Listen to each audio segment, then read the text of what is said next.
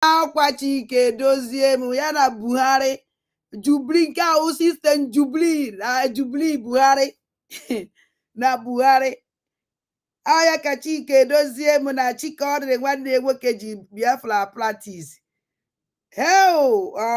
gịnị ebidokwa aka na sịra na-eshi ya tagialanụ m Chike Dozie m sị na m sị asị n'elu bedi ahụ dị na binye ọsịsọ with speed with order o ka m na-enye ka anyị kpọọ na egwu ka anyị wee na-eche na ụmụ Chineke ka egwu na-adata obi gịnị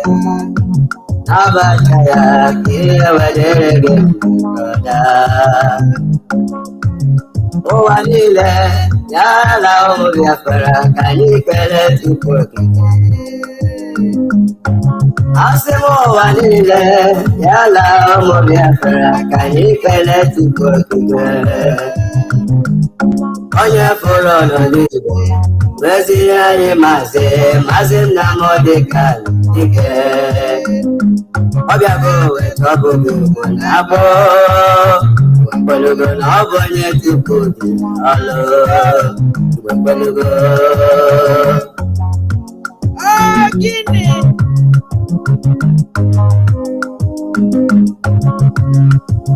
Ndụ m si na Chukwu, akara aka m si na Chukwu, na-abụrụ Victoria n'ụkwụ. Ndụ m si na Chukwu, akara aka m si na Chukwu, na-abụrụ Victoria n'ụkwụ. Afọ m olugo, nne m bịa kene na mkpụrụ ekolo wee pugo.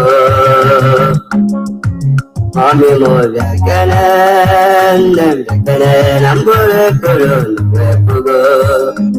Nnọma.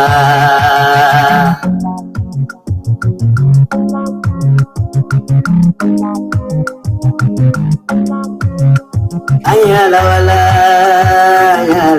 n'ala ahụ nke Chukwu kwere anyị na nkwa.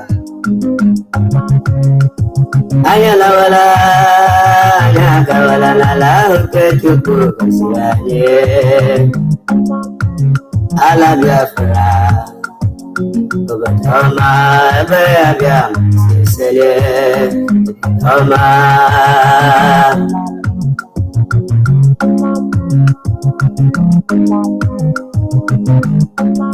Ụmụ Biafra tinyere ike were ego ike tinyere ha wee chegidala ha emere mmegbu. Ụmụ Biafra tinyere ike were ike ha nyere ha wee ledala ha emere mmegbu. Akụkọ adịka nwanyị mụrụ nwa nke na-enweghara oge agụụ gụrụ Hausa ha mata ụlọ ala Biafra bara ha. Oge agụụ gụrụ Hausa ka mata ụlọ ala Biafra bara ọma.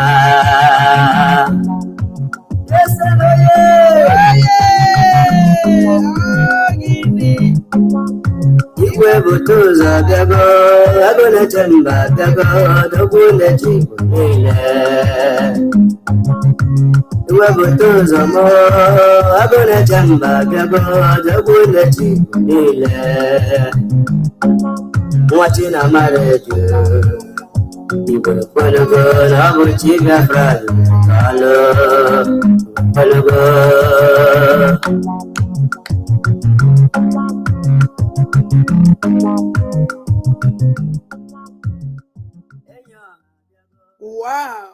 Nwachukwu ekene nwoke, ekene nwanyị, kene ikwu na ibe, ekene ndị mbụ na ndị egede. Ọzọ kpọrọ m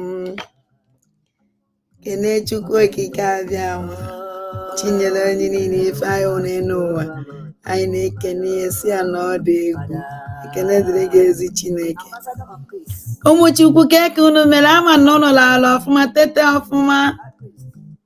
Ada ebinyego m ute obi aṅụrị. Ụnụ ọmụ ihe na-enye m obi aṅụrị ụdatina gịnị mgbe Chukwu anyị ji anụ ọgụ,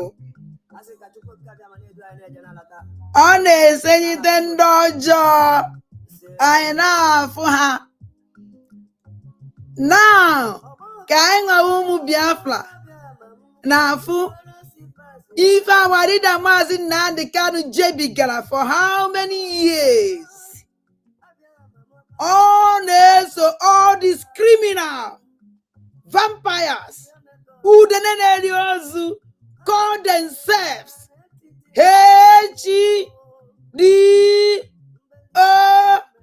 Hdos criminal. All their name. These people undojo. Oh my God, this worm call themselves media. DOS. Nduka na-efolo ha were their money na-enye ndị oshipa na-eri. Ha condemn Buhari na Buhari nwụrụ, Jubri take over. Anaba gịnị? Every time our leader Maazị Nnamdi Kanu pụta na-eti na-asị chere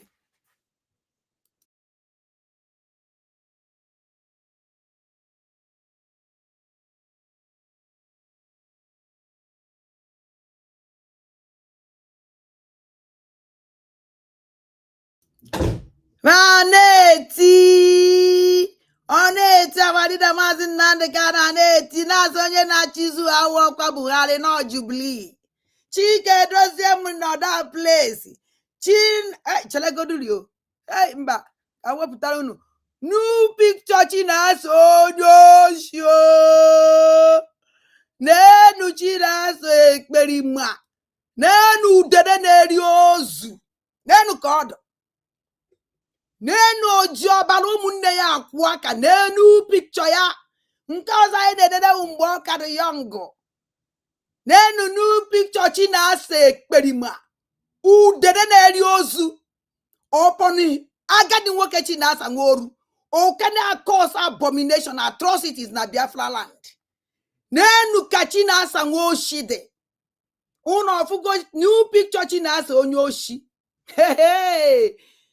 agwara m ekperima ife ọ sọrọ ya zobe na iru ya pụtalịrị one day ewepụta nke ọka dị yọngụ ọ na-atọ ya ewepụta ebe ọ na-atụ mmanụ n'ezie enu ndu ijiji nyụrụ n'ere ebe a all the criminality adasụ oyibo gịnị n'enu chi na-aso vampire udere na-eri ozu oji anụ ụmụnne ya eme pepe supu na-enyi ya musa onye jiri ya akpịrị ego wee na-avụ ọchị ebe ọ na-ekpe ekpere akpịrị ego na echi na-asa ekperima ego wepụta ya n'arụ ngwọ jidere ya iru nyụọ ya anya ogote nkwụ ezigbo ude were chụọ ya egzima na-awụ ya n'iru jụọ ọnụ ma agadi nwoke otoro ada otu a ada ọdụ mma ime kisin ọdụ ọdụ mma ịbịa aka n'iru ọdụ mma imetụ aka ọhụ ya niile na-asọ oyi na-enyi ya ebe a an idiot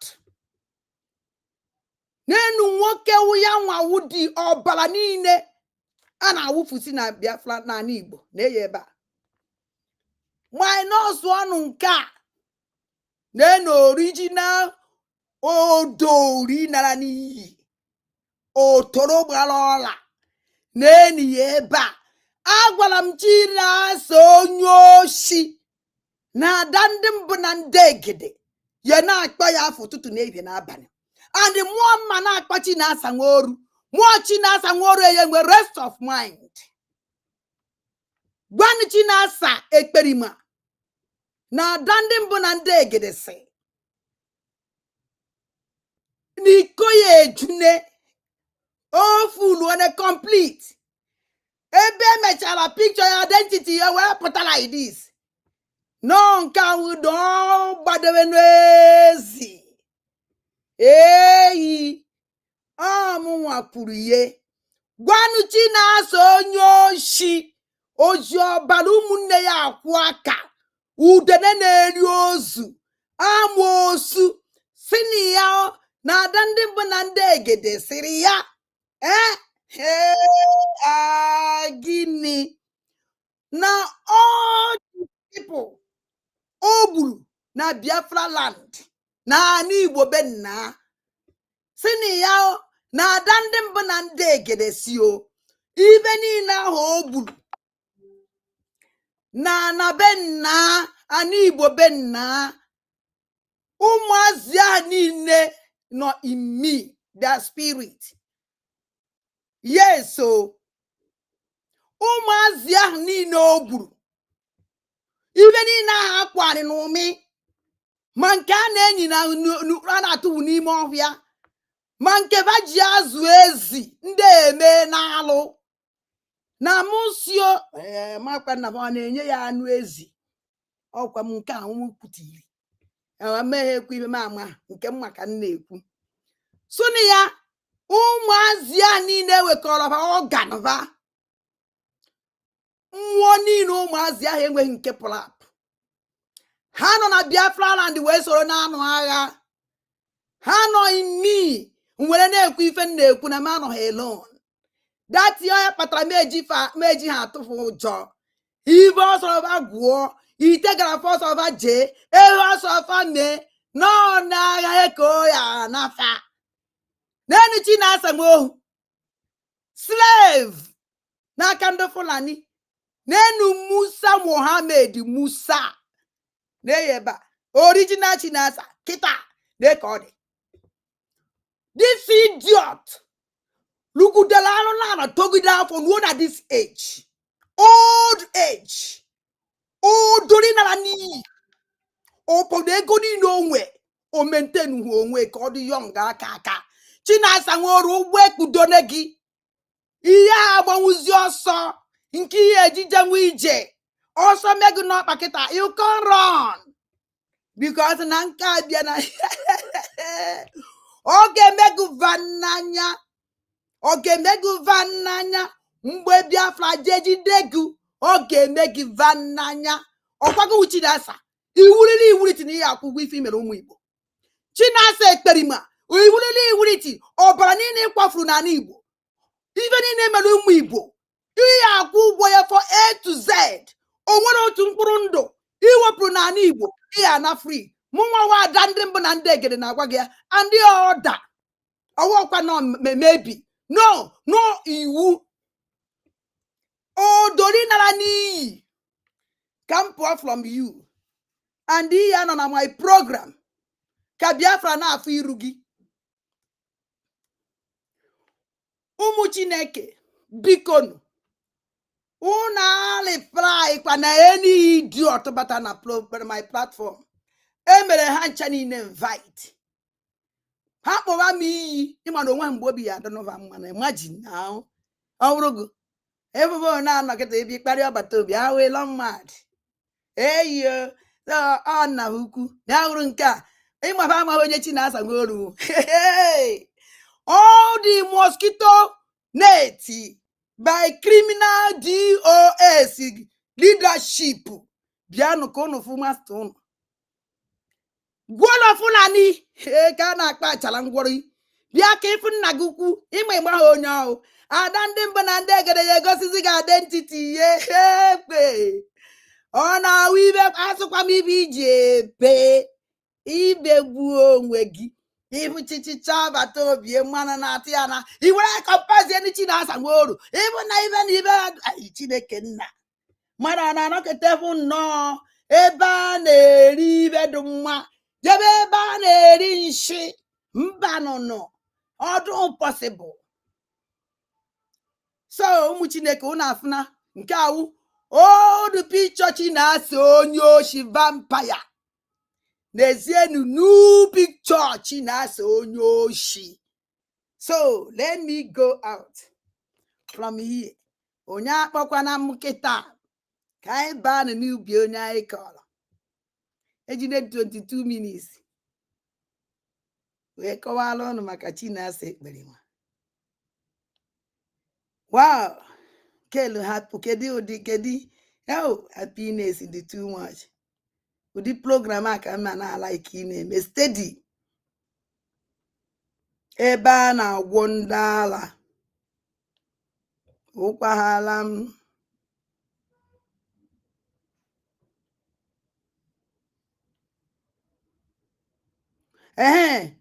This night ụmụ Chineke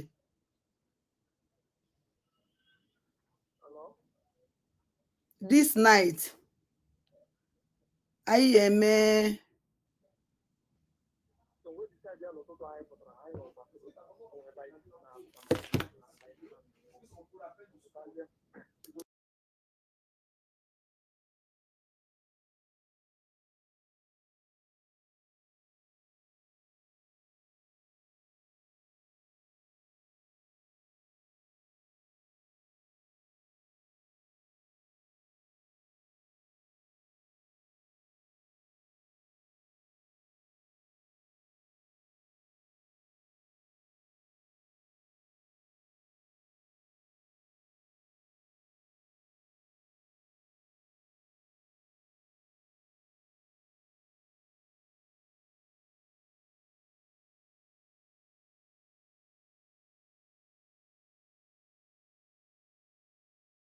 unu ewe n'iwu ụmụ Chineke. Anyị elu ga-adị my joy that na I stop ebe anyị kwụsịrị yesterday.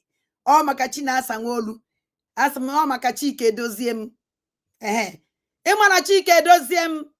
Anabasịra Buhari na Jubilee nọchiri anya Buhari.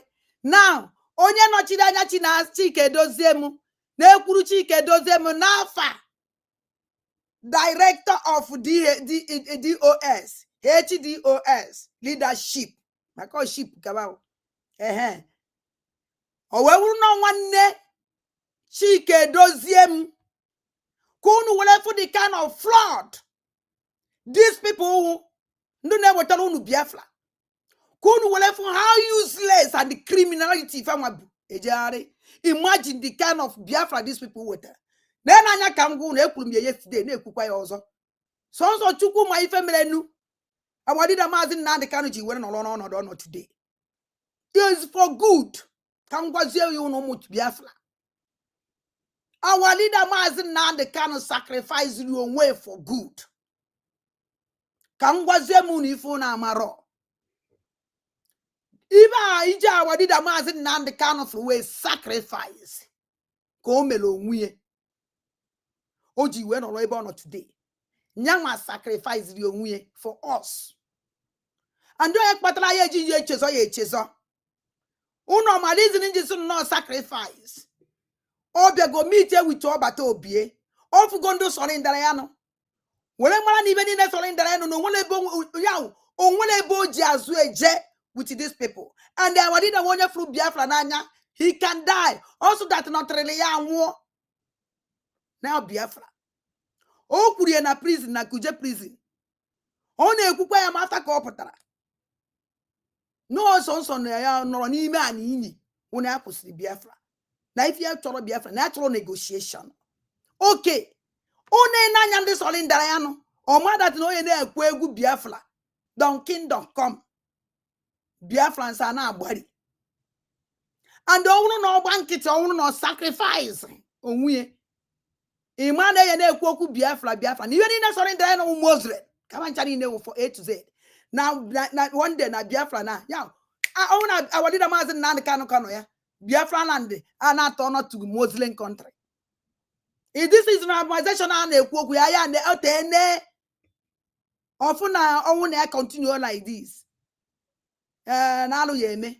Because ọ na-ebe nke a na-ebe ewi na-egbu a na-ebe ndị mmadụ na-abụkasị ndị mmadụ ifu kọntrị gị n'anya ka eke ya afụgide ụdị ihe afụcha cherenụ mistake ebe a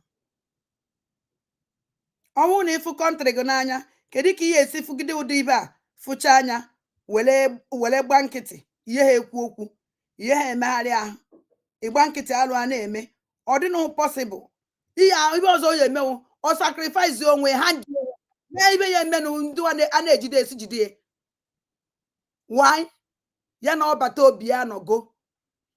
O mara that na no ya nwa wo the real person.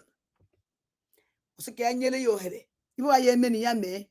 Mia wo that no munne aton this country to Muslim country. O ife mere nu. Our leader Maazị Nnamdi Kanu ewere jidie.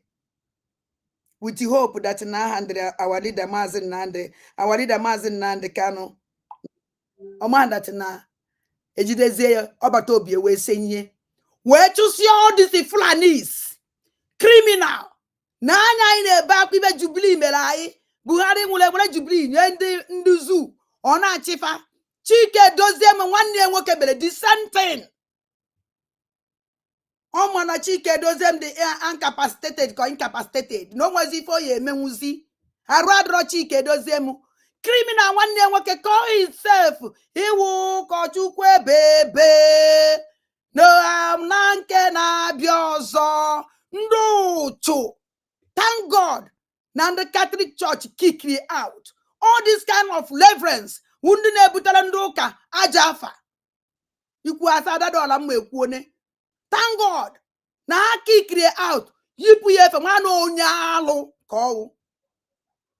If not na anyị ife onye echiri echichi melu nwanne gị nwoke ahụ adịghị ya ịbịa deceive the whole nation do one we na for one leg nwoke kwa na the person awro do ha no go nwa Chika na ekwu kwa na go nwa Chika no one day because of God with the same voice ngala hu na ya ma Kanu ntakanu ngala hu na ya ma na ejidela walida Maazị Nnamdi Kanu okwi mana Kanu ntakanu nwere ike ikwu n'afa walida aye believe because ana banwere the same voice no ndu nwere Maazị onye fanwu etesi we ma Chike Dozie m we ma na nwanne nwoke na-ekwu o mana ihe dị code nwunye ahụrụ m ebe dị madam ka na-eme onwe ya advertisement ebe ọ balanced no na stream the program no very well that the only na stream program ya we fake no Chike Dozie m what a shame nke madam ana akpachara gworo Fulani from ya no or balance ya na stream the program ịma that the only na-ekwokwa ha wu Chike Dozie m ọ nwere na ịma na ọchịchị that ha deceive gị ịma that ndị na-efe fake people ịma na ịma ndụ na ndị na support na your master Chidachi na Asangwaru na ka ọdụ ka udene na-eri ozu look at him very old and ugly man na ya here agbala na ngụ picture ya na anwụ ọkwa isi kedu ife anyị ji eme kedu ife anyị ji picture fe eme na anyị chọrọ ịma ndị Ffuul na fa underground see them then go the pose then go the degen then go the pose then go the chaka kuruke ife na chaka na kuruke mana Biafrans ye kuke fe otu ọ dị ya otu ya emesi me understand including you madam agadi ekwenka aspiring date woman fela dị emego Chinasa mgbe oshi na-eberivu n'onye anụgụ agwụgwọgo ibe awụzie ekwere ike ụmụ oke ibiri awụ na ịma nka ngwazie gị onye ụchụ ndị ọjọọ ụmụ Chineke ka anyị na-egefa ntị ka anyị chi azụ na the program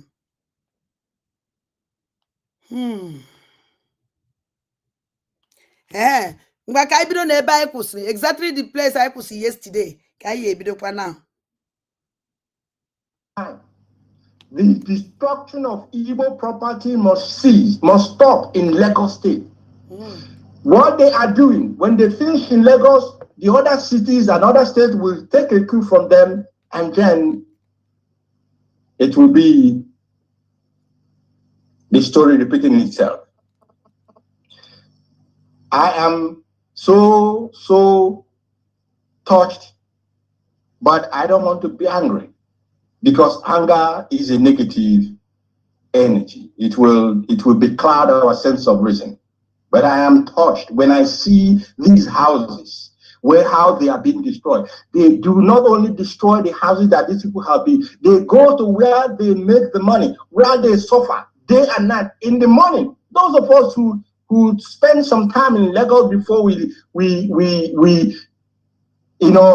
left those places, that area, you see these young men, 5 a.m. they have woken up, 5 in the morning, 6 in the morning they have woken up, they are going to their shops.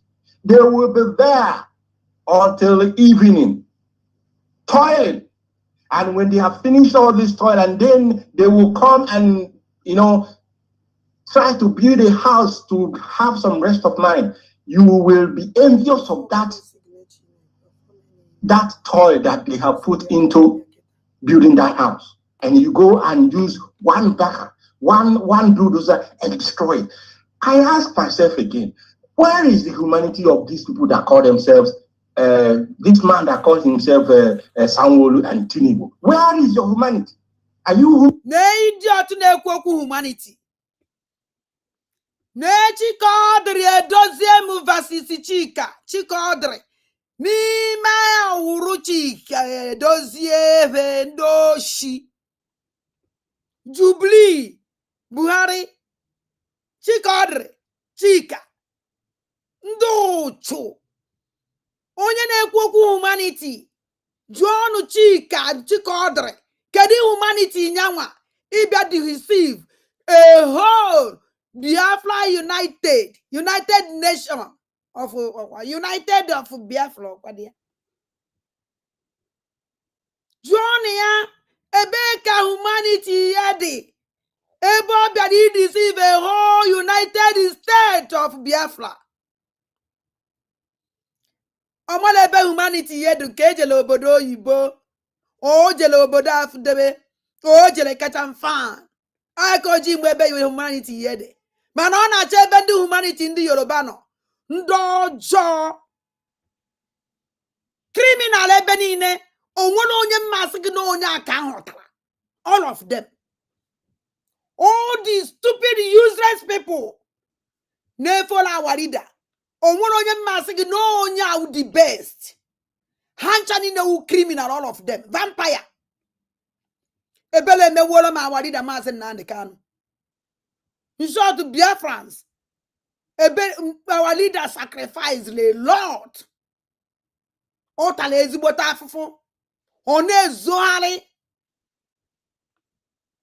na-ezogharị onye tagidere abụ wee sị n'ụlọ be gbapụ gbana be nwanne nwoke na Germany people amadị na our leader Maazị Nnamdi Kanu na Germany for how many years ọ na-eme broadcast lock onwe inside ọ dị apụta outside o live life ya well otu mmadụ kwesịrị isi live life ya. This man aṅụrụ mmiri tọgbọ iko ma ọ dị otu mkpụrụ ụtụtụ. Nobody protected him. Nobody protect him. Asụọ m oyibo and asụzi na nobody protected him. Nobody protect him. Sụọ Igbo ịma anya ya nke nne gị na nna gị mụrụ gị ya. Ndị ụchụ oibe na-akpọ all of them.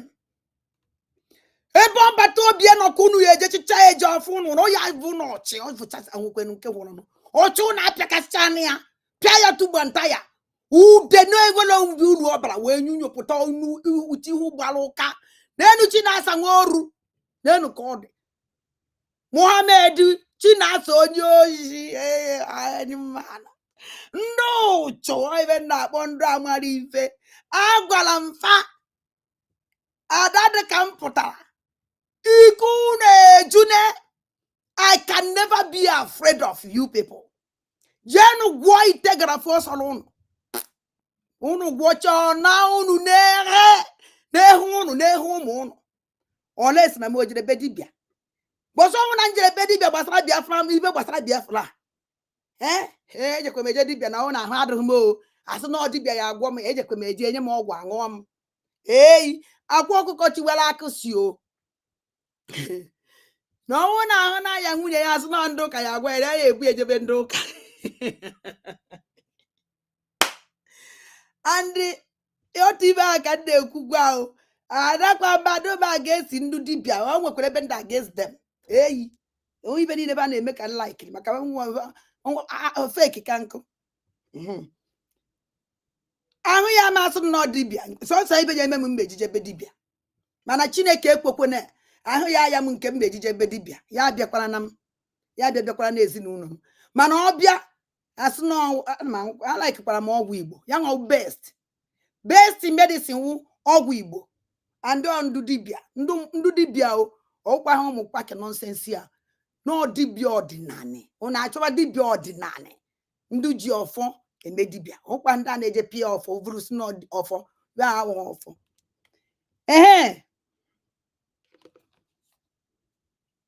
I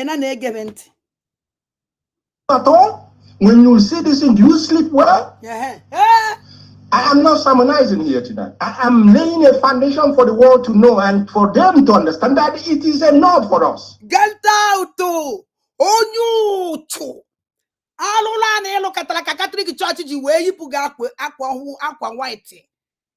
Na conscience. Onye man kimele. Ewe chufugu. Ina bazi srepas ejari na eizi suta. Ndojo undu umundu. Kwa onye na-ekwu okwu na-enye preaching. Reverend Father chụrụ n'ụlọ ụka.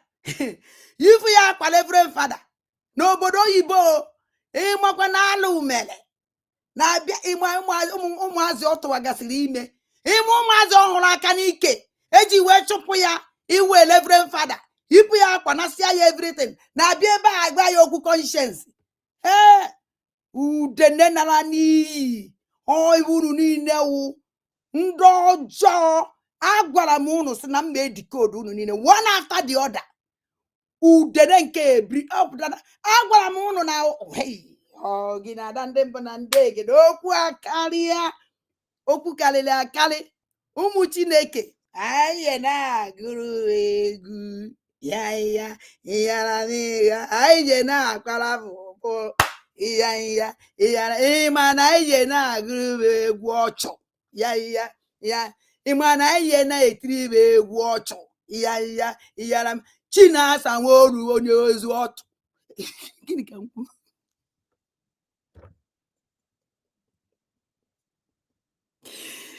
ịmana megide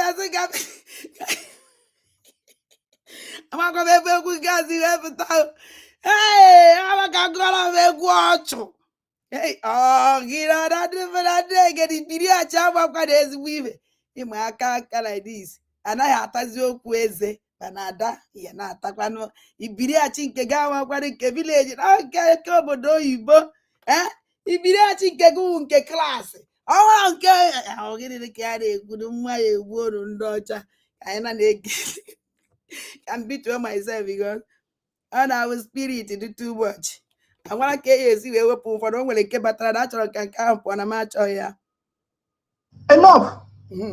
enough for us. For the fact that those who are supposed to speak for us are not speaking for us does not mean that we cannot. Number 2 again. Do they speaking for you and I speaking for you? Why can't you speak for yourself? Adrugono Bondo chibeki because unu criminal. Bochina se berima. Imin kota Bonya. Very ugly man. Very ugly. Imin kota onyo jo. Boya kunu je kwolo nwunu umu amosu. Ewela wadida ile. Instead unu ya bia together fight ya. Who is on Haneze? Owu na the whole Ipob. No the genuine. Get together with the force, fire, fight out the Haneze and the Fulani. Also, all these useless governors. For one year, no matter the military, no matter the police, we don't care. We go kick them out. Now you for Bato BM for just other 1 year. Oh, Bato BM will kick all of you out. What sound Nako Brunike? Unurike Mirinejari.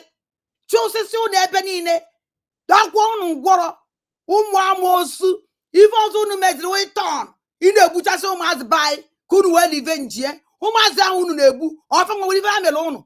Look at this idiot, a fake Reverend Father, criminal Reverend Father achụrụ unu ụka bịara ebe a kọrọbish. Even your stupid church is in a command the use ihe were kwuola ụmụnne gị.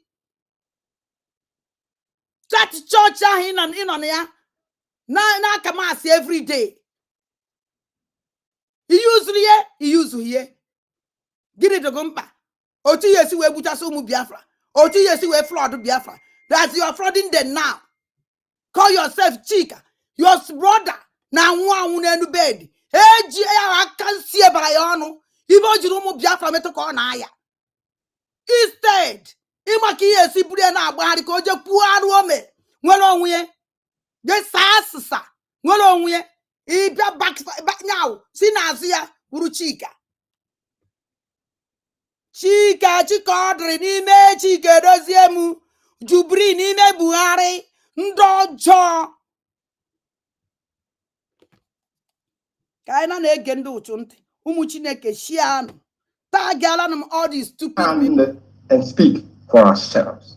This brings me to the Hanez and Igbo and the World Igbo Congress. Two very useless organizations that I have ever seen in my life.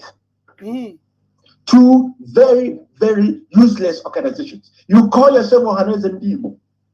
What are you Ohanese? What Ndibo are you Ohanese? And you say you are what? What Igbo are you congressing? That your son has been in detention in, my goodness me, 2.5 years. You have not what it takes to bring him out. How can you come and stand and say you are the leaders of Ohanese and Igbo and that you are what Igbo Congress protecting the interest of Igbo? How can you do that? The properties of your people are being destroyed in Lagos State. You are there. Those in World Igbo Congress, they are riffraffs, idiots. In fact, they are idiots. They are only there to welcome one useless governor and hoping that they will be given appointments in the zoo, in the government. That is all they know what to do. Oh, why these useless people? So now Biafra, we must work with the zoo government. Against them. Work with the zoo government. You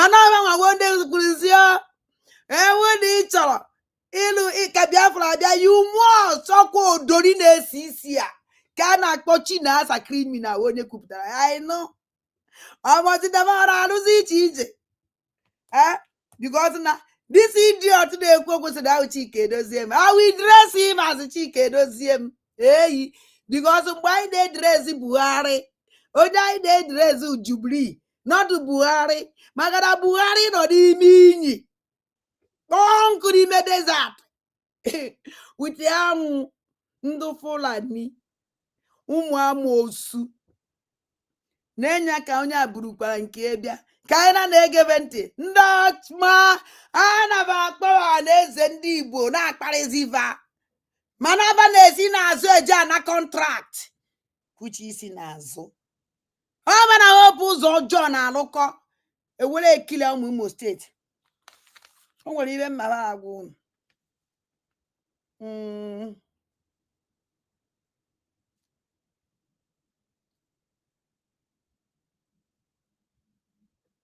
Oh God.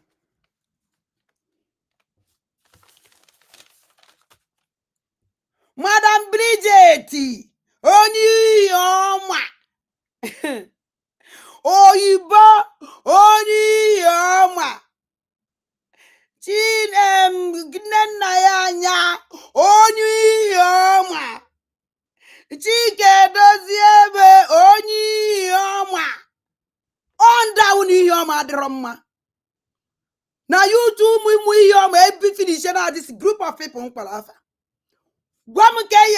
this kind of people. Now so na independent. Now so na Biafra. We from one place, from one town, and now at that town all the time. Now who the engine. No, Ipob Nigeria. By then, Ipob Biafra this useless people now. She know to town. Bridget. Onye Yoma. Oyiba. Onye Yoma. Nne na ya anya. Nke na-eji ego. Onye Yoma. Chike Doziemu. Onye Yoma. I can mecha nweteba ncha niile. Mmona ka mbesi kpọrọ ga afa ha one after the other. Kono wole fa alu na-eme no nda with the problem.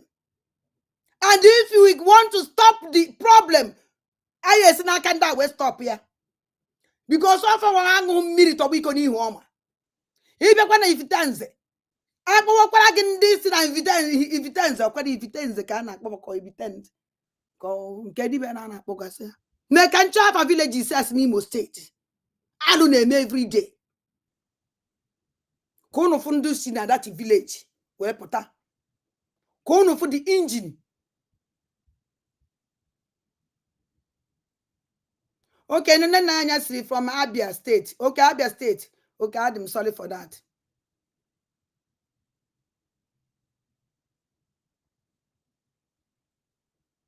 So ki whatever minus nne nna ya anya. Nne nna ya anya was no onye Abia State. Aka ya enwete. Iwu ochia all this state and I know local government arụ na-eme a man of the injured people no na this if another place. It's in ulu dia. Ulu adịghị ya. Oh home. Ị na-agwa m all these useless people. Otu akapa ya esi nwetara unu Biafra. Ebe a wani maazị Nnamdi Kanu nwere problem. Their true color pụta.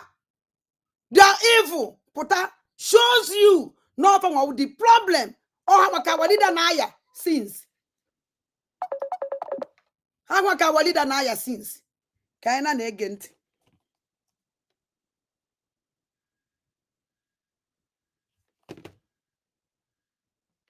They have not they do not have the mental. Actually, they do not want to even see Nnamdi Kanu come out. I cry for the Igbo nation. I cry for the Igbo nation that no one can stand anymore. Ohaneze Igbo is a bunch of men that do not know what, in fact, they do not know the history that brought Ohaneze Igbo to be. I'll tell them tonight. Mm-hmm. They do not know. They do not know because the present one, Emmanuel Iwayang, is the person hobnobbing with the vampire in Imo State. Mm-hmm. Who appointed Iwayang as Ohaneze Igbo president? Na-ekwe criminal. No n'ime nwanne ya nwoke ajụgo onye pointịrị iwu anyanwụ ndị criminal. Awọkpọrọ ibe wọkụ. Jụọ onye anya nwa na-ekwu ekwu onye ka ọwụ. O kpọrọ onwe Chik edozie m. Kwanụ na ọ ma na ya nwụ Chik edozie m. Ụmụ Chineke shialanụ ndị vidio. Shialanụ nya. Fọ ndị batara ọhụụ nọ na ụmụ Chineke na-ebido n'oge soro m. Ka anyị nwere onye ọbịa n'ime unu anyị. Ezi ka anyị meele ya advertisement. Ka onye agba onye ọwụ mara onye ọwụ na ọ na-ele iko ụtaba. Ọ bụrụ na ị nweghị okpokpo imi ejekwere ebe a na ndị ọ na-achọ ndị nwere imi ọcha. Onye a unu furu Chinasa onye oshi eyi. N'ezienụ Chinasa original picture of Chinasa ekperima. N'ezienụ original Chinasa. Nene original ya. Original Chinasa o. Nenie. Gwazie m mgbe Chinasa ekperima ji echegharị. O chegharị were na-aka nke utobo. Maka ibe ọ na-aka. Ibe ọ na-aka nke utobo. Ọpọ na opozukwere n'ọfụma ka o see ma na-eje nweta ọmarịcha iru. Onye ọjọọ wụ onye ọjọọ. Ibe niile ọ na-eme wụ ọjọọ ọjọọ. Ka anyị na-ege ntị. Hopeless those of them, the Supreme Court government, the Supreme Court administrator in Imo State, the murderer, the person who was given the contract to come and kill his people. He's the one who appointed Emmanuel Iwayang to be Ohaneze the president. And that is why they have no interest in Martin Nnamdi Kanu coming up. Hope ụzọ dị mma achịcha na 4 years daughter. Were zukwa another 4 years n'ohi. Ka onye afụtawụrụ kịta anyị condemn ibe ọ na-eme na 3rd of December. Ka Chikodre n'ime Chike edozie m. Chikodre Chike edozie chi n'ime Chike edozie m. Jubiri n'ime Buhari. Oya ka anyị na-eme iwe a. Gente. And the Tagala, the vampire, the bloodsucker, the bloodsucker that is inside the council house have no interest. He have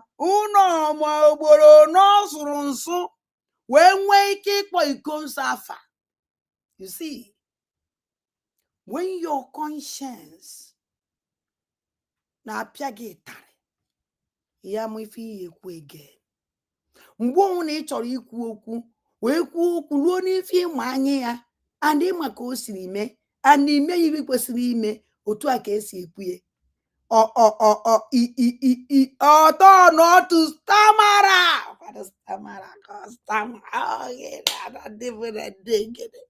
ị na-asụ oyibo dị Elizabeth gịnị ka anyị na-ege ntị interest in Martin can coming out. He have no interest in speaking for the Igbos in Lagos whose lives are being destroyed, whose means of livelihood are being destroyed, whose homes are being destroyed. He cannot speak. It's not part of the agenda that they gave to him. Now listen. Haneze Igbo, I'll tell you, because before Haneze Igbo become what it has become today, there was a history. It started with Lagos Igbo Union. Lagos Igbo Union, in the same Lagos, this same Lagos that the Lagos people, the Sanwo-Olu wasn't born at that time. He wasn't born. Igbo himself, I don't know if he was born in 1930. Lagos Igbo Union, excuse me, I don't know about it. Lagos Igbo Union was established as far back as 1930. And of course, it's not only that they set it up at that time to welcome a worthy son who was returning after finishing his sojourn abroad, Dr. Akani. After that process, the Lagos Igbo Union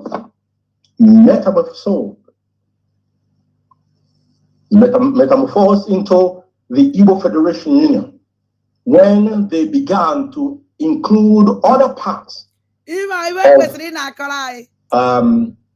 Igbos in the heartland of Igbo to become, because if you want this, interest of the governors are not protected, then they will not, Johannes and Igbo cannot, in fact, they can and they will do nothing.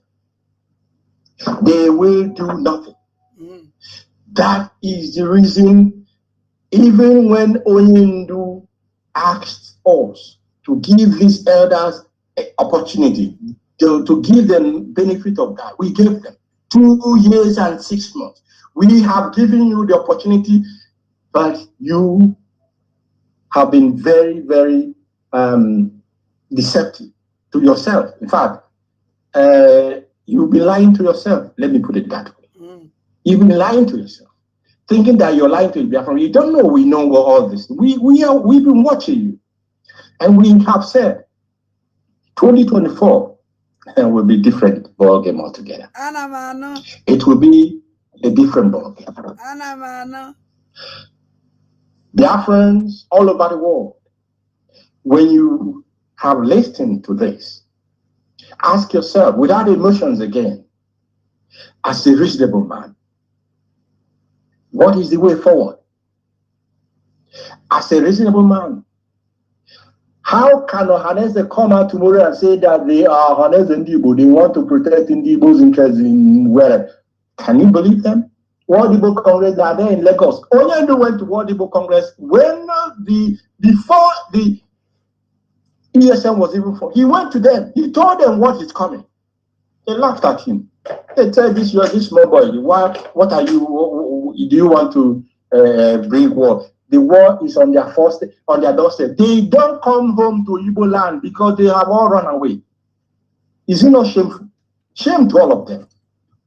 But the youths, we say, if our elders have refused to do what is needful, the youths will take the bull by the horn.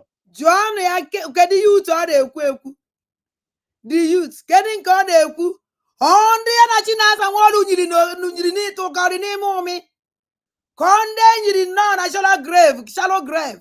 Can you get this or Dorine Kudo Kai Malano? Can you call? Or this 150 youth they said to go up to kill again. Juano Chik ordering on image Dozi Jubilee versus Keda Buhari. Juani Asiao. Now then Bunandegre so onen do you to call a quoque. Oh, you took about finish and conquer what also. Cause this 150 you to come up out to kill. Oh, I call a good oak. Sana Musan and Debunandegre Moya Banaharo. And Oyamuya. And Obi go to my coach was Suta. Or man that no quite does like before. That's an I am on you. And I am Maragia. Kaina Negient.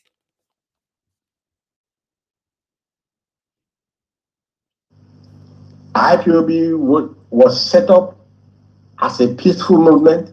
We have remained peaceful. The zoo government of Nigeria have continued to instigate crime in our land, terror in our land, kidnappings through their military terrorists in army uniform and military uniform and police uniform and every other security apparatus in Nigeria. They are all in Biafra land. They are all in Igbo land. They are all in our cities and our villages and towns. What are they looking for there? When Boko Haram is in the north, why are they in our land? They are there with the hope that they will finish up. At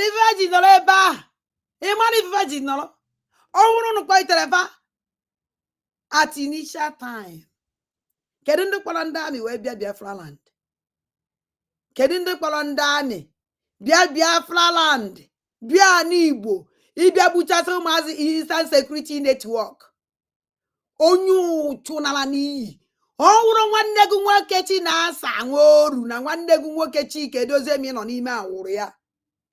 Send it in dami. Je make the toll of our Quebec camp in this security network.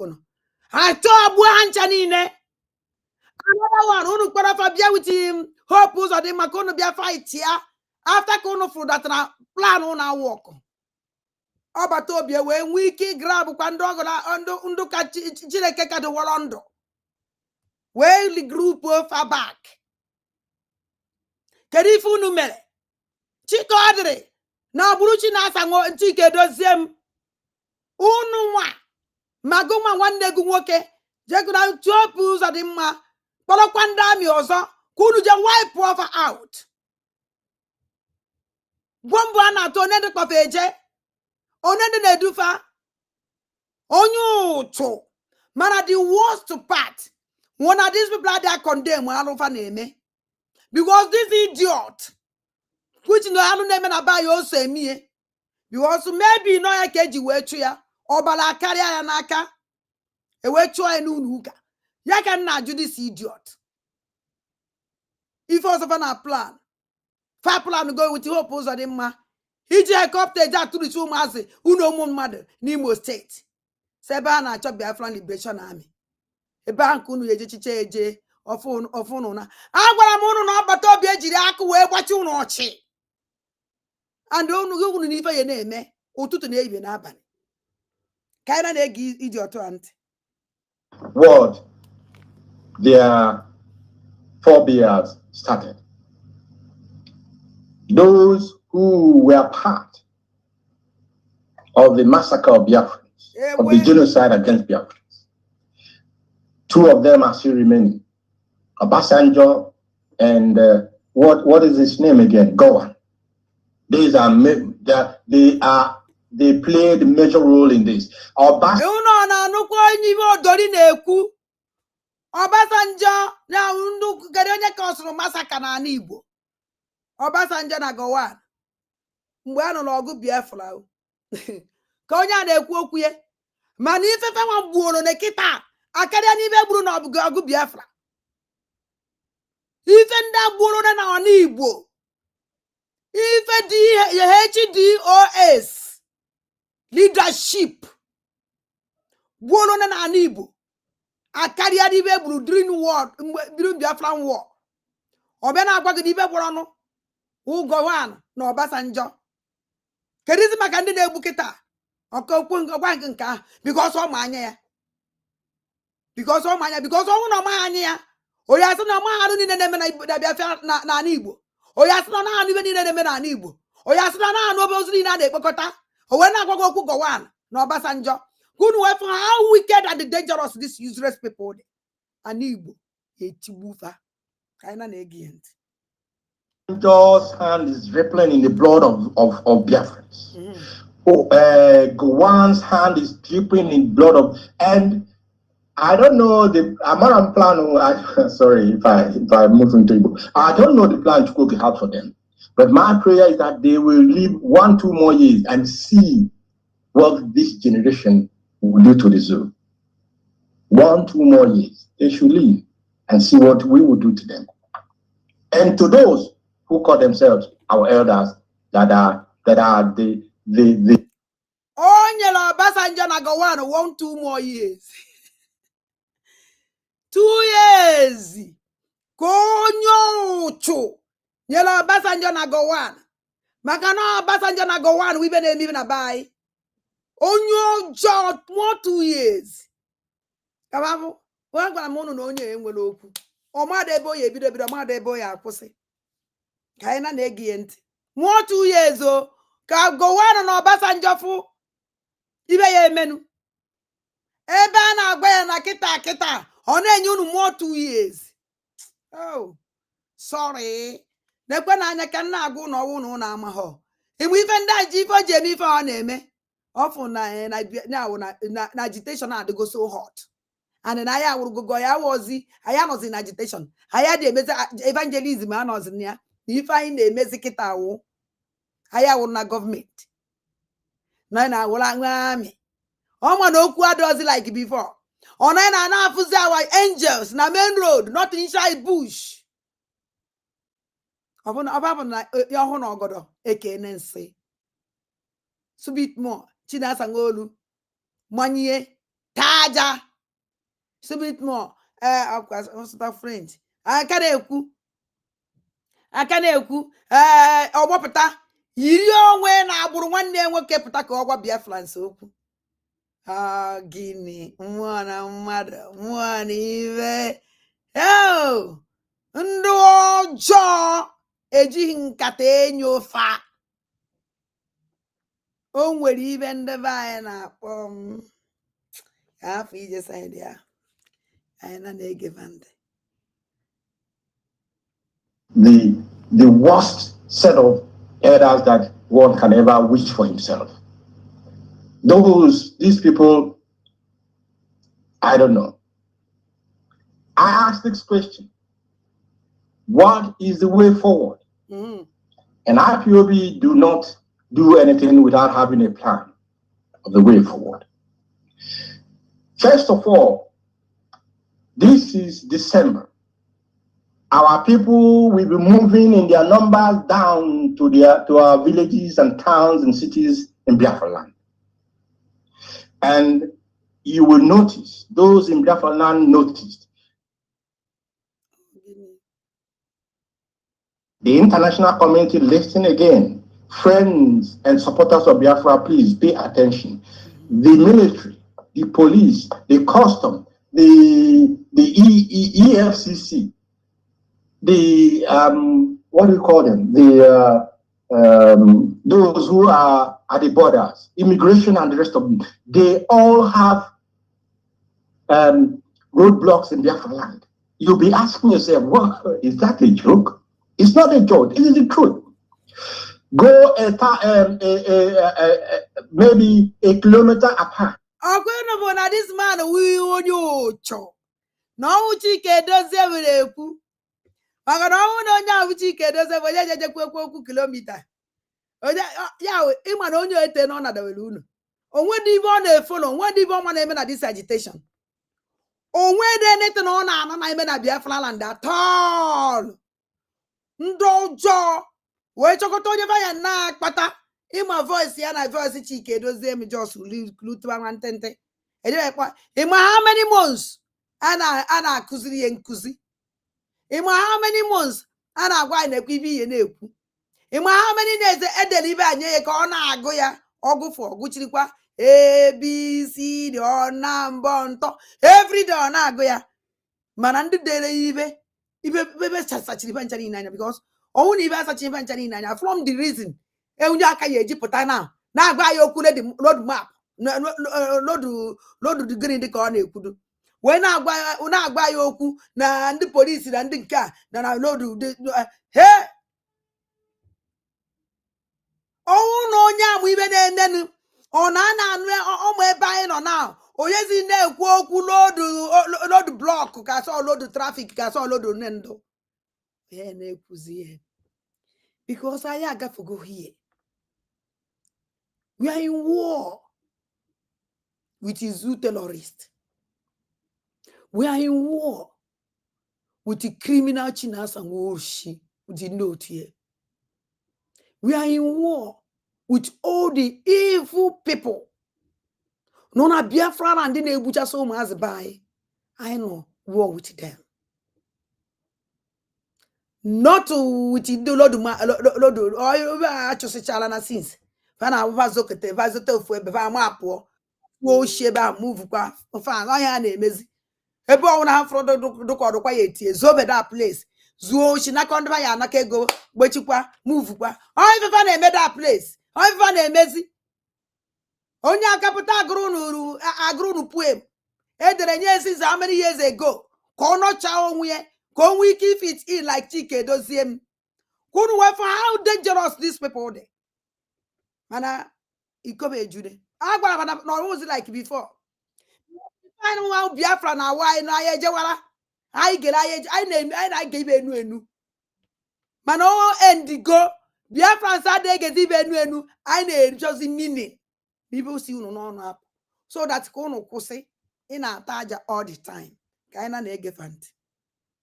If you don't see the army, you see the police. If you don't see the police, you see the road safety. If you don't see the road safety, you see EFCC. If you don't see EFCC, you see immigration and the national defense. What did they call them? The civil defense and the rest of it. You see all 1 kilometer apart.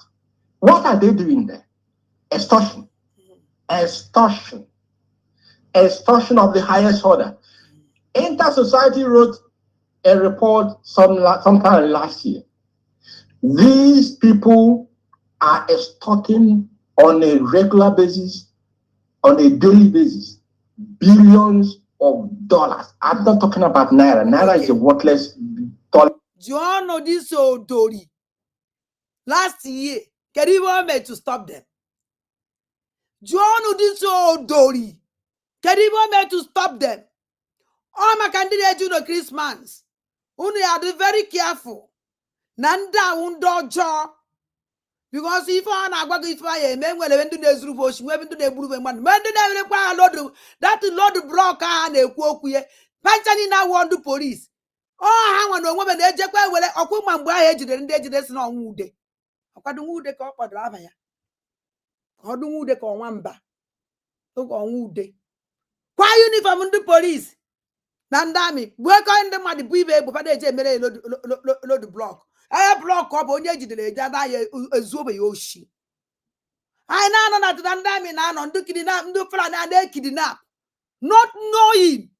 No chinas and water than who dead as of that sponsor. Those Ndamia and the 100% of them at times under in the zoo. 100% at times under Ami chinas and Wolu. Now when Benjamin Umad Boo. Now all this criminal HDOS.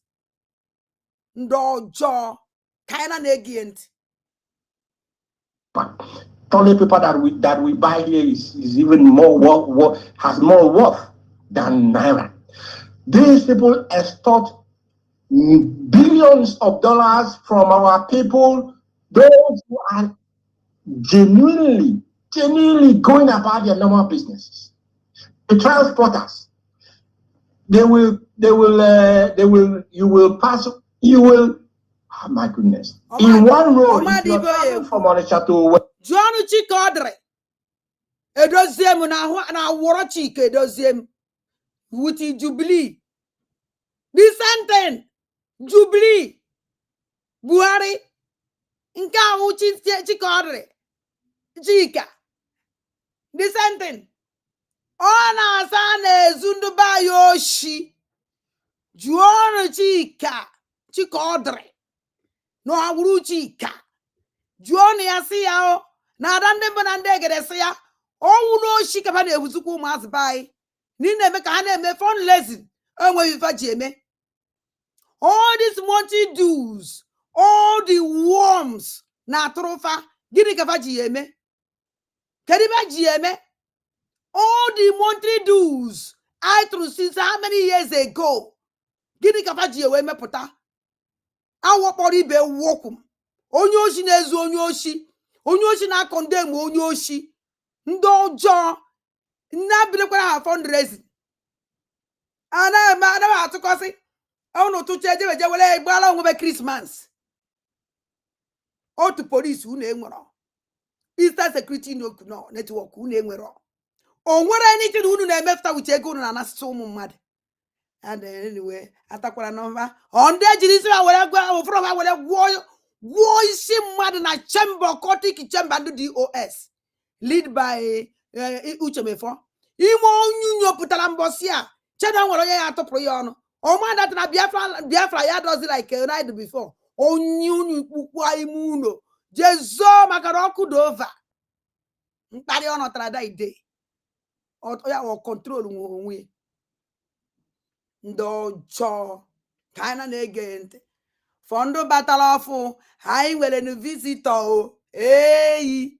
Visitor anyị Chinase na-egbu mmadụ.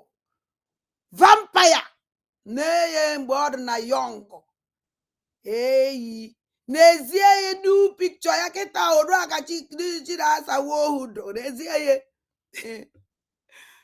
egbuchimo n'ezie du Chinasa n'ezie do new picture of Chinasa. So emezikọrọ imagine na aka ọ dị ịma picture nke anyị wepụtabụrụ owu ya old picture ka ejebeje wepụta. O siziene na oji chọwazie ọcha. Ịma na nwoke kawa nka like this. Ọ nwaanyị kawa nka. Ndị otu ụmụ ibiliachi. Ya kọla na-echenji. Ụfọdụ na-achabazie ọcha. Ọhụrụ ihe nka wetara. Ebe nkịta na nsogbu ụda ebe a. Ka anyị na-egekwa onye udori ya ntị. And you will see that you will be paying your toll gate to these separate roadblocks that these Jews have set up there. Are you telling me that the army chief of staff does not know that his boys are on the road, harassing our people, extorting our people? Are you telling me that Inspector General of Police does not know that his people are on the road in Biafra land, extorting and harassing and killing our people? Are you telling me that the other security agencies did not know? If they do not know that these people are there, then they are illegal. If they are illegal, we will deal with them as illegal. But if they are not illegal,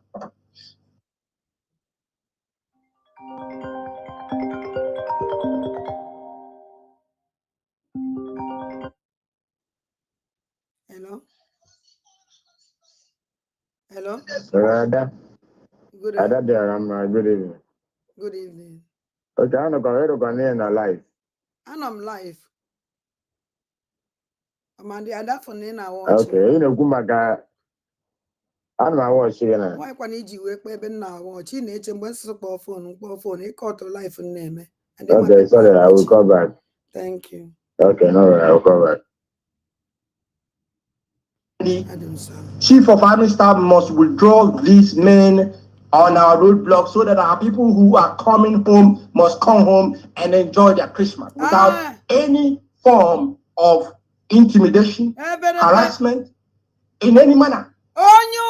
People who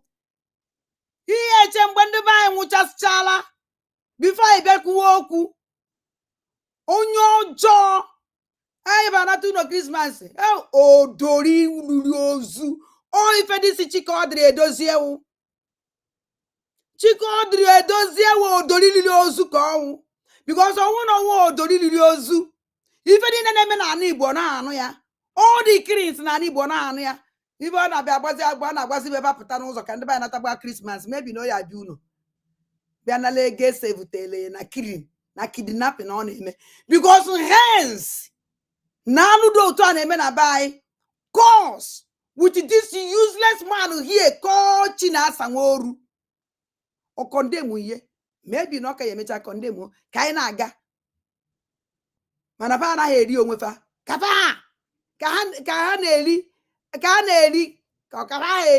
anaghị eri onwe fa onye ka Chikodre a na-achọ ịgwa anyị na Chikodre Edozie na-eche ịgwa anyị ka anyị na-ege ya ntị.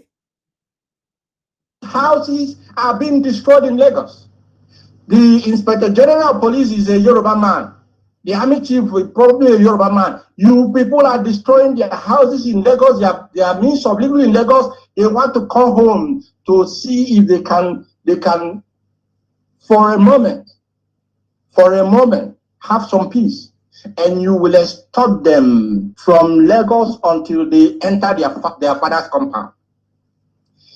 The Inspector General of Police, the Army Chief of Staff, the Customs, the EFCC, whatever you call yourself, please, tonight, the 3rd of December 2023. If you're not listening to this very program,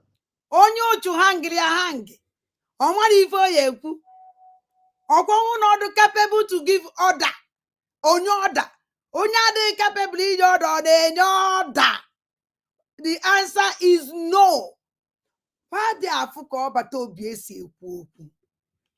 but let them go and see how a man talk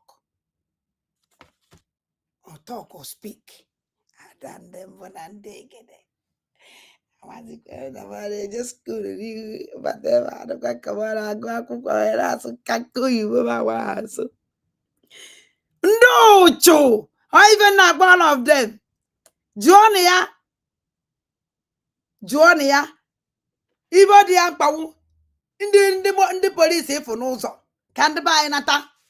Before the buy anata this people are more go ndị buy egbu. Ndị eju no Christmas. Chinasa Nworu na Benjamin Mmadibu. Na this is Chikodre Edozie no na aburu Chika na-ekwu. Amapu go find the fire egbu. Mapu on the fire kidnap because of their season. Majority will die. Killed by these useless people. Ime kwene kwana asigi nataba anana nataba nzo wadro police pụọ ụzọ inata inwe ezumike ihe anana bega abịa gbagbuo gị atagi nke atagi gị nke ọzọ otu aka this idiot na-ekwu okwu a na-akwa ekwu okwu Maazị Chinasa Nworu setri up maybe na ọ gara ndị ahụ eruo n'obodo ya eru ndị a na-ebe a every time apụta ha na-agwa gị otu okwu the Sentinel can watch this program and say I remember man go since 2021 the Sentinel can just see idiot call Chikodre no na wuru Chike Edozie na-ekwukwa the Sentinel o nwere ife dị iche even in this man na-ekwu o nwere onozi wee kwute ife na-eme now the answer is no. If our life this idiot man has started December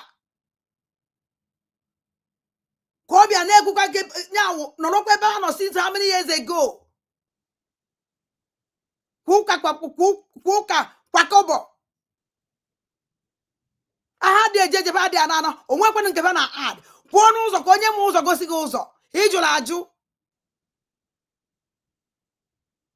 Ebenda lugidala lurana. China someone went on at this age. Still, when monchari. Hecha no one on the money I was to be a Louis Charia. And one lugidala way for work like this. Very ugly. Still, okay, na can a watch, can I command?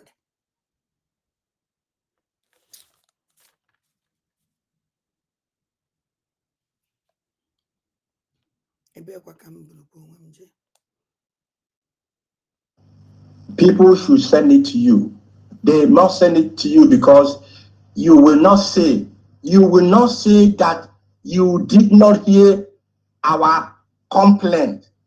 We have complained to the international community. We have cried. We have buried our dead.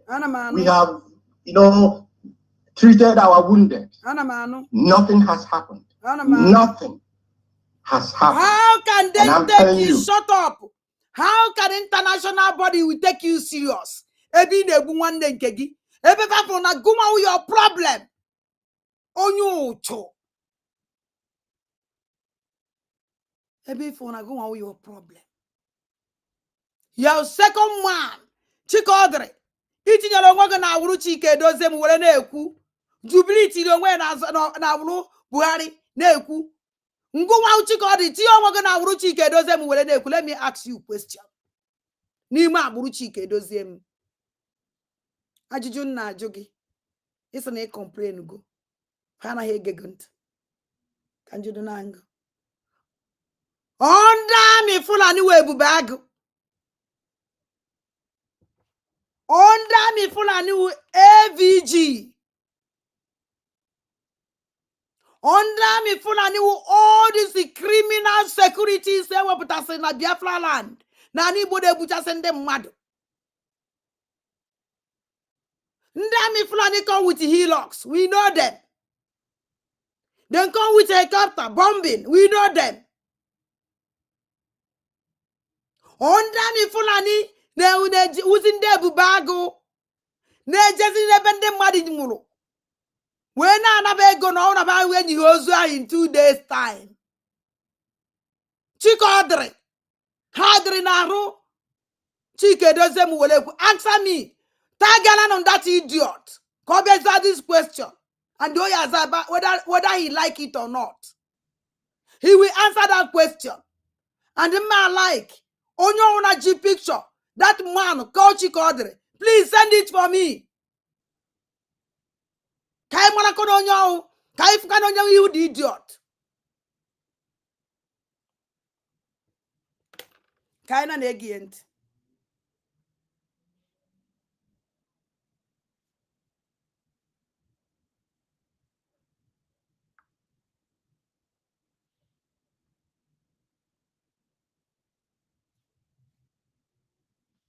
They must remove these roadblocks from our streets, from our villages, from our towns, from our roads. If they do not, we, IPOB, will not be held responsible when our ancestors rise up and take steps. I am warning them now. In fact, I'm giving them expo. They must remove them. The ancestors. So that our people must come home and do some soul searching and ask themselves a very hard question. Oh my God. Furthermore,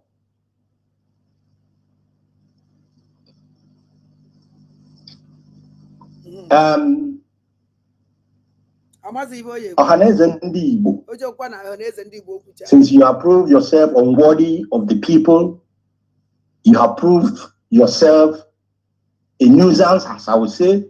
Honestly, I'm so disappointed. World Igbo Congress. In fact, World Igbo Congress, these ones are, in fact, I don't even need to be calling them. They are just they are just only in the USA making noise, making only noise. Now, the Ohaneze Ndibo that goes around claiming to be something when you are nothing. You have made yourself redundant. You have made yourself completely completely redundant and ineffective and incapable of protecting the Igbo nation, the Igbo people, their well-being, their properties, and their means of living. You have proved incapable of doing that. Therefore, the Biafran people will look another way. Mm-hmm. Do you know how to deal with the zoo? We know how to deal with the zoo. Mm-hmm. That one they bound the Igbo National Assembly. Mm-hmm. It will be resuscitated with a different name. Ndi Igbo National Assembly will be set up to replace the moribund, redundant and those who will be the foundation of this National Assembly will be those whose interest of Ndi Igbo is topmost in their agenda. Again, I am asking Biafrans, wherever you may be in the zoo or in the diaspora, all of us must go back home. Go back home for this very Christmas time. I'm not saying just go back and stay, but that time is coming. Go back home for this very Christmas.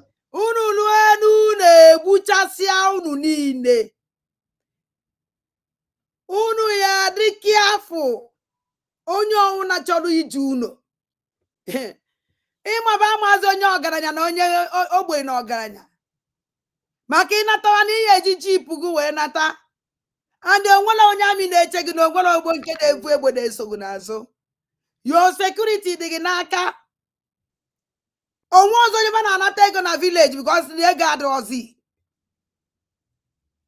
ọkwa maka mgbe eyebe acha ụnụ ezi ka m na-ekwu maka ndị a na-egbu mmadụ ka ewu ọkwa mgbe eyebe ekekọ ego na-aka azụ were ụdọ kee ụnụ ka na-eke ụkpaka ọha na-eke ogiri were mma wee bee unu onu mgbe ahụ ka unu ya ekweta na ọ na-eme asọkwa m unu eje n'ụlọ mana ị na-eje unu dị kiafụ ndị gara ha na-eme ka criminals haya ya kịta ya nata ije na security dị ka basi ekwu their problem unu kwa nda so unu ya dị kiafụ maka ndị na-eje unu Christmas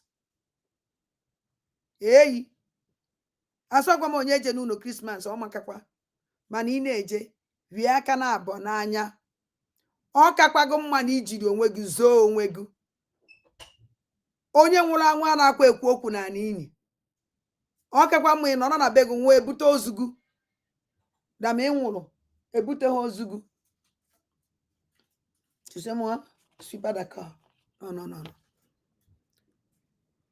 ọ ka mma na ị nwụrụ ebute ha ozugu dama ị nwụrụ ebute ozugu asị m ọ ka mma na ị nwụrụ ebute ozugu famili ya ga-afụ ozugu enyi gị dan na ịnwụ ọlọ afụ ha ozugu anya ebute ha ozugu ka ya the worst.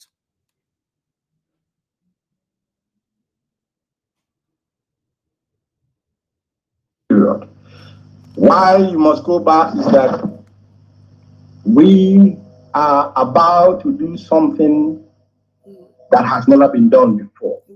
In fact, it is there, but nobody is willing to actually identify it. It is there. We haven't taken it as serious as we have to take it. So you all, every one of us must go home, and the communities, each community must gather and make sure that amongst them,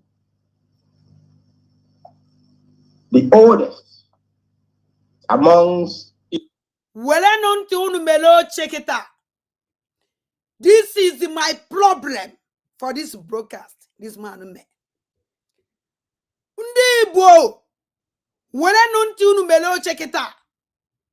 And this program making sure now everybody know this announcement.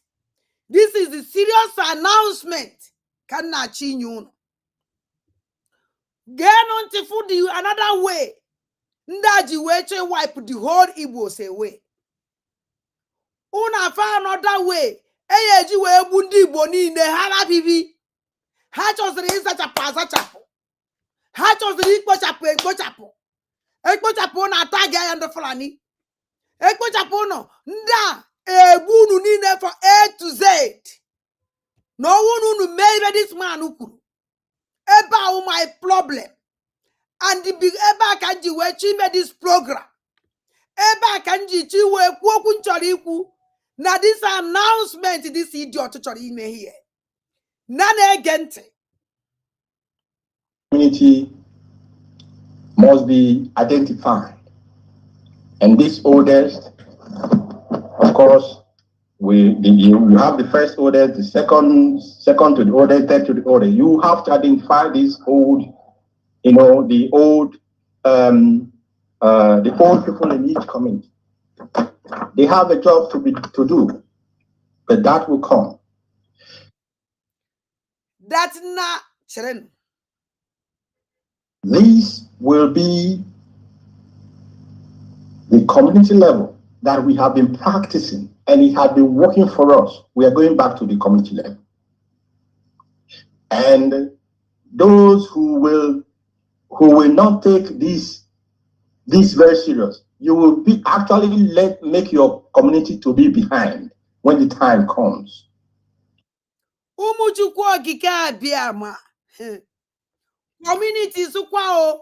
community as raw. The only person who you again to war but obie.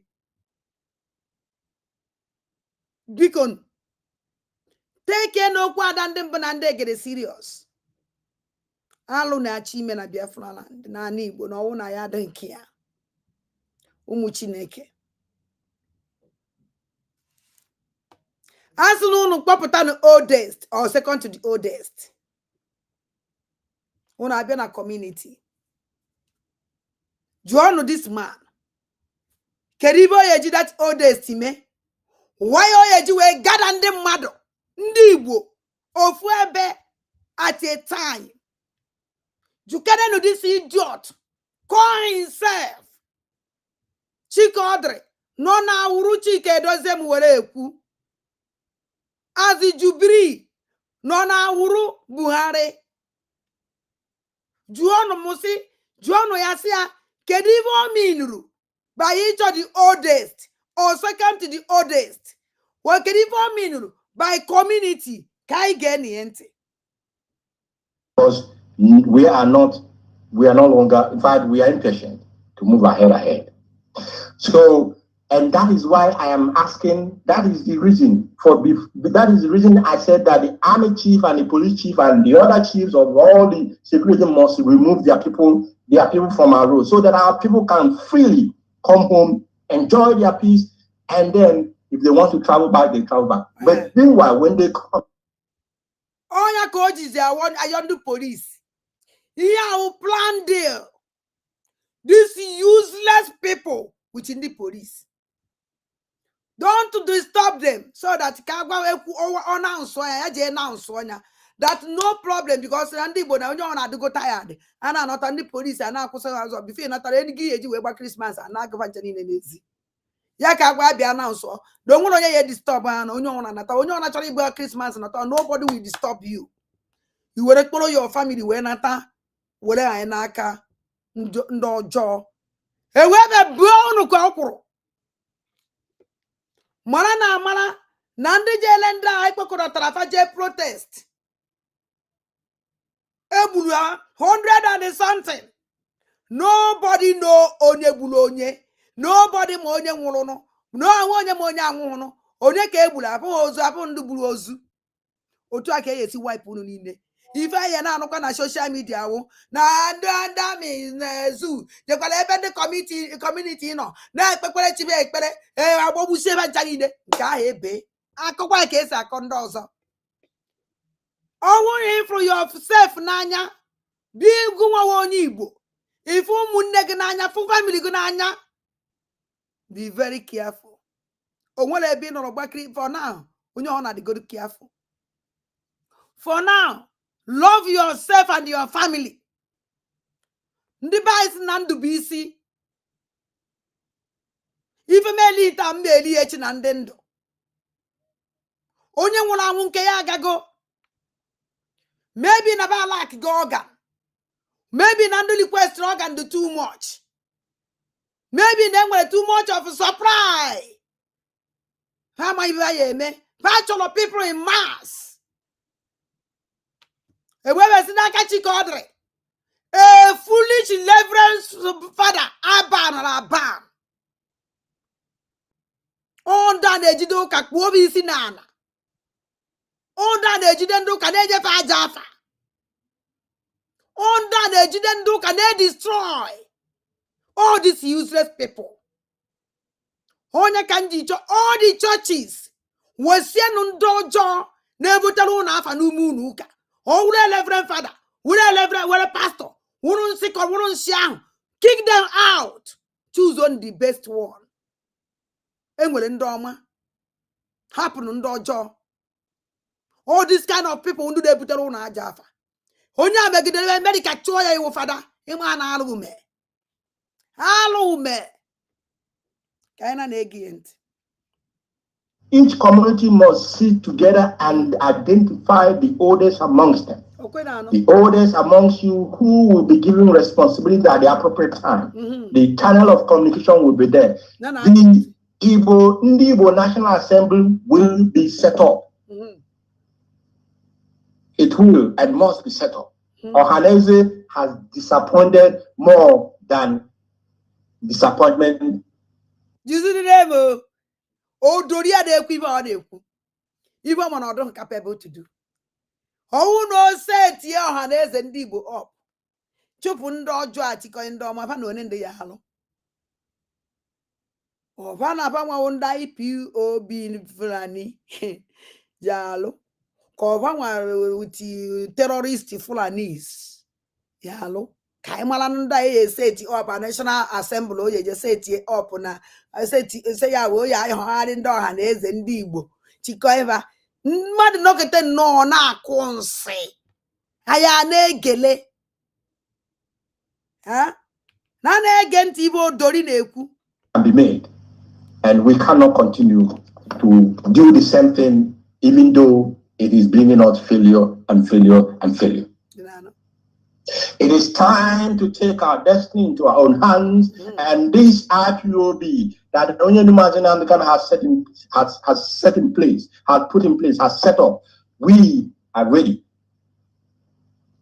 to do that. Again.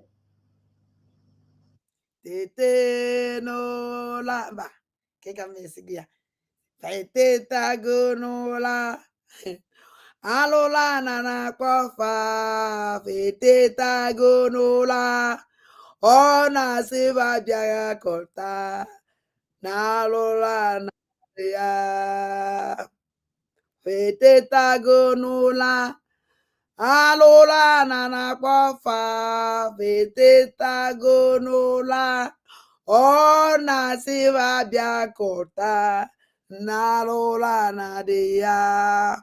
Ndojo nane genti ndo dori ndu ududenyi amara kani na kekpefa ndo dori na-eri ozu na-ekefadi chinasa nwoshi ebe chinasa nwoshi do na onye maka Chike dozie mụ ya adọ ihe na-elewu do na imo newu ga-adị kalewu do na imo newu ga-adị o gịnị ka anyị na-ege ụmụ amoosu ntị. Many of you may remember that after the war, I like love. I'll still call it UNN, because they haven't changed their name yet. But they will change. The name change will come.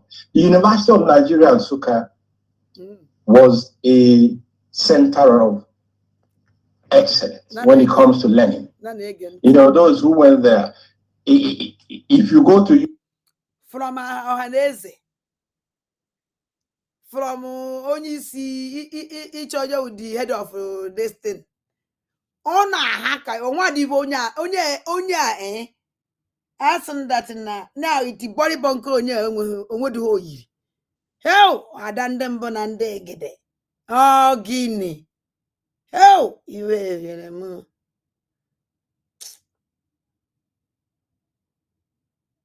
I want to nwere opportunity.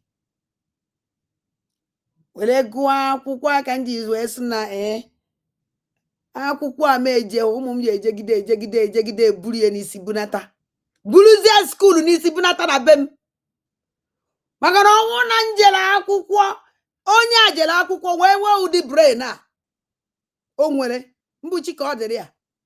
Ọ gụkwara akwụkwọ wee certificate wụrụ fada. Imagine na njele eje alụghele eme mana Chineke mana onye isi m ya agbawa wee dowe m n'ọnọdụ a. Chineke nna, thank you, I greet you, thank you Ezichukwu. Adị m happy n'ihe i mere m because ọgụ maka onye adịrị m wee meele m ọdụrụ m otu a. It's not my choice. Ọ bụrụ na m nwa choose mana adị m happy n'ibe Chukwu mere m otu o si dowe Chukwu ndo. Mana ọ na-ewute m na mmadụ si na eje chichachara akwụkwọ wee na-akpọ ụdị akụkọ a na-ekwu okwu like this na is terrible.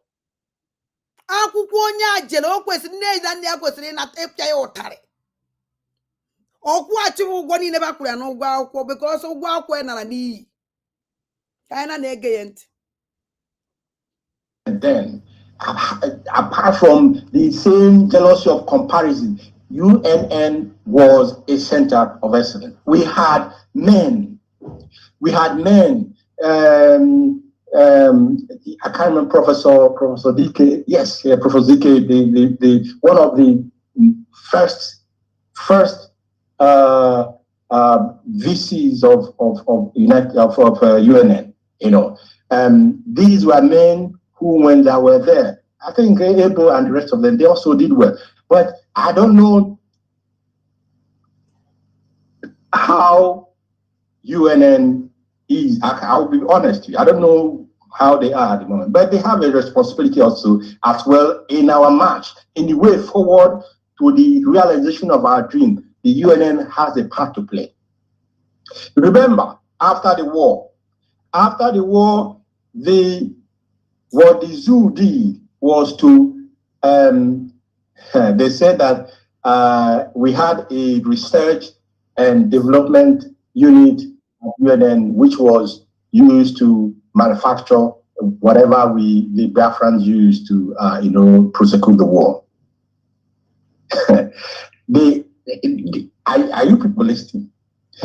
They simply did not harness that intellect, those people who were able to do the unthinkable with the little they had. No, Nigerian government did not say, okay, the war is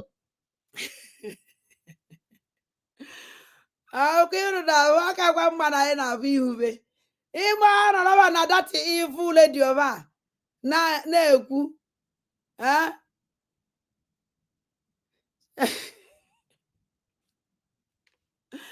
Oh my God. Chukwu Emeka. Ima na ba ni na lady Biafra na ba. Ina si hey. Onendo. Oh gini. Ine gini. N'ezie fahi. Onye a na-abịa na redio Biafra akpọrọ ndị eji egbu n'enya the new picture. Forget about this one. This is the original picture of Chinasa Nwonyoshi. Oh, Dozi look like now. Original Chinasa Nwonyoshi. This is him here.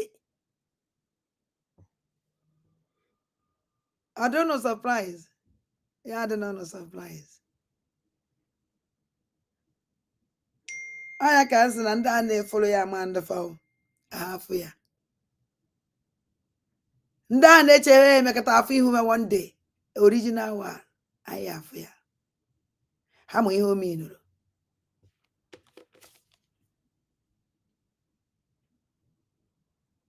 Come, help Nigeria to, replicate that thing you replicated in Biafra.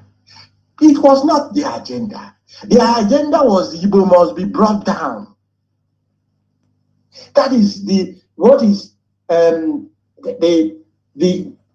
what they think about each time they go to bed is how will we bring Igbo down, not how are we going to make Nigeria to grow. That is the politicians in the zoo. That is the system in the zoo. That is the structure in the zoo. That is what the British have learned them to do, have taught them to do. The University of Nigeria and Nsukka then, yes, if they had a research and development unit that helped Biafra to produce what Western nations were producing, what stops you from saying, okay, come on, let's build let's build together, use your whatever you know how to build and develop, to make this country a good one for everybody. No. They closed down the chemical engineering faculty. They closed down the research and development institute. If you want to go, the chemical engineering, I don't think they are offering anything at UNN at the moment. They're not. Why? A university of that repute, of that caliber, they are afraid. They're afraid that the university will produce another Ubunigwe for the Biafran people. Don't worry about that. The zoo must not worry about this.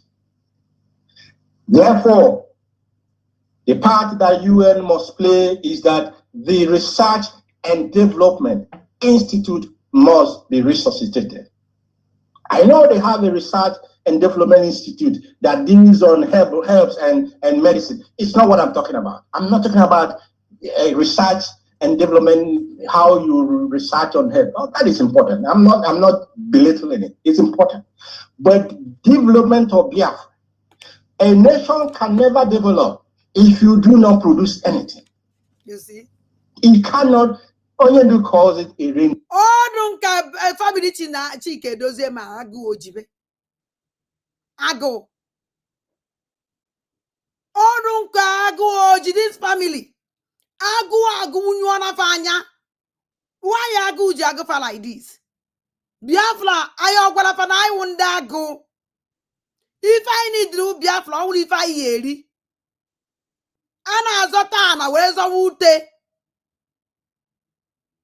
Jụọ ọnụ disi Chike adịrị. No na agbụrụ Chike Dozi m were ekwu. Agụ ọ na-agụgbu ya na ezinụlọ ya. Na Biafra agụ adị agụ anyị. Agụ adị agụ ụmụ Igbo. Ife anyị chọrọ Biafra. Ya hapụ ị na-ata aja agụ. Biko, it's like na onye nọrọ ya ụwa na-agụ ugwu urie. Ọ dụkwa nka. Ọdụ nka family Chi na-asa gworu na family Chike Dozie m. Ndụ nọrọ bụ ụwa. Agụ ugwu urube.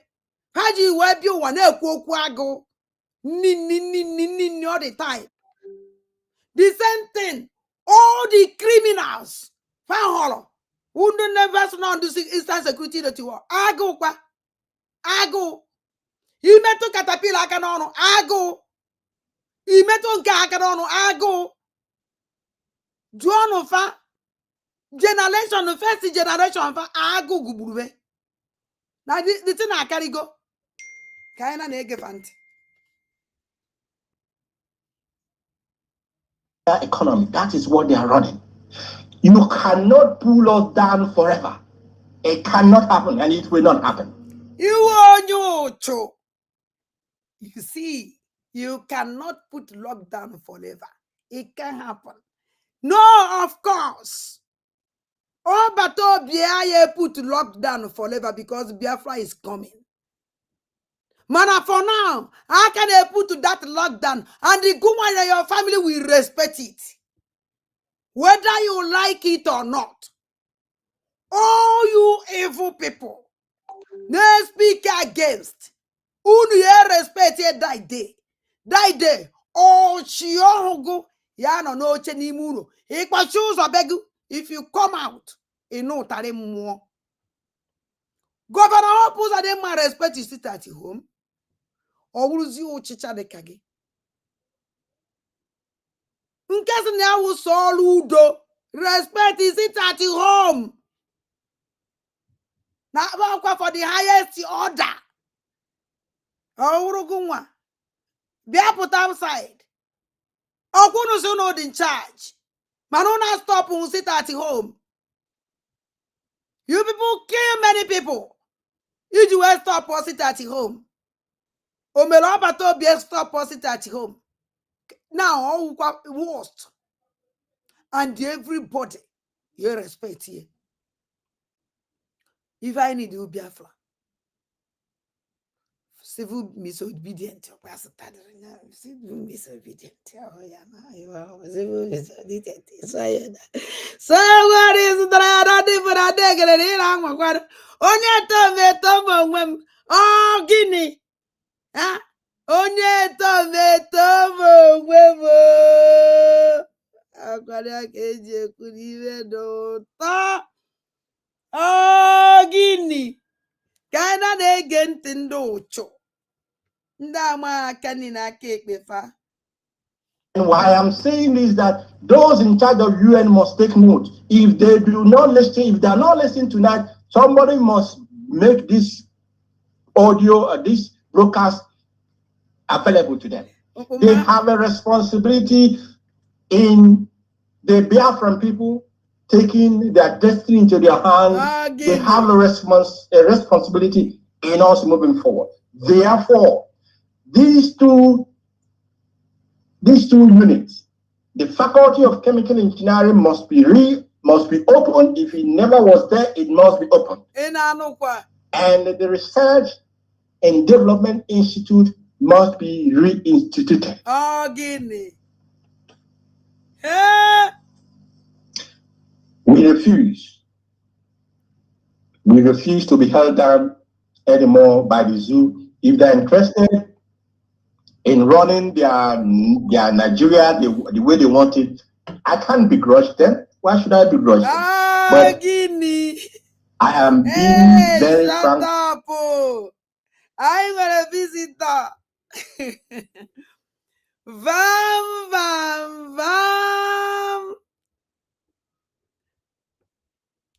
Adadiola mma. Guinea. Guinea. No. Asim ka m bịa kele Biafrans. Because I don't na-ege nnọọ ihe. So mụ ga-anọkwa nọ na-ege ya from the background, but no ka m bịa kele gị n'ọrụ ọma ị na-arụ. Maka na ị na-ekwuchitere ụmụ Biafra. Ị na-eme what is needful. Ekele m gị. Cheregodi ị na-agwa m na that na onye a na-ekwu okwu abụrụ Chik edozie m. Nwanne ya nwoke. Nwanne ya nwoke. Chineke. Oyo ka ha jizi replace the talking neck. Nna m nwa aghọtazikwe maka na echefu na nwoke be eteke n'ọnọdụ ndụ master prophet si m na ya nwazi head of DOD. So aghọtazi m na nwanne Chinasa Nworu bịazi nwanne Chik edozie m bịaziri na ozie na awụrụ Chik edozie m were na-ekwu okwu. Chineke. Okay, ihe mere ebe a. No problem. I just because now I'm streaming the program on my channel, and you are doing very well. And Biafrans, I greet you all. I love you all, and I love you. Adadi Orama, you are doing a wonderful work. Because the thing that is the thing that I can now watch here. So Biafrans. Chinasa Nworu, the new picture of Chinasa. Chinasa Nworu. Oh, yeah, they are. Hey. Chineke. Ndocho. Yeah,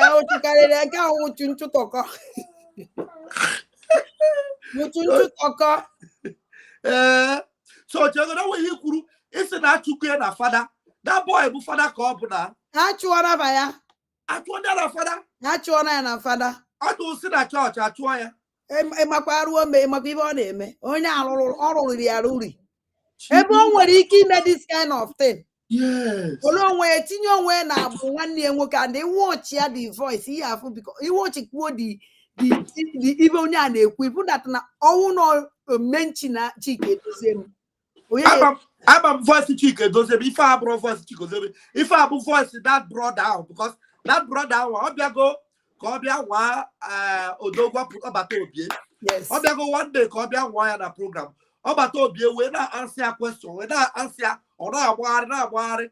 That day, Kawato Obie say HMD Father Roman cable. You cannot speak the truth, you cannot stand for truth. Okay. You go. So since that day, come mark the voice here. Some no voice here they have. Oh, yeah. That Reverend Father. Yes. So when I see that I have to go queer, I don't know. Kwapu go fie. Arụ karịrị webe dụọ ya tupu ilo. Onye otu. Oh. Reverend Father nwere ike ime this kind of thing. O nwere ife dị iche. Van ka njugodugu. O nwere ife dị iche.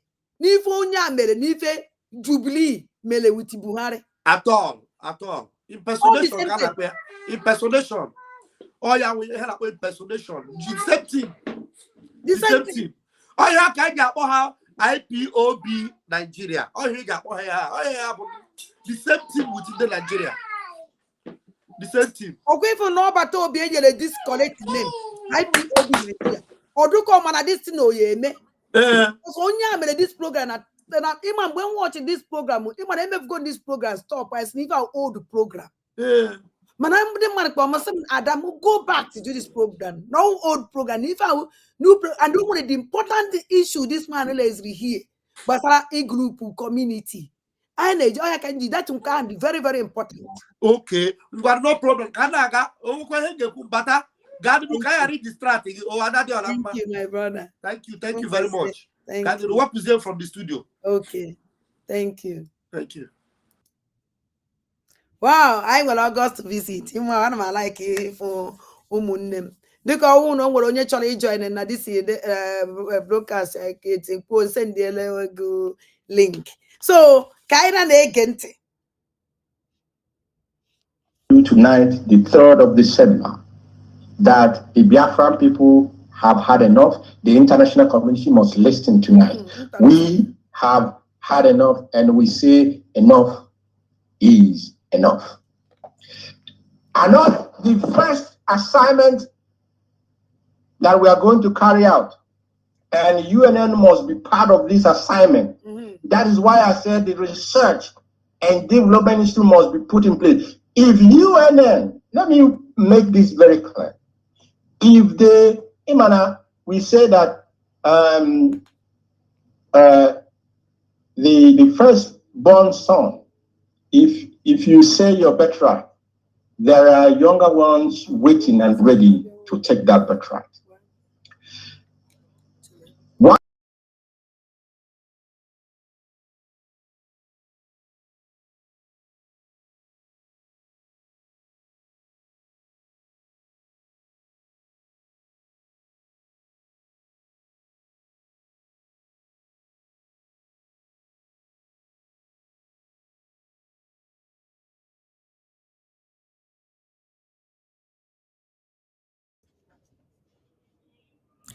Why our land and our people are running to Lagos, taking their businesses to Lagos, is because we do not have a functional seaport in Biafra.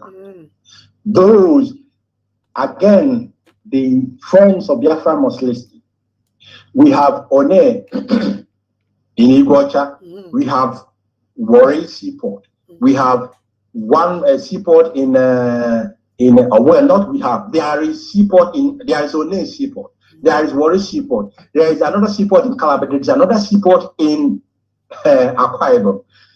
Do you know, friends in the international community and those listening to us, do you know that these 4 seaports in the southeast in Biafran territory, none of them is open to the public for use. It was, I think, 1 or 2 of them are in the private hands. Private hands, my goodness, private hands.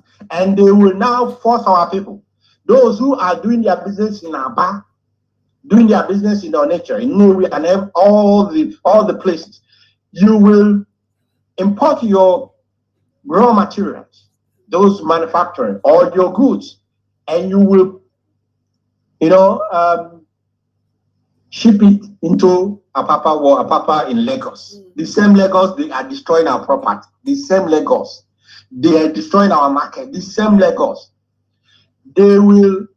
our people will now, import their goods in Lagos, and from Lagos, a journey to the east that will take you, all things being equal, between, I don't know how many kilometers, but let's say 4 to 5 hours, or at the most 6 hours journey from Lagos to the marketplace where that person who imported that goods has his store or his shop or his store. There will be checkpoints, custom, as I mentioned, in our land again, custom, army, police, drug enforcement, name it, all of them. Your container must be paid. Apart, this payment that this container will be, or these importers will be paying, is different from the real government toll gate, because there are some toll gates as well in those areas. But you will pay the toll gate.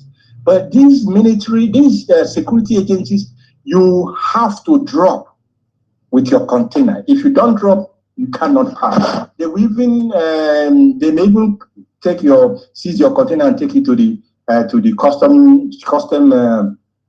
custom office, and then before you know it, they have auctioned it. Auctioned it to who? To Hausa man, to Yoruba man.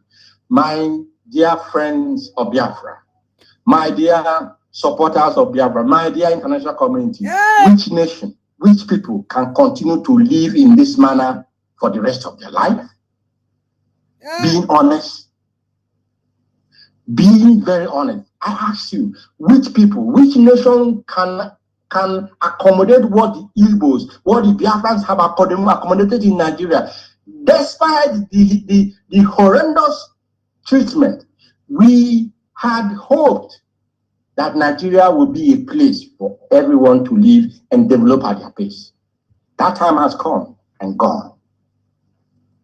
That time has come and gone. Now, as I was saying, these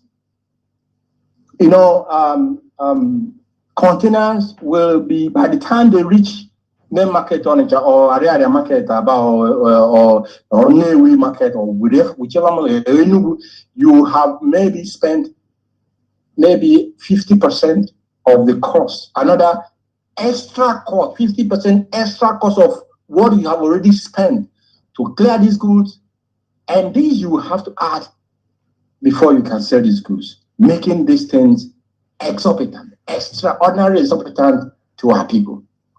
Are we going to continue in that form? Is anybody actually advising people to continue to sit down and watch and then allow this generation, this race to be destroyed economically, culturally, politically, and what have you? If you can allow your nation, your people, to go through what we are going through and then allow itself to be destroyed, we say we will not allow our people to go through what we have gone through again. And we will not allow the nation or the race that makes up the Biafran territory to be destroyed. We cannot, and we will not. Coming to the issue of the seaport, that is the first project we are going to embark upon. It reminds me of this Mbakwe, men that had the interest of Igbo in their heart. And these like the Okibo them. Okibo who was the finest of the poets. Okibo left his comfort and went into the bush during the war. How many of these idiots that themselves and World Congress can live the comfort of this youth? Now they are building a second port in we cannot. In fact, anybody who expects us to sit down and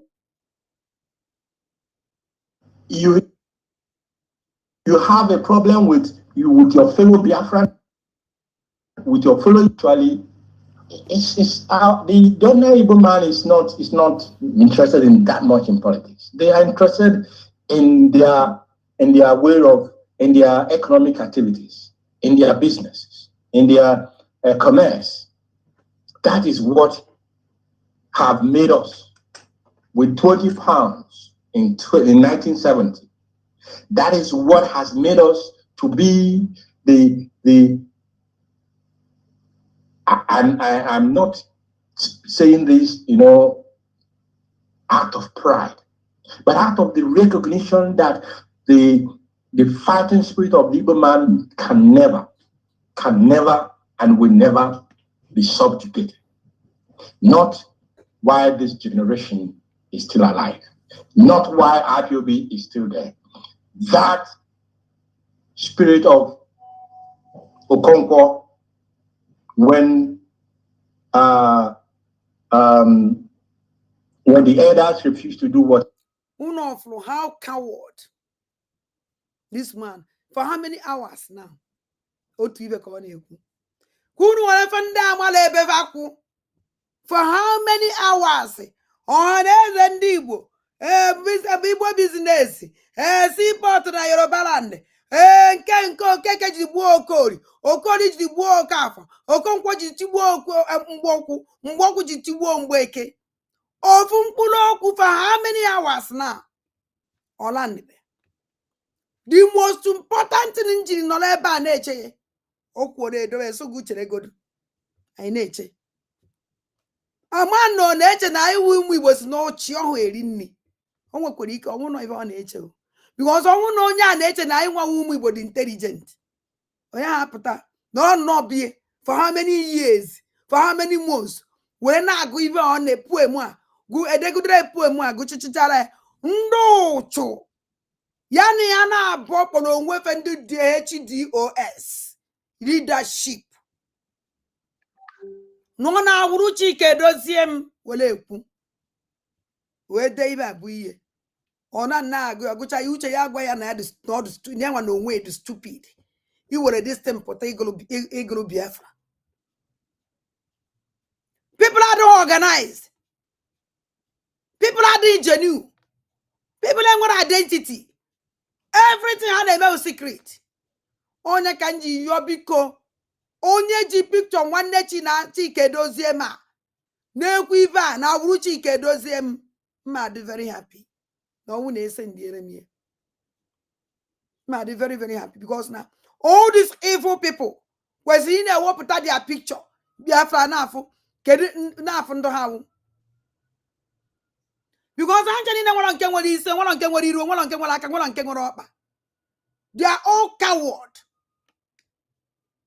Because everything back getting woke. Wala na jawo ebenine. When he can put I deceive Biafra like this. Ngalo una chedu no umuchineke. Kedu ka ihu na anya ya ebedu ka ya no by now. No no batobie aputa. Una Chineke wepụtara ha ya ọbata obi ebe ka ihe anọdụ ebe dị ka ihe ebido with this kind of people this within that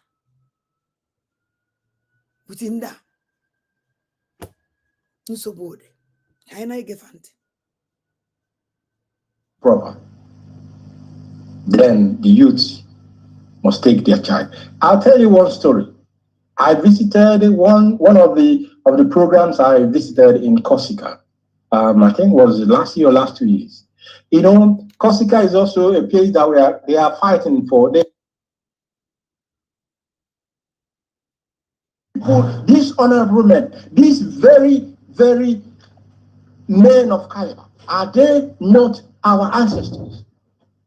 How do you believe that they fought for in their own life They fought for you. They fought for me. They fought for us. They fought for their land. That in the land of the spirit, that they will now suddenly stop. There is a reason again why I said that the oldest man in each community must be identified. Mm-hmm. And this brings me to the second assignment, or the second reason why they have to be, identified. But first of all, eba we bedumpa I achọgidere nye chọta ya ka anyị ga-enye ntị nke a Prince na-akpọ m. Hello Prince.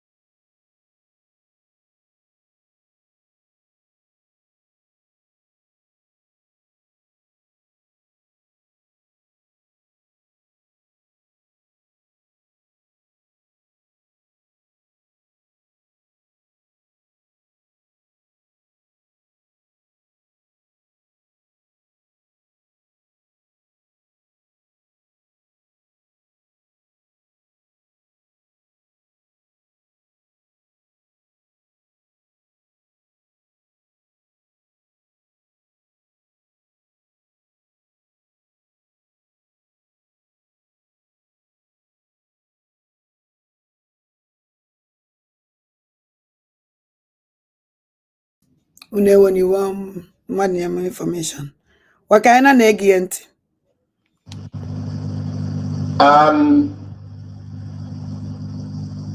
For 15th of December, let me check my agenda. Just give me 1 minute, please.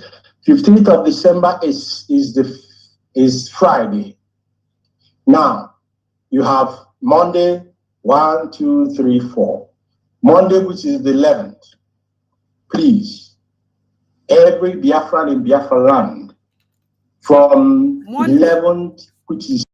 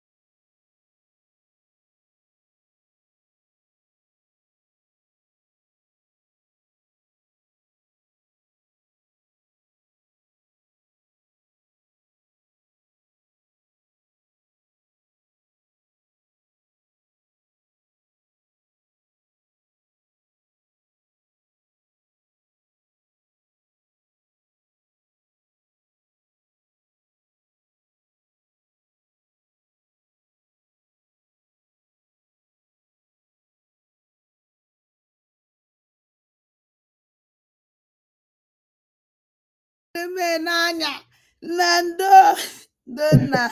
Eh, alwe memo. Hey, male tonu ya back. Awu kwa bibunu ne danya meje iye. Ewu, adande mbonande gerike guro. Umunne mune ewe niwe. Kali tonu, hey, ado the most important place. Ewu. Oh, Guinea. Ewu, ebe no na-achọ ka nyunyogidere nyunyo ruo ama na m mụtụrụ onwe m ndo na ụmụnne m mana ama na-eji ọkwa mmadụ ejikuru yara ama na-eji adadụ obodo ndị egede akwa ihu na-ere mere m ụmụnne m ada obi dị m mma na ụlọ amara na wee na-ama na-eji nwere ibe ya emetu mba na ụmụnne m biko gbaghara Land direct from Zurich, from California, from wherever land you may reside in at this very moment. It is part of the agenda. They have tried to politically make you useless. They know that politics actually the ordinary man is not interested in that much in politics. They are interested in their way of in their economic activities, in their business, in their commerce.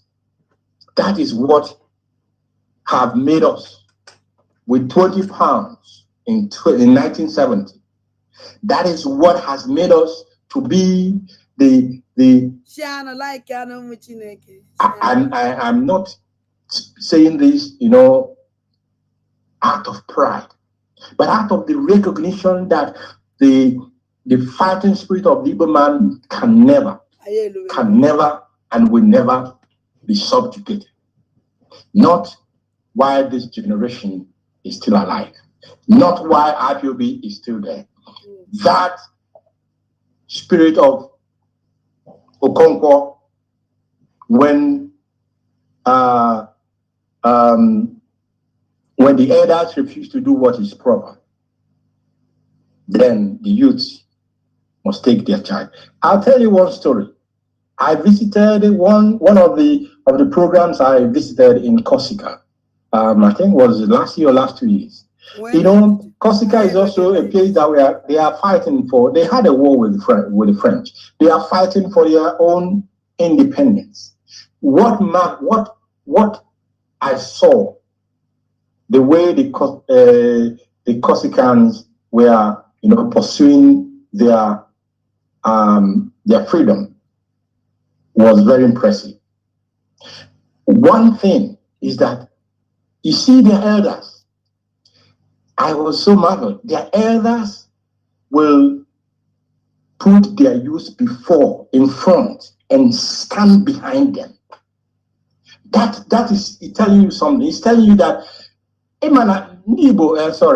Igbo people say that a child that his father sends on an errand, he goes boldly to that errand because he knows that his father has sent me on that errand. That is what we thought the Johannes and the Igbo and the useless elders that we have in Biafra land and Igbo land will have been doing. They will have supported this man called Mazen Nnamdi Kanu, put him before and stand behind him, give him advice, and then support him. Onyocho anụmanụ ka iwu Chike ọ dịrị nworu Chike ọ dịrị nworu Chike ọ dịrị edozie m ime onye ụchụ a n'ebe a na-ene m anya nke mma be ewepụ maka iwe na-ewe na nna afụ evil people like this. Chike ọ dịrị hey, look at you. Oh,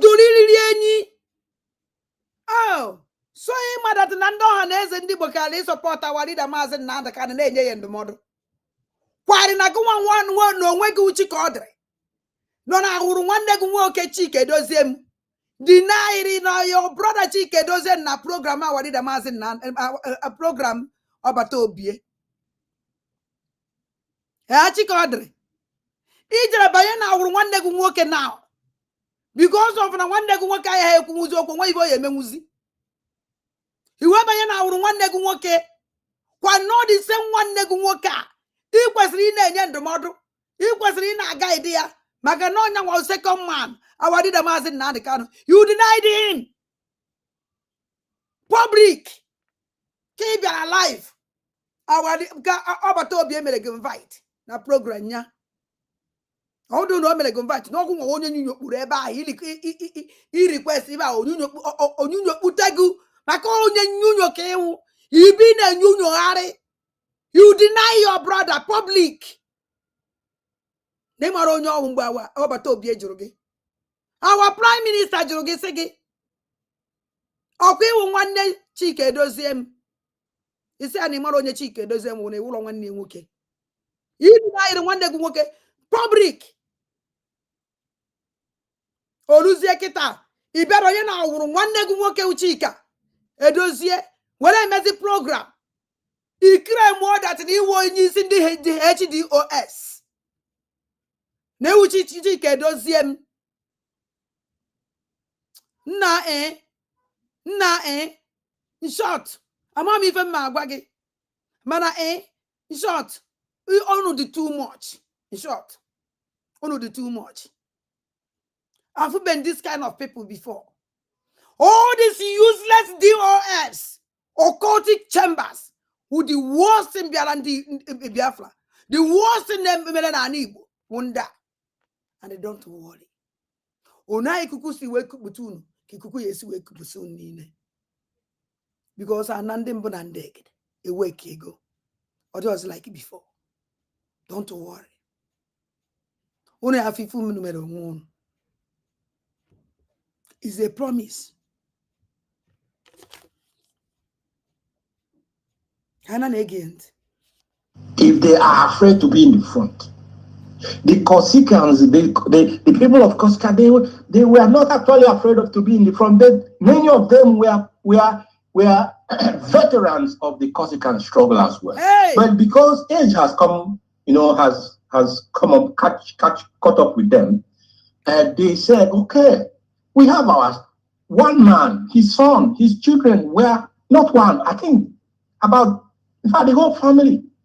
The whole family is involved in the pursuit of their freedom.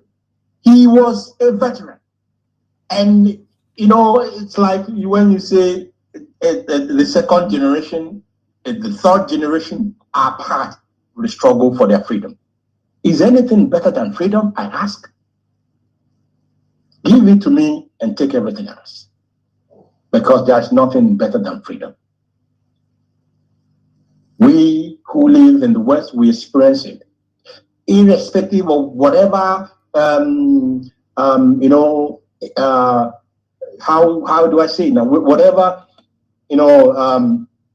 drawbacks you may have, you are seeing, you are in fact enjoying very, very, some very good extent, to some very good extent, you are enjoying freedom. We are enjoying freedom in the Western world. And our people in Biafra land have been, that's why many people want to run away, because it is so suffocating where they have found themselves.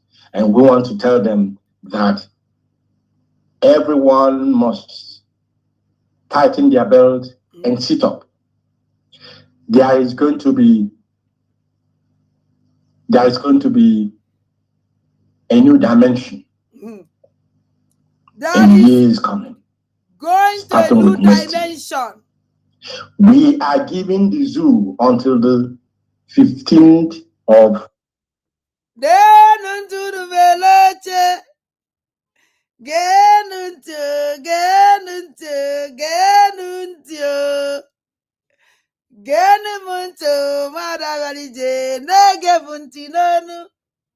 Obodo Bulabia, Ana Bulabia Nike, Obodo Bulabia, Gavinira de Laya, Umi Bogin Soku, Neno, Ana Bacoka Soku, Wake Nazeze, Wani Nazeze, okenye na-aza eze na nwata na-aza eze azụ ndị ụchụ onye ụchụ new dimension gịnị nke ahụ okpokpo oyibo ọ dara ụda na ntị new dimension nke awarida Maazị Nnamdi Kanu si follow n'ọbata obie the dragon himself that he is taking this struggle to another dimension.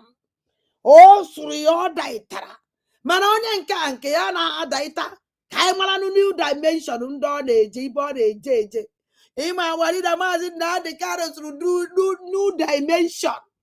Chik ọdịrị edozie m nọ na-akpụ akpụ Chik edozie ebe one jubriz wee nọrọ n'akpụ Buhari ndị ụchụ nyanụ ka ọ na-akọziri gị na o nwere new dimension ka anyị chekiziere new dimension ndị ọjọọ a na-ege ntị werenụ ntị unu mere ochie nke a dị very important ọ dara ụda na na-ege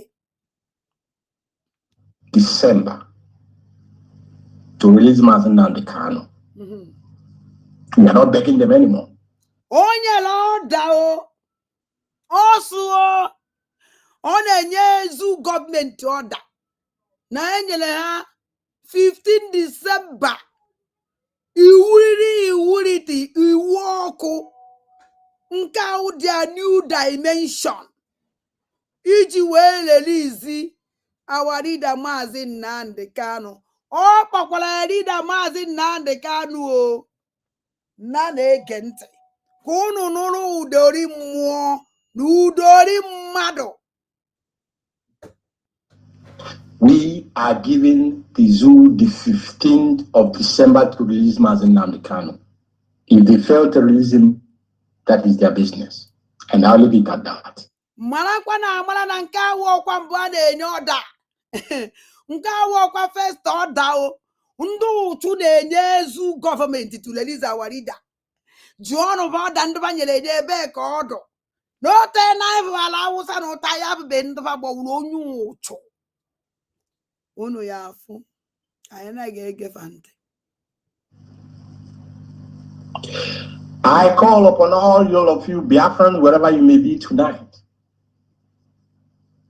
Those of you who, for now or for some time, been standing on the sideline, it is the time to join this very movement so that we can together. It is the time to join this movement, which means I've joined the movement before. Which means I've not that movement before. Which is a condo cho. Fabia join the movement. Oh, Guinea. Movement in the government. Whammy. Where chata. Where everything the country was leaving. Biafra United, and we're united Biafra and we're Biafra United. Oh, and over to baby no. Say no, Tikoya star.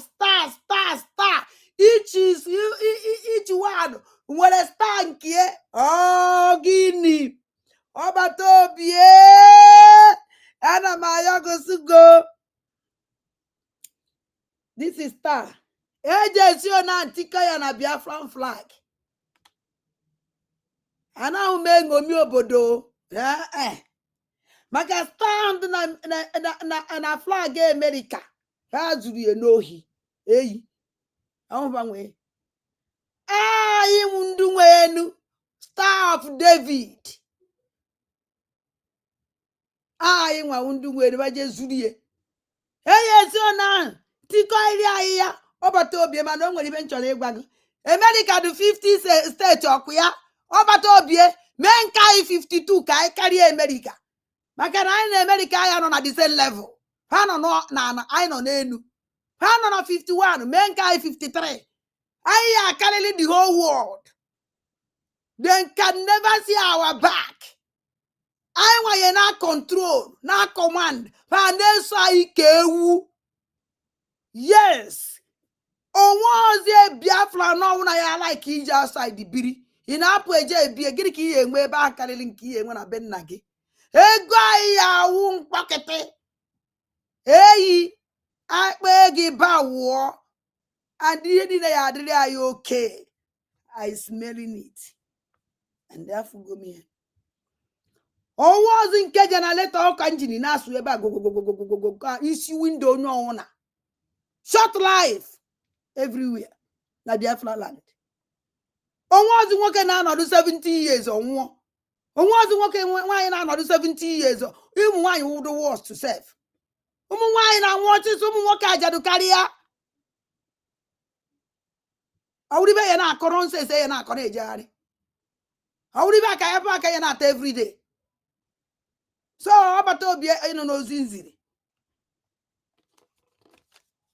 ana m anọkwa na-ewepụtakwa ka Biafra ya ada anyị na-ege ntị. Save our land and save our people. There is a reason again why I said that the oldest man in each community must be identified. And this brings me to the second. Eba the main point ebe a ka na-ekwu okwu ama na okwu na-ekwu na-aga n'elu na ụlọ anaghị anụ ya onye ụchụ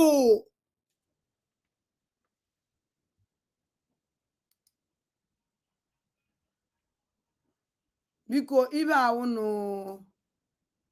YouTube ajele biko mma like ka unu follow me biko ya awụ YouTube na-eka new destin ya YouTube destin ya na-eka ntagili ebe a so biko ị na-anya n'ihu stream biko subscribe ọlọnụ m ya nke ihe niile nọ na this program a biko subscribe ọlọnụ m ajele unu ma na YouTube nke ọzọ nwere nsogbu so nke a kịta ka ọ na oji emewe so biko mma like ka onye ọnwụ na jee na this channel follow alone ma jele love Chiamaka TV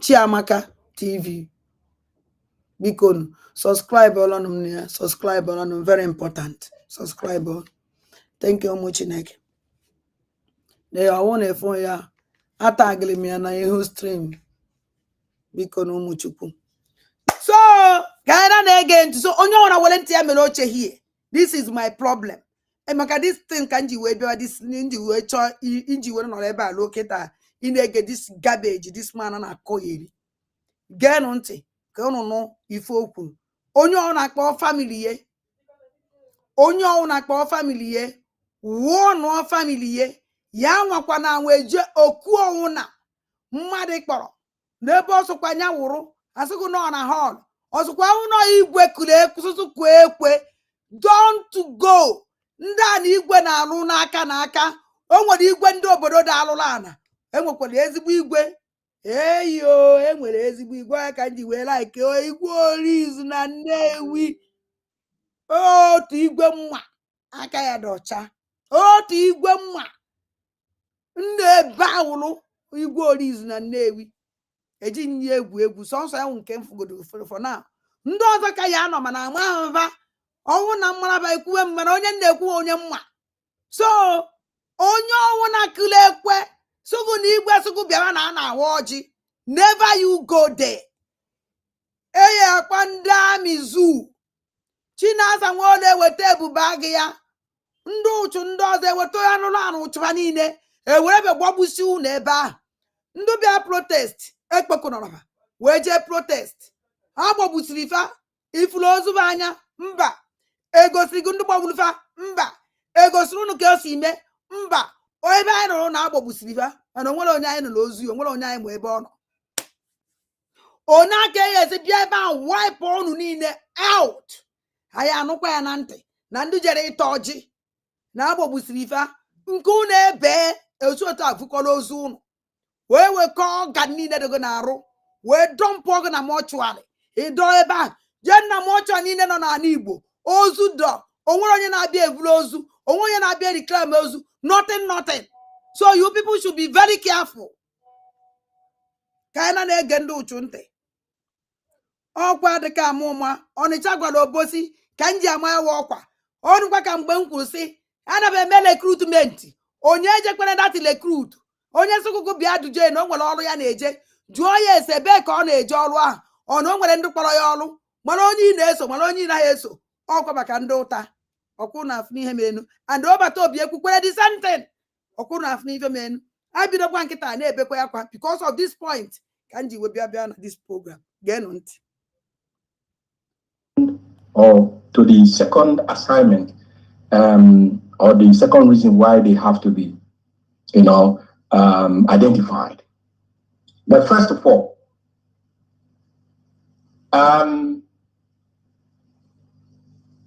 for 15th of December, let me check my agenda. Just give me 1 minute, please. 15th of December is Friday. Now, 15th December on Friday. Unu ma ibe Friday je wete. Friday je wete na walida Maazị Nnamdi Kanu je court on Friday. Okunu nwere idea. Eyi. Okunu nwere idea. 15 ahụ mbosa walida je court. Enwere ike agbagbusi abụ unu before awalida bosi 15 awalida. Eweta gizie nya na ndị Igbo the violent. Na awalida je court mbosa. Se ebuchasi abụ onwe before that awalida Maazị Nnamdi Kanu eje court. Were nụ ntị mere oche kịta ife a na-achọ ndị a na-achọ ibeba ya ekoyi ka walide Maazị Nnamdi Kanu ka eji maka hapụ ịkpa ịbịa kọt ka eji maka kansụl kọt ahụ unu enye na ada chance. Dịnụ very careful. Ozugu egbu onegu kọt awalide Maazị Nnamdi Kanu anyị nwere hope now. Zoo government are plan on with these useless people. Mana Chinasa Nwodo achọzi ka o ji ọnụ ya kwuo aka o tee n'ogbubele ọ bịakwukwu asị na otu o si ekwu ebe asị na Chinasa Nwodo miri n'onwe na nke a na ọnwụ ya announce this ya eme this announcement maka achọba onye ya eme announcement ahụ Chinasa Nwodo ya na-emefie mana Chinasa Nwodo gbara ọsọ wee sị na ya announce this one na o tee n'afọ ya dị n'elu akwụkwọ na o tee na ya na wa na-eme announcement egbuchasị ya na ya asị na o mekwukwa ọzọ. Onye otu a call himself Chik ọ dịrị Reverend Father kwaki Reverend Father achụọ na ya achụọ na ọwa ọzọ bịa na ebe anyị ji akpa Reverend Father ọ na-asụ ewe ụkọchukwu ebebe n'obodo nke ji abịa ọzọ asị na echi ego Fada echigogo na iwu ụkọchukwu ebi ma achụrụ go iwu ụkọchukwu ma achụrụ go iwu ụkọchukwu sọsọ ibe ya eme na ihe ezizi akwa white ihe edozi mas mana ọ Fada ka ihe na-aza nkwa onye ka m ji akpọ ya ụkọchukwu ebe ọwọkwa m kwuru n'ọba nwa kwuru so onye nwawa odori na-eri ozu ma ibe ji wee chi ya azụ ụkọchukwu Fada ụmụ ụkọchukwu nke ndị Siemens biko gbaghara na m ọkwa mistake adaokwu ka ndara ka m kwuo ya otu o si wule eziokwu. Ụkọchukwu nke ndị Siemens onye nke ahụ Fada nke ndị Fada mana ndị Siemens anaghị akpọ Fada wee na-akpọ ụkọchukwu and ụkọchukwu wee na-anụ nwaanyị mụta nwa kuwere onwebe nwa baza nwoke ma ndị nke Fada sị na fa ya na-eyi sketi ha na-eyi no problem mana ibe nji like bawụra ime ha na nke ahụ abụrụ ekike mana o nwere ndị anaghị ekike na onye na-enwere anya ekike nya eziokwu ka a na-egefe ntị maka na ibe ndị Fada na-eme ama anya na-ahụ ya achụfụbebe ka nkụ ịmara mmadụ nwee aka anyị na-ege ntị mana onye ajereje eme alụ jebe alụ na Amerịka ebe anaghị ana aka ebe anaghị eme ama mmadụ obodo nwere lọọ ji m jigo nwa wee Reverend Fada.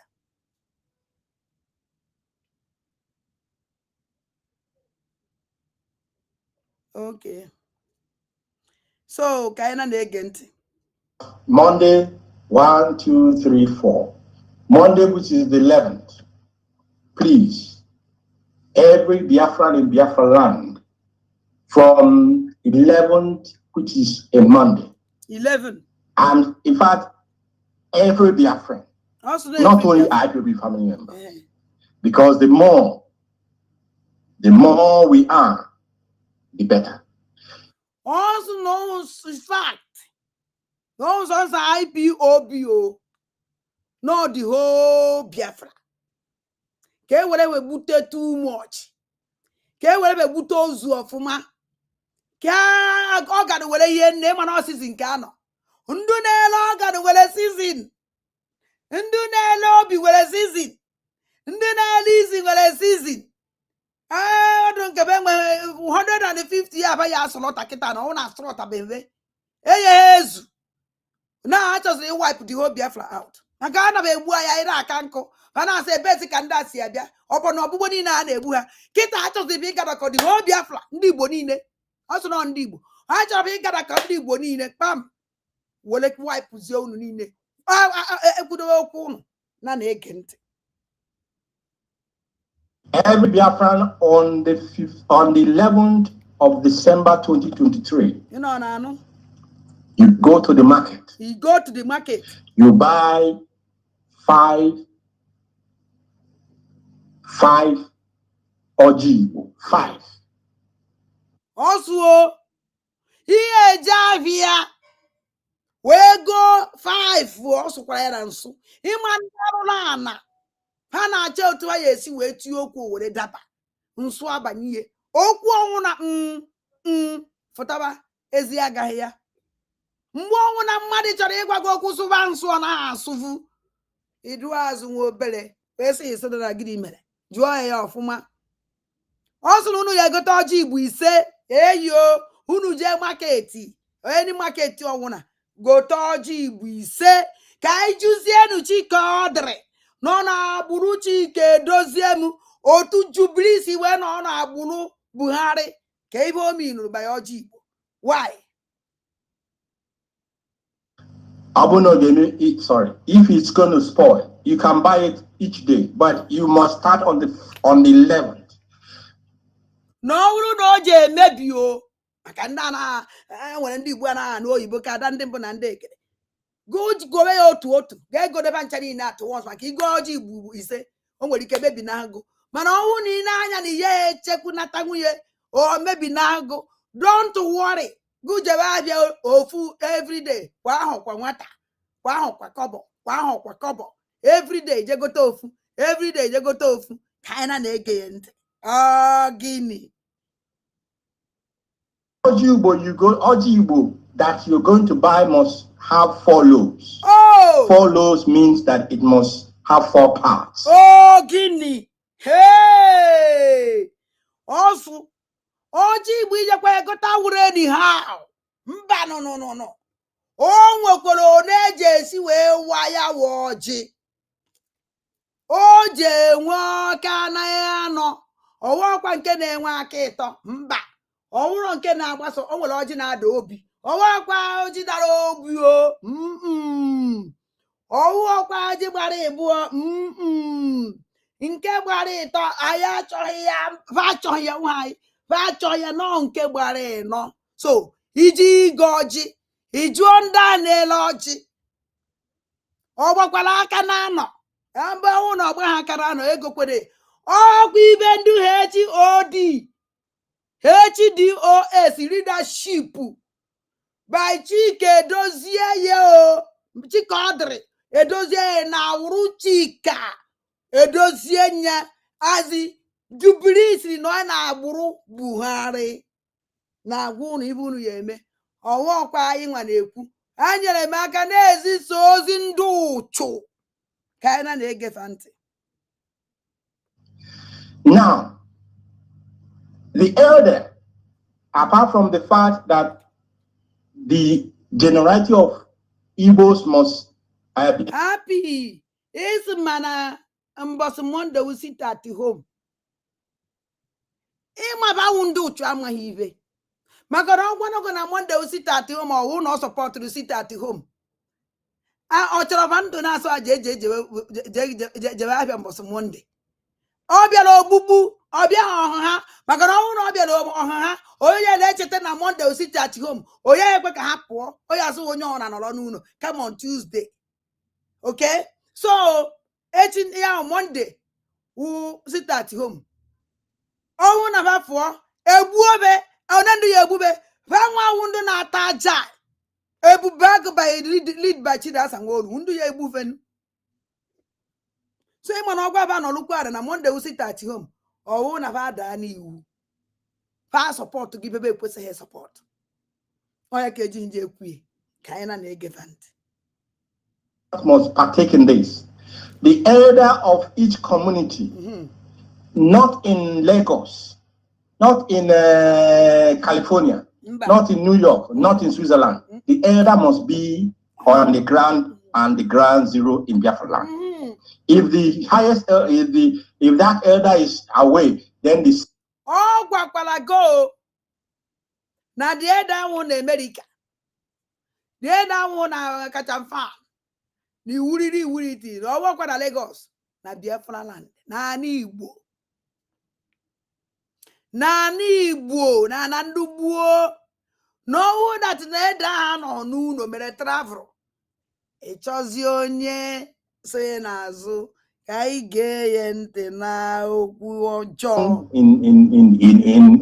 age, that is the next person who is oldest or the third, but the person that will use this orgy, what we call egorgy, the person that will use it must be in Biafra land. And on the 11th, the first orgy, the person will use the orgy. Nke a na-akpọzi ịga ọjị ka ọ gwazie ego nọ ndị Igbo ka ọ na-agwa because ụzọ nsọ ndị Igbo na-aga ọjị obodo ndị ọzọ niile na-awakwa ọjị ọ na-asụ ya n'oyibo nunu ka ndị Igbo a na-asụ Igbo ọfụma na-aghọta Igbo ghọta because ka ọ kpọrọ ya ịga ọjị ọ gwagogo ndị ọ na-agwa with ịga ọjị a ọ gwagogo na 100 anyị nwanwu ndị Igbo ka na-agwa ndị ya wipe out maka na agwa dị ho Biafra ihe ejeme ya ebe ndị ọzọ nwere nsogbu adụ onye na-akụrụ m aka n'ụzọ kwa ya Max gịnị chere ka nnabata n'odogwu Max ha si ịgbanyụrụ ya kamera ya apụta mgbe ịgbazile kamera gị enta nna ọzọ ibe mama na-eme ama m ihe kpatara o ji eme na dat mee ka njụọ ndị otu m nwanyị ọnwụ na mmadụ ọnụ kamera ya ọ ya apụta ọmụnwa ka ọsụrụ ya na-ebi n'ọmụnwa na o nwere ebe mpili aka na-ege ntị o ka ọ na-anụ ụda utotori mmụọ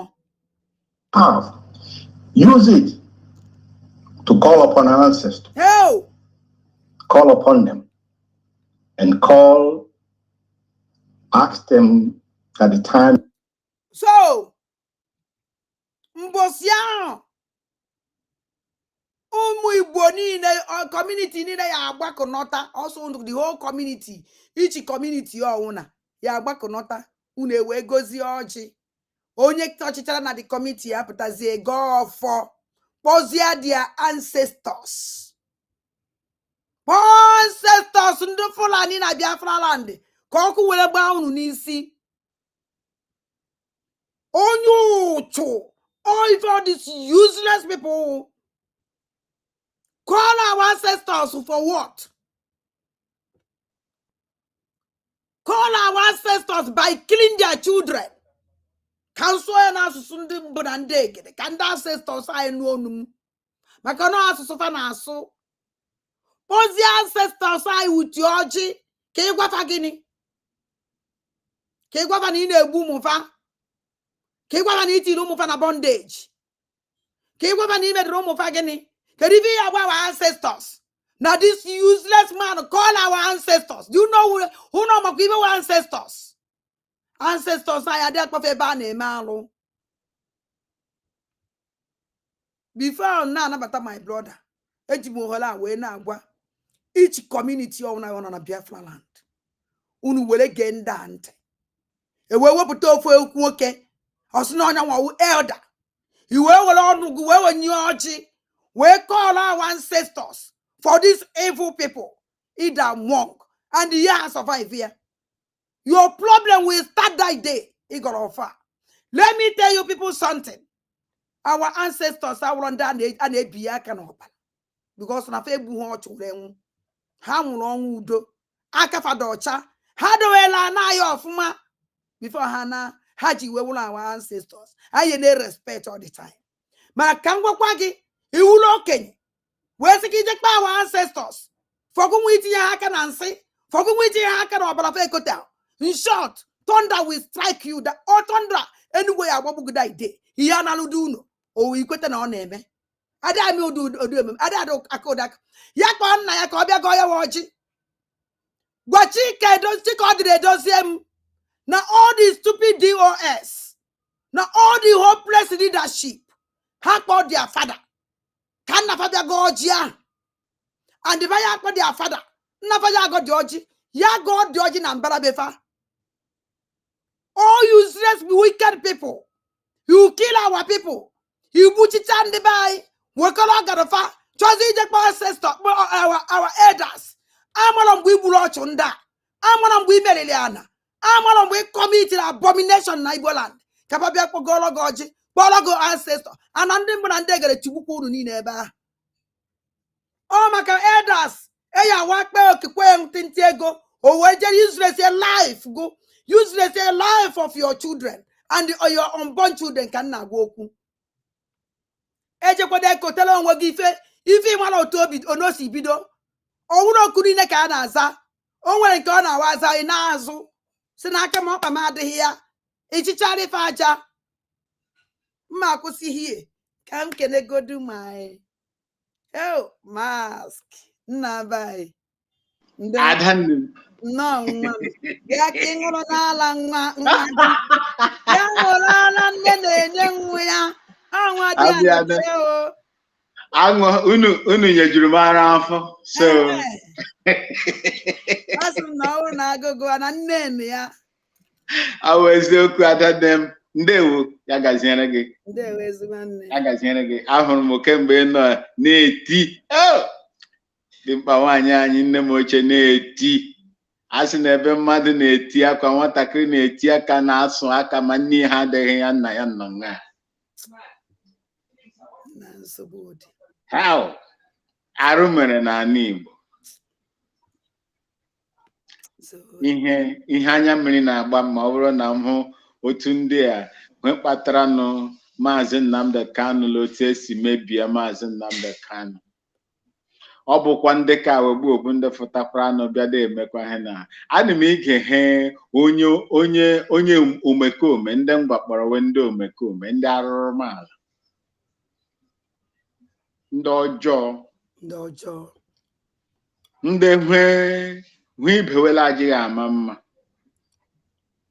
hwe Maazị Nnamdi Kanu amafu uwe ma ọ bịa bụ ihe mere na-eso ga-asụọ ya ọsụ ka mkpi sọgbu sugide la keji ndị DSS. Chineke gọzie unu ndị nne m ochie na ndị nna m ochie. Chineke gọzie Maazị Nnamdi Kanu. Chineke kpuchigide ya gwere nke ya kpuchigide otu ọkụkọ leje kpuchigide ụmụ ya. Chineke kpuchigidekwa Simon Ekpa Prime Minister otu ọkwa. Ndị media warriors niile ndị igwefoto ohere wee dachụ ehi ojii mgbachile ejibeghị. Asị m Chineke gọzie unu niile n'otu n'otu. Chineke nyere unu aka otu ọbụla unu ji wee mee Chineke nọnyere unu. Asị m na ọ ga-adịrị anyị na mma.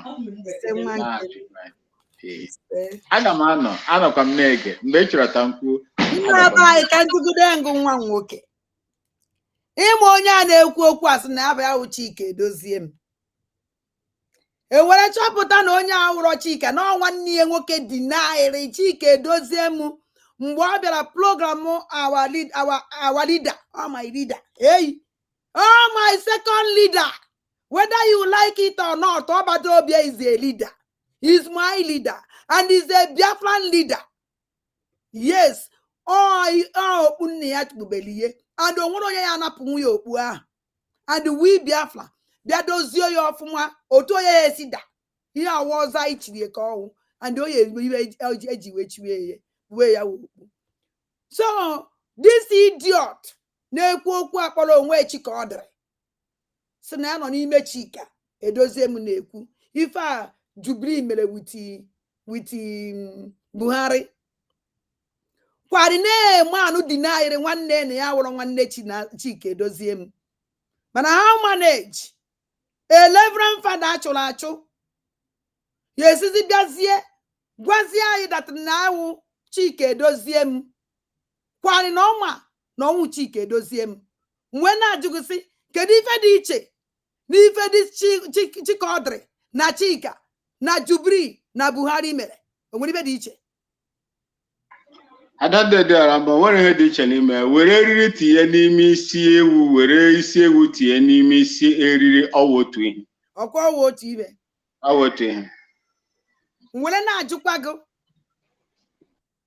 this man na-akpọ our elders all the community wepụta elders n'ime their community ọ sị na ụzọ nsọ IPOB ejije ahụ ọ chọrọ ka the whole community zuo ebe chọrọ ka ha zuo o wee na-akpa the whole community wee sị ha ji egote ọjị ka the elder bịa gọọ ya wa ọjị okwube ọnwụ na ihe ekwe ka anyị cheregodo ka anyị maragodo the reason o ya eji were gọọ dachi ọjị then so that ka anyị marazi ife anyị azafa that place ka anyị hafụ ịvụ okwu mvụ rụzie ebe okwu nọ anyị adụzie azụ ọdụzi ọwụlọ ọsụọ ha ka anyị gogodo fanti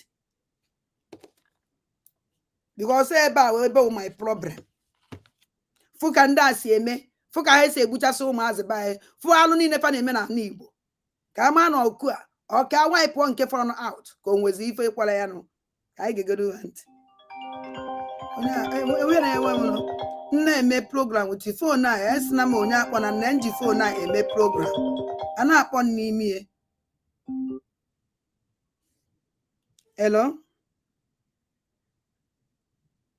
Iwuliti Chukwueyega immunity Biafra community oye gekwe na Chikodiri ntị maka na iwuliti Chukwueyega immunity Biafra community oye gekwe na Chikodiri ntị gbamgbam n'isi Fulani gbamgbam n'isi jihadist gbamgbam n'isi Fulani gbamgbam n'isi Fulani Adadiora mma before ị na-aga ebe ihe ọ ya ekwu o kwuru ihe anụwa of the 2021 or something like this ọ sị na eje n'ebe ụzọ gbara anọ eje kpee ekpere dosa ọjị ọha ka ya eme na ofufọ eke ofufọ oyi ofufọ afọ ofufọ nkwọ the plan ihe o kwuru that day nke izu aha na atụmchọ na ọ the same thing ka ọ yi kwachọ m ka m kwuo ya before elu ebe ahụ so nwanne nwoke bịara bịa kwugharịkwa ibe onye Chik Dozie m kwuru yeah ọ ya nwa so ka ọ dịkwa ka onye ga-enye ya ọsị ya na ọkwa otu o si kwubu before na the same plan ka ọ ka nọ mana ọ maghịkwa na ihe promise anyị na ọjị aha ya awata na ọ ya asọvụ ọ ya eme the ancestors ekunye jezie nwala anyị ọgụ Chukwu nyere anyị aka ya anyị okwu ya akọ na uche ịhapụ akọ na uche Chukwu nyere na ndị mmadụ ji ewe na-abịakwute na ihe ejiri egbe chekwe ha anasị na anaghịba na ha ịhapụ ya lee nnọọ akọ na uche ga-asị ka ije wụọ ọjị na ebe ụzọ gbara ịnọ mgbe imekwa ya 4 days na ụkwụ agwụna na Fulani egbe ha turn against them so ihe okwu those days mana ihe m na-adịkwa na nke ahụ na ọ na-ekwu elders ịmago na elders bụ ndị ha dịka library ha bụ ihe bekasị na onye furu ndị ichie onye furu nne ya ma ndị ichie so o mere na ihe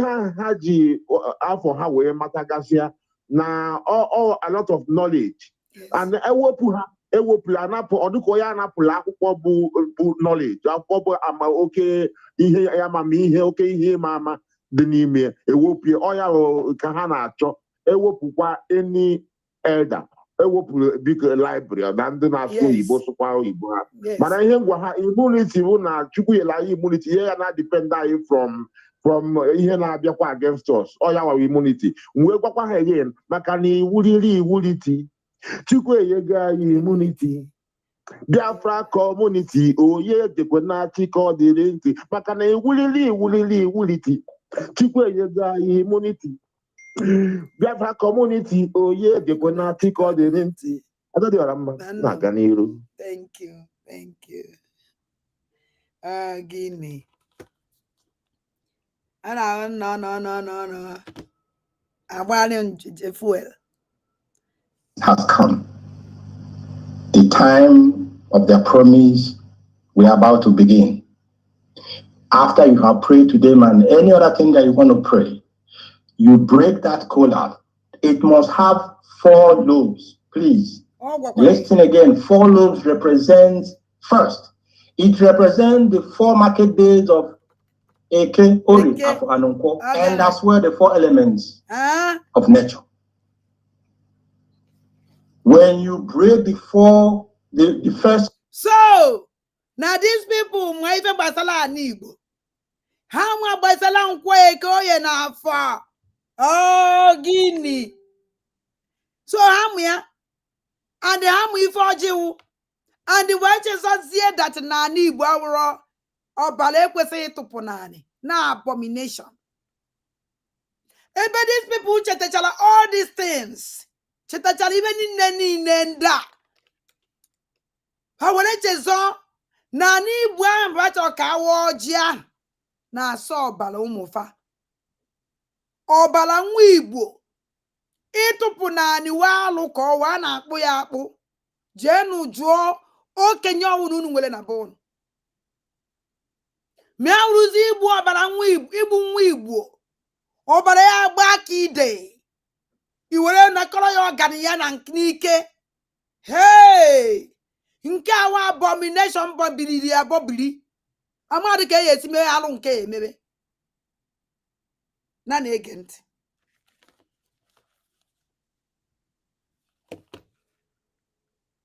On 11th, don't eat the orgy, throw it to the spirit, throw it away to the ancestors. On the 12th, you repeat it. On the 13th, you repeat it. On the 14th, which is the 4th day, and the 4th, you see. So, even your name Ukwambose, Uneja Bakonoto of Webe. Wajina no ya atagana ancestor soga ya atakwaya. Anwa kwa na weti ye no iwa igocha ofo. Iwale Max.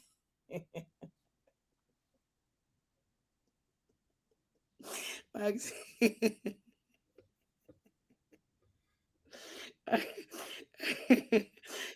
Ndị ngwa anyị si ha si amụọ lebe Chik edozie m la koye nọ. Oh, ha si amụọ. Na ọ na-akụrụ si achị n'ụlọ na ụlọ na-awa ọcha adadola maka nwara ga because so unu wara ọjị agbakọta dado village na community unu niile. Ma okwu m ibe ma nwa onye ọwụna hence na belong to that community. Chikodri nọ na awụrụ Chik edozie ye. Chikodri edozie nọ na abụrụ Chik edozie ya otu Jubilees wee nọ na abụrụ Buhari. Were sị unu waya woji aiti ikpere n'ọnụ mba. Iwacha ya, ikwasala ya ancestors go na. Hey. Na anụtụna m na mmadụ were ọjị ọta with ancestors ya ọkwa nke awụnte mbụ m. Echi niile unu ejekwukwa na the community. Wakwa dị ọjị unu atakwana ya metụkwana ya n'ọnụ even anụkwana isisi ye ịma ọjị nwere isi maka ịnụ ha n'isi ye nwekwara ike ime ọgwụ barụọ ndị ọjọọ imekọta ha nata dị ọjị ọjụgwụgwụ anwụ unu ọmakwa ibe wee ije wara ancestors ọjị wachala ancestors gị ọjị gbaraba afụ ha ọjị kpesara ba ya na sabata gbuo onwe fa unu ọmakwa ibe ominuru iwetala ọjị kpọọ ya ancestors kpọọ ndị mbụ na ndị egede ka ha fụ ancestors oyibo maka na ọ na-akpa ya o nwere ka o si asound. N'uzie mgbe mkpọrọ ndị mbụ na ndị egede ịbụ na ọ dara oke ụda kpọọ ndị mbụ na ndị egede ọwọkwa sọnsọ nke be nna gị nọ ndị mbụ na ndị egede the whole community gwazie m ibe the community iji wee zu wee kpọzi ndị mbụ na ndị egede the whole community ịhụrụ ma nke ahụ na-eluru n'isi mmiri na ọwụọ na ị na-akpọ sọnsọ nke na mbara be nna gị na ịkpọziri zugbe community ancestors the whole community ba zuo iwe gọọ otu mkpụrụ ọjị gọcha ọjị gbara ịnọ kposara na ana sara tawa tagbuo onwe fa una na echi dunyoro kwapụta with another ọjị iwu anyị wacha anyị kposara your ancestors aka nsi unu ya bụ n'ọnụ na oge ije our ancestors our ancestors ndị ụchụ ndị mbụ na ndị egede anyị nwere uche anyị na-erikọ ife wuti ndị mbụ na ndị egede mgbe ọnwụ na ịkpọrọ ndị mbụ na ndị egede be nna gị nwego kọntakt gụ na fa anọgo ịkpọgo fa nọgụ nso fa na-anụgụ ị na-anụfa iwere gọọ ọjị ịgọcha ọjị inyefa nke fa were nke gị gụ na fa erikọ mana o nwere reason maka na o nwere ife ndị a na-eme na nkịtị o nwere ike ọ bụrụ na ibe ndị dibịa gwara fa so that onye nwa abomination the second abomination fa ya eme alụ nke ọzọ fa ya eme na ọgụ ije ancestors unu niile agbakọta unu niile azọ nwere nke ya fightara unu elijetie ya unu na-ajụda ancestors unu anaghị awụghọzi unu nwee because unu gosi na nwazi ibe jikọrọ ịnụ unu goodbye forever ọjị ahụ unu wara nna ndị awụ nna my brother ịnụtụgo nke a na ntị na mmadụ ya awa ọjị with ya gọọjị with ya ancestors ya nwa di thank God na ịnọ n'ala Igbo be nna gị uchie were tọọ nwa ka ịwụọ be nna gị ka ị nọ na asị na onye ọzọ chụwara n'ikwu nne ya ọ na-be nna ya ọ na-ikwu nne ya ọkwa ibe ekwuru ka ọ dị na ndị be wee sịkwa na nwa dị a na wee ke ọkwụ ya adị ekpo ya ekpo ọkwa ibe ekwuru biko ịnụtụna n'ala Igbo o mewu na ọmụ na-eme mistake biko prince enidiri nga ebe a again bibia gwa Biafrans na ọjị a na-awa enye ha ancestors enye ndị mbụ na ndị egede biko nwadi kọwatụgodo ebe a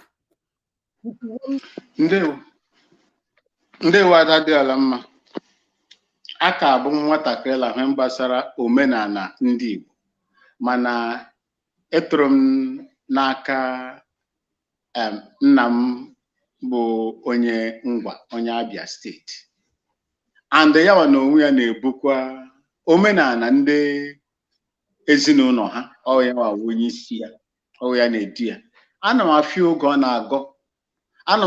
ọ na-agọrọ ndị mmụọ aja ana m afịa oge ọ na-agakuje ha nye ha nri in fact ya nwa o nwere ebe a na-akpọ ovu ndị ichie ya nwere ovu nke ya o mere ha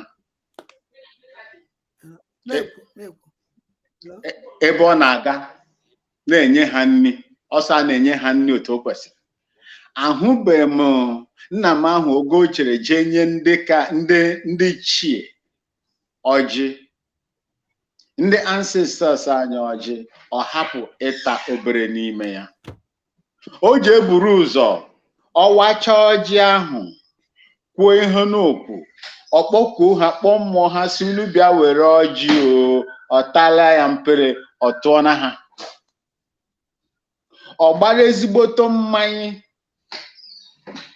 mmanya kaikai or aromatic shinap local one ọ ihe ọ na-use kaikai ndị Igbo ọ na-atarụ kaikai ndị Igbo ewusa ya akụ ha kemikal inugodu isi ọ na-atọ ewusa ya na mmiri anya ọkụ onwuru ọkụ ka gas ọ weta ka o si wee dị ndị nke awụ ndị mfu ọ na-eme onwebeghị mgbe ị chọrọ ịga ịrịọ nna nna gị ha ihe n'aka ha i wetara ya ihe eji atụnyere ha ugo n'omenala ndị Igbo gị nwa ga-eri ọ pụtaghị na ndị nna nna anyị ha nọ n'ime ala na mmụọ ha na-eri nri ha na-eri physical nri ọwụ nkwanye ugwu ahụ ị na-enyere ha because anyị kwenyere na ha na ya ọwụ na ha nwa na-atakwa ọjọọ because ha wụzi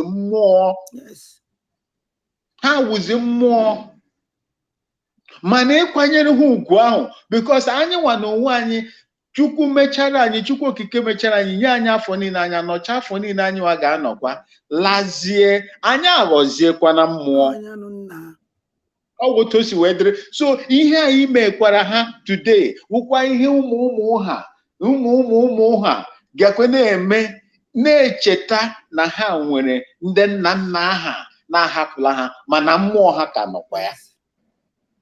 Ị chọrọ ka mmụọ nna ala Biafra, mmụọ ndị nna nna anyị ha lụọrọ anyị ọgụ, ị na-aga imewe ihe iberibe, ị na-emewe ihe iberibe. Kedụkwanụ ndị ọ kpọrọ sị ha gaa ka apụta ka emekwana ihe ọwụ ụmụ Biafra? Kedu ụmụ Biafra ndị na-egekwanụ Chik Edozie m ntị kịta? Community pụta na ba chọrọ ije another dimension. Kedụkwanụ community ya pụta na-ege ha ọnụ? Adị community pụta na-ege Chik Edozie m na Chinasa Nwuru ọnụ taa. Hello.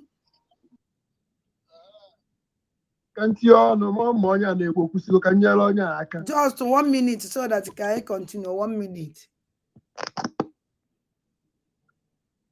Okay. And now finalize. I can continue by energy. So ihe na-akọwa bụ that na kedu ndị na-esokwanụ ha taa? Ha nwere supporters, ha nwere ndị ha na-eso. Onye kaba ji isi na ba Johnson IPOB ka ndị community pụtazie.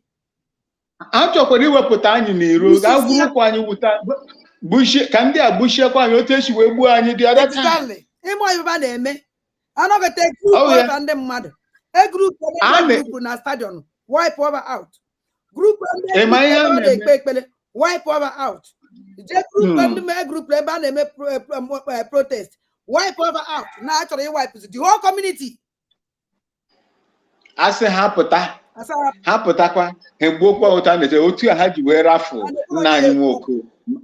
Onwere onye ya apụtanụ ga-ekwana ihe ntị, onwere onye ya apụtanụ, enwere onye ya apụtanụ because ndị Biafra, ụmụ Biafra ha bụ ndị mana izu nọ ha n'aka, ọ bụ ndị awụ ndị mana ha mana ụmụ Biafra ha hụ onye na-enweghị ihe o ji n'isi ya, na onwere akọ na uche, na-enwere izu, ha na-ama ga-eme na Prince na ka mara kene.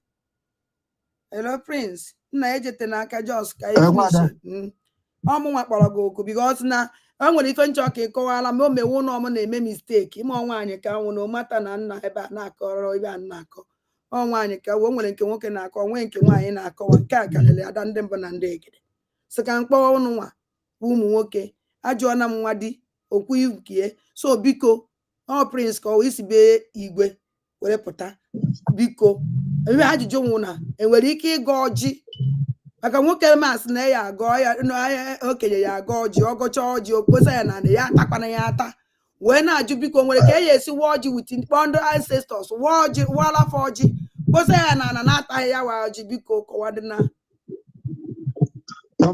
Number 1 nwada ode ịnwa ha nwa welu ọjị gbara ịnọ wee si n'ijele ebe ilo gbara ịnọ wee kpọkwuo ndị ichie wee chọọ ọjị agata ebe ahụ okwu ilo gbara ịnọ mba okwu ilo gbara ịnọ Mụnọsị si welu ọjị gbara ịnọ kwe kpee ekpere iwere ọjị wee je kpọkwuo ndị ichie wee kpechie ekpere wee wụọ ọjị ahụ gasị ya na ahụ pụọ. Number 1 ha ya azaghị ekpere gị ka number 1 aha eme ihe ahụ eme ife ọnụ ị na-eri ka ihe enye ndị ichie ije ebe ahụ ọjọọ na ịwụ alụ gbara ịnọ ịwacha ọjị ahụ mọs na ịya atagharị ọjị ahụ na na-enye ndị ichie nke ha ịya ata ọjị ka number 1. Number 2 ọjị ọzọ aha ata ahụ ọjị gbara ịtọ ọjị ike nga akpọbe na phone I just nchọ ikili at this point ka ha fe ime mistake onye ka m ji wee kilia because nna m chere god without ekili at this point enwere m ike ime mistake achọrọ m ikwu ihe mmụọ ya eji wee chụba m biko onye ka m ji wee kpọọ ndụ kara mmalụ so anyị akpọbe phone before ka m nwee mmarazi ife m ekwu nna m na-aga n'ilu so nneka ọjị ya awa ịya agafu n'ilo na ịya ata ahụ ọjị gbara ịtọ ọjị ikenga ọjị victory ya and ebe ilo oke ya nọ wee gọji ọjị ịgọcha dị ọjị gafuo ji ọjị ya ha ata ya ata mana ọjị na gbara ịnọ wee gaba ịwa ha na-gọcha ọjị ahụ mọs na ịya ata dị ọjị ịtaghị ya ndị isi anya emeda ekpere ahụ ikpere accept so ọhịa nwere ike kwuru mgbe so nke ọ na-asịsị were ọjị jebe na ezi were ọjị nọ on the bike ha chọrọ igbusi na nwere any other thing. Ọjị enye anyị Biafra, ọjị akpọpụta Maazị Nnamdi Kanu na prison. Ọjị. Ọ wụ ebe ahụ ama m okwuchago ọ wụ ebe ahụ ka m si wee tinye ọnụ ọkwa efuru otu Maazị Nnamdi Kanu na-esi ekwu ihe gbasara ndị gboo na ndị Israel. Ọkwa efuru na ndị Israel kịta ọkwa ha nwere Chineke ọ ebe ahụ ka ihe gbasara okpukperechi nke ndị Kristian awụ na Jerusalem ka ha ekweta na ọkwa ya mana kịta ọkwa ndị Israel na-ewepụta one of the modern weaponry na ụwa niile. O nwere nke a na-ewepụta na o nwere nke a na-ewepụta a na-akpọ lesa. O nwere nke ha nwetara before a na-akpọ Iron Dome. E nwekwara nke ha nwetara na a na-eyuzu a na-akpọ A300. Nke ahụ nwee design ya ịgbari missiles na-etinye n'elu. Ọ bụrụ na country bata na be ha, ọ bụrụ na another country bata na be ha agbaria ya a na-akpọ ya A300. O nwere nke ha na-arụkwa kịta na-eyuzu lesa heat system na lesa ọ ihe nke ahụ na-eyuzu ha tinye aka ha n'akpa na-akpọ ndị ancestors ha ka ha bịa lụrụ ahụ ọkwa ha na-alụ ọgụ a kịta. Ihe chọrọ eji nwanne echi ka edozi ewu ihe chọrọ eji nwanne echi ka edozi bifo drop maka ana m anya moto kerekwazi ihe ji wee bekazi esi anyị gọba ọfọ ka ekwe n'ebe holy water and the anointed oil ọ gache nne onye ụka ka ọwụ nwere ike ọnwụ na o chegharịa na hafụ saịdị anyị na-eje mebi na achụọna ya na otu anyị si wee chụọ ya na Biafra autopilot eji wee chụkwa ya ebe ọ ghọzie n'ụsọ ọhụrụ anụ ịlụ ọhụrụ anụ ana. Ọ dịkwa egwu nna aka anyị kọntinu. O nweburu onye kpọrọ nụ mebi na ọka marịa mana ọnwụ nọ because of na ọnwụ nọ dị sentin ndị akwuru ka onye a na-akpọrọ chọkwara ikwu ọ baghị ụlọ iprolong by the destin ka anyị gara move on forward because enwetago m ife nchọ ịma nwaanyị ka nwụ o nwere ife nwaanyị na-etinye ọnụ ife nwaanyị anaghị etinye ọnụ ihe gbasara omenala ndị Igbo omenala ndị Igbo a na-eche ụmụ nwoke nyere m forward side ka hafụ ime ịda iwu mmụọ so ndo na ụmụnne m anyị ize Chineke na ụnụ nọ ya ka anyị na-egekwa ntị. You have 4 days representing the 4 market days. Your orgy must be 4 in lobes or in parts and representing the 4 elements. You do that onto the 4th day. The 5th orgy, which is on the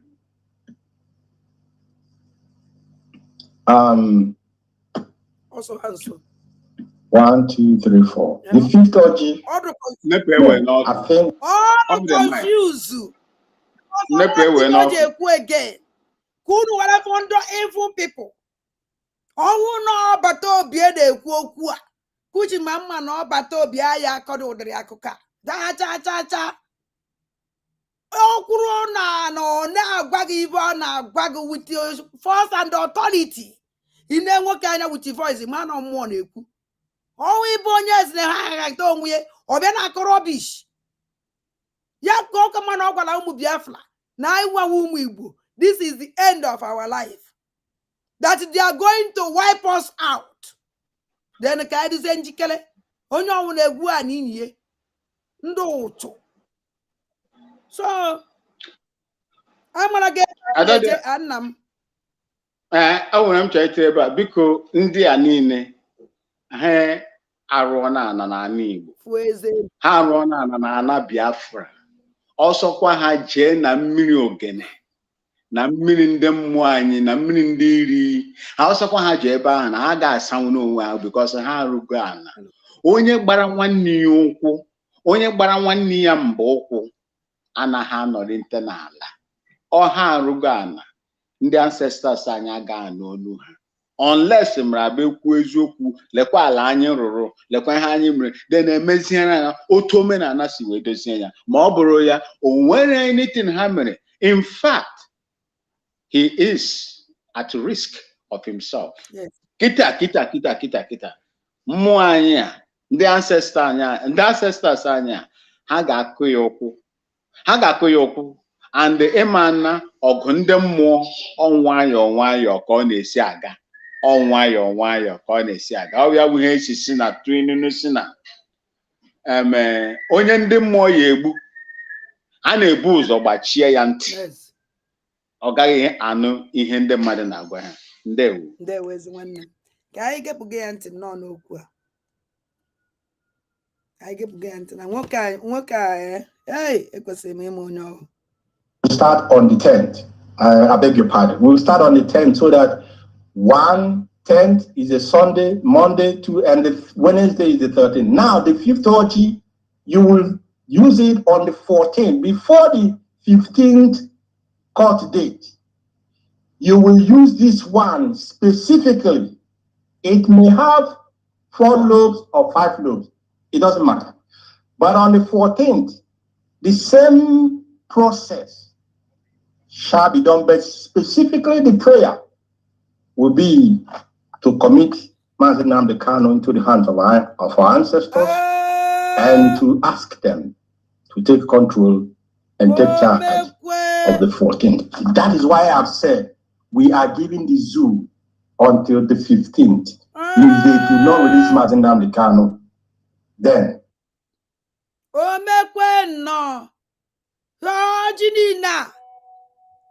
we will commit our leader Mazi Nnamdi Kanu n'aka ndị ancestors.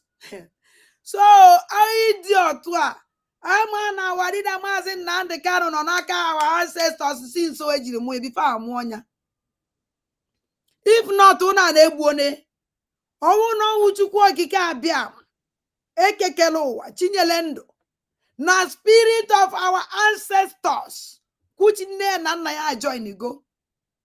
This man na wanna since I get aka Chik edozie no na wuru Chik edozie mu otu Jibril no na wuru Buhari mano wadida Mazi Nnamdi Kanu. Oh God. Since I na-eje ka na-ekwu okwu ije ka ọtụtụ ka ọ mado ya bịa wọji taka ọ mado ya ha ndị wadida Mazi Nnamdi Kanu na ancestors ya. Ndodo confused, ndodo. This man is confused. In short, onye amara ife. In short, I'm on ife mejiwe. Nya, this man in short. Onye who is this man self? Ana akpọ Chik edozie m. Ono nwere onye na America ji picture of this man. Ono nwere onye fo na picture this man before. I want to see him. Achọrọ m ime onye ọwụ. Ka anyị na-ege ya ntị. Chikina. 15th is the day that our patients will run its course. If they do not release Mazi Nnamdi Kanu,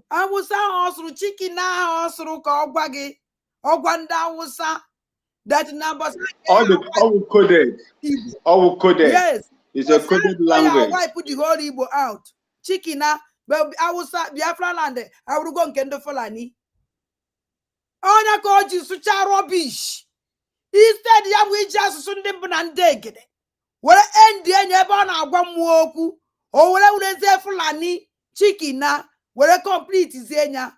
Onya wonwa ishote. Amad mokumbe we use odumma. Onya we na agumike. Because Jido bigaka. Amad moku yezu. Jido bigaka. Oye je go for.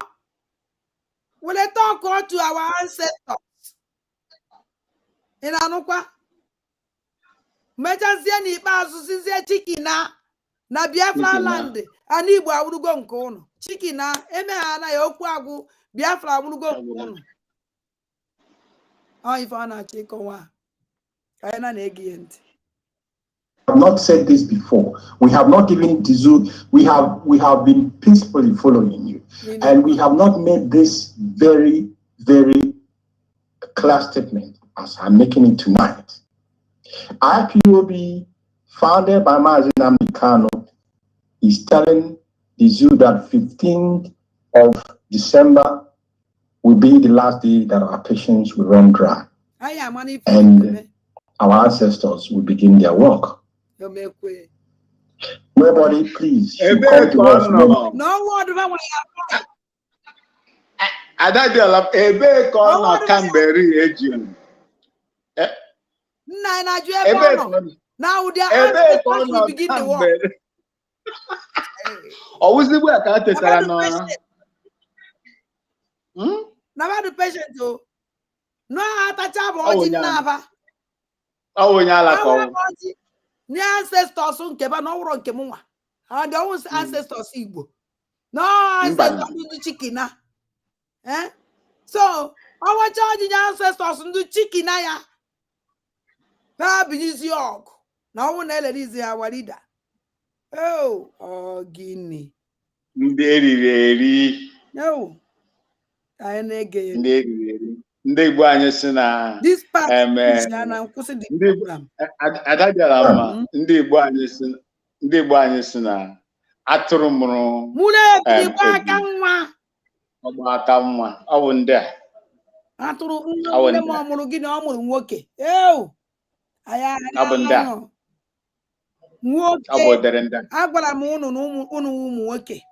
Anyị abịa nye unu iwe. Anyị abịa nye unu iwe. Maka o nwere ndị ibe adịghị ebe ahụ. A na-ese na nwoke. Ịma nọ ibiri achịka m. Like this nwa nwoke o nwere ike ọnwụ ya ka e nyere onwe iwe dị ya na-ewe chụọ ya as a father. O nwere ike enweghị ga amụ ụmụ eme.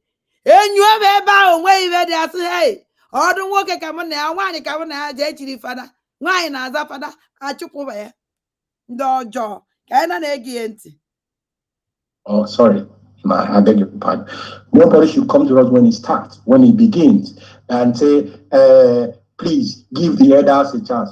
They have had their chance. Give the zoo a chance. They have had their chance. They have totally spit on our faces. Ụmụ Chineke dị phone na-adịgo on onye chọrọ ịkpọkpọ. Because ịbịa na-egekwa ibe onye a na-ekwu ewelego m the point nchọ. My point nchọ na this thing wụ please and the please and the please ayịyọ ka nna yọ ụmụ Igbo. Onye ọnwụ na-akpọrọ unu echi niile on Monday will sit at home.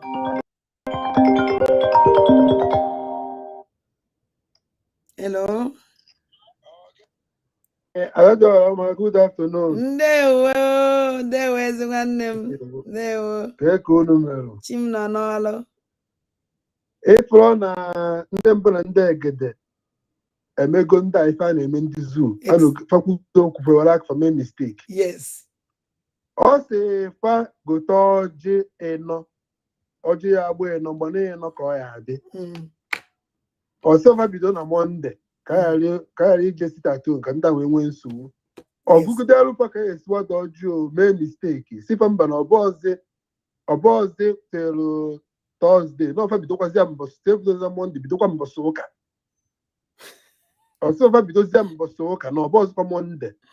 Anụ adịbụ gaa. Ị na-abịa ị na-ekwu ife ọzọ na ahịa ntị anyị dị n'ala o kwugide si mba fee bidozi na Monde si bidozie Sunday.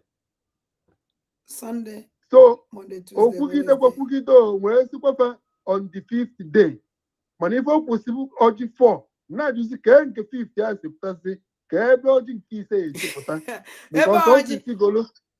o si sigolozie on the 5th day na nke 5th day anwa na ọmụzie ọjị ise ọmụzie nwa ise no problem.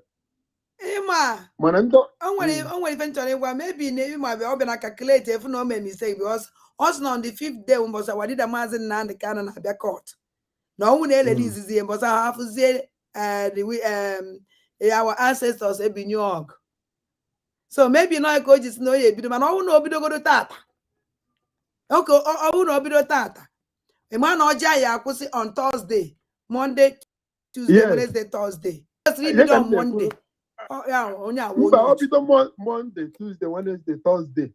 Mba ọ bịa si ihe gagharịa imechiza program gagharịa ya.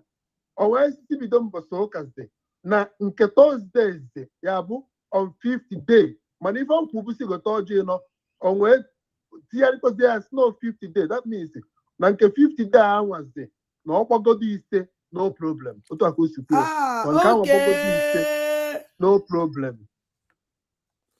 You see? So mistake jụrụ isi na-ayafu ayafu. gosiri good that ibe ọ na-agụ iwe edere nye ya gụọ. Ihe ọ na-aga agụ fa na mistake and mmadụ na-direct ya mmadụ Yes. Mmadụ na-direct ya. yes. So ọ dị confused. Ọ dị So confused. nke a bụrụ ofu.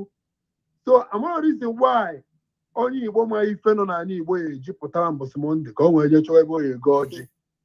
And ebu m ụzọ kpọ gị before ife m kpọrọ gị ma that man ịkpọ Prince okwugo dị okwu because na ndị abụ onye ụmụ ojii na ide mmiri local gọọmenti anyị na-akpụ ya ọghọrị ịgosi ọjị gbara ịnọ ịghapụ ọrụ ndị ichie taghị ya ọghọrị ka ọ bụ because na gị na ndị ichie ya erikọ ịgosi ọjị were aka ọjị were ya kịta na nna gị dị ndụ mbịaba ụnụ nna gị wee weta ọjị gọba gọchaa o wepụrụ aka ọjị ya n'ọbịa ka m nọ o were ya nye m sị anyị dị na onye anyị nọ gbara aka adị eme n'ọgọcha ọjị were nke ya nyezie anyị nwe ọ bụrụ na ozu anyị were aka anyị tụbisi ya atụbi o wee zuo anyị ihe were ọjị gosiarụ mmadụ kwarụ na abụrụzie ndị ichie nye fasefa taba ịtụba mmanya tụchaa ịṅụbiru wee nye ndị ichie fa aṅụbiru so ife a bụ onye ọbụla ji emeditin sef tiri onwe ya na nsogbu ọghọrị ka ọ bụ o ji eri ọghọrị wute ndị mmụọ so apụrụ m okwu m na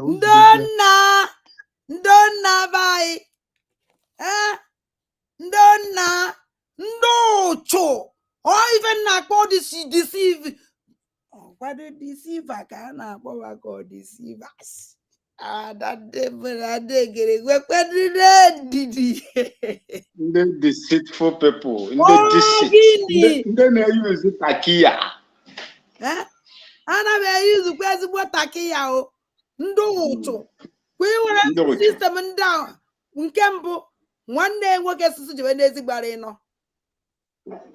ọrụ nke ndị be Dozi ọlaikiri ịta ọjị bana ndị mmụọ ịgba oke ọjị ọ dịka ma ọlaikiri ya nwanne nwoke Chike dozie m otu okwu ịga ọjị ha jebe n'ezi na-anọ onye nke ahụ ọjị gbara ịnọ ama m ibeba ya eje maka okwu ya ebe eji afta wee taa awa ọjị ka ị nwere bụ na ndị ahụ ndị ọjọọ ndụba na-alapụta ha chọrọ na ịwaipụ dị obi ya ndị Igbo ka ha chọrọ ikili ya ebere na-emere m nwoke Chineke mere amara gọzie nye ya ogologo ndụ iwe nwee ike inwe ya ahụ Chineke wee nye gị ogologo ndụ iwe wụlọ okenye n'ezi na your community ị kwesịrị ịtụrụ ochi gị aka si ya ndo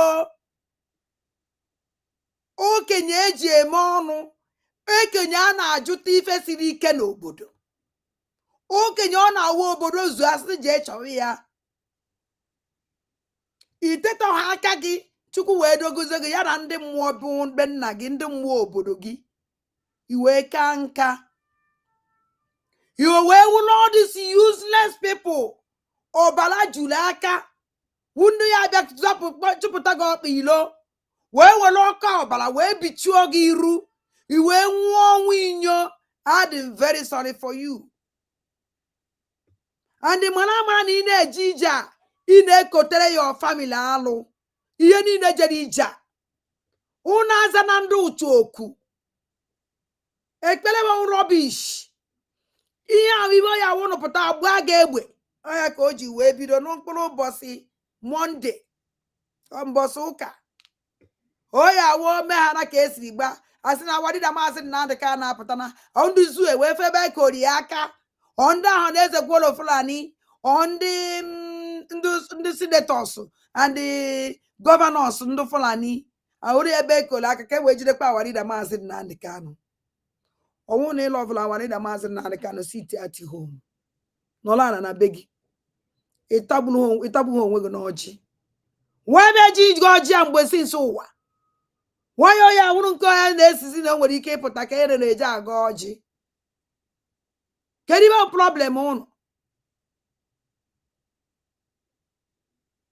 ege n'ọda ndị enwebata obi esi na mmadụ inconsequential ọda ndị inconsequential na-enye onye ụchụ ọhụrụ onye fada aka ya adụ ọcha bụ emebili ya merụrụ anị achụọ ya n'ụlọ ụka na-enye ụlọ ọda ọdụkwa egwu Prince nwanne m asị m nwanne m nwoke the line is open maka ndị chọrọ itinye ọnụ n'okwu na-akpọ tinye ọnụ n'okwu because na program a ma continue there because na enwetago m ife nchọrọ this point because ndị ọzọ kọwara o nwere ebe o kwukwara okwu dịkwa mkpa because from here ifuze ka o si ekwu okwu awarida Maazị Nnamdi Kanu iwe iwe gị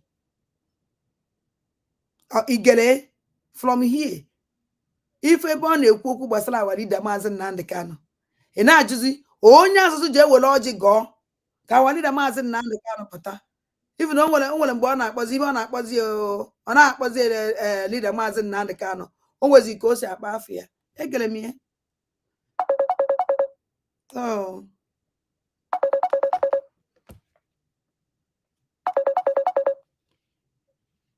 hello John, the Biafran journalist, Adadiora Michael Lemo. Ndewo. Onye nta akụkọ ala Biafra.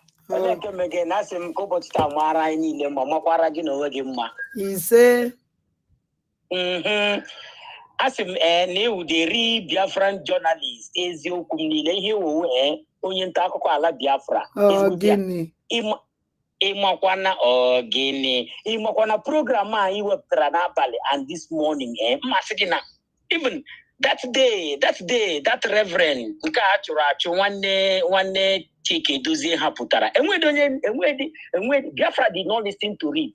Mba na ya ege ntị ebe anyị na-ege ya ntị wụ na otu akịta isi wepụta ya anyị wee na-ahụ arụ ikulo down gee ntị ọfụma ị ga-ama na ihe awụrọ voice Chik Dozie ama m Chik Dozie m ama m voice ya o teela isi were ya ihe awụrọ voice Chik Dozie m number 1 mana ndị ga-asọfa ihe a ndị ga-ata afụfụ ihe awụ ndị si na ha awụ HDOS ma ndị nọ na that Biafran that radio Biafra mmadụ dịka Maazị Jonathan so ndị a nwere mmụọ imagine mgbe anyị na-ebe akwa na Buhari anwụọ na ndị Naijiria ga-aga kpọtara anyị Jibri Maazị onye ndu mere ka anyị mata na ihe awụrọ Buhari na ihe awụ Jibri both voice both appearance both everything Chik Dozie m nọkwa mgbe ahụ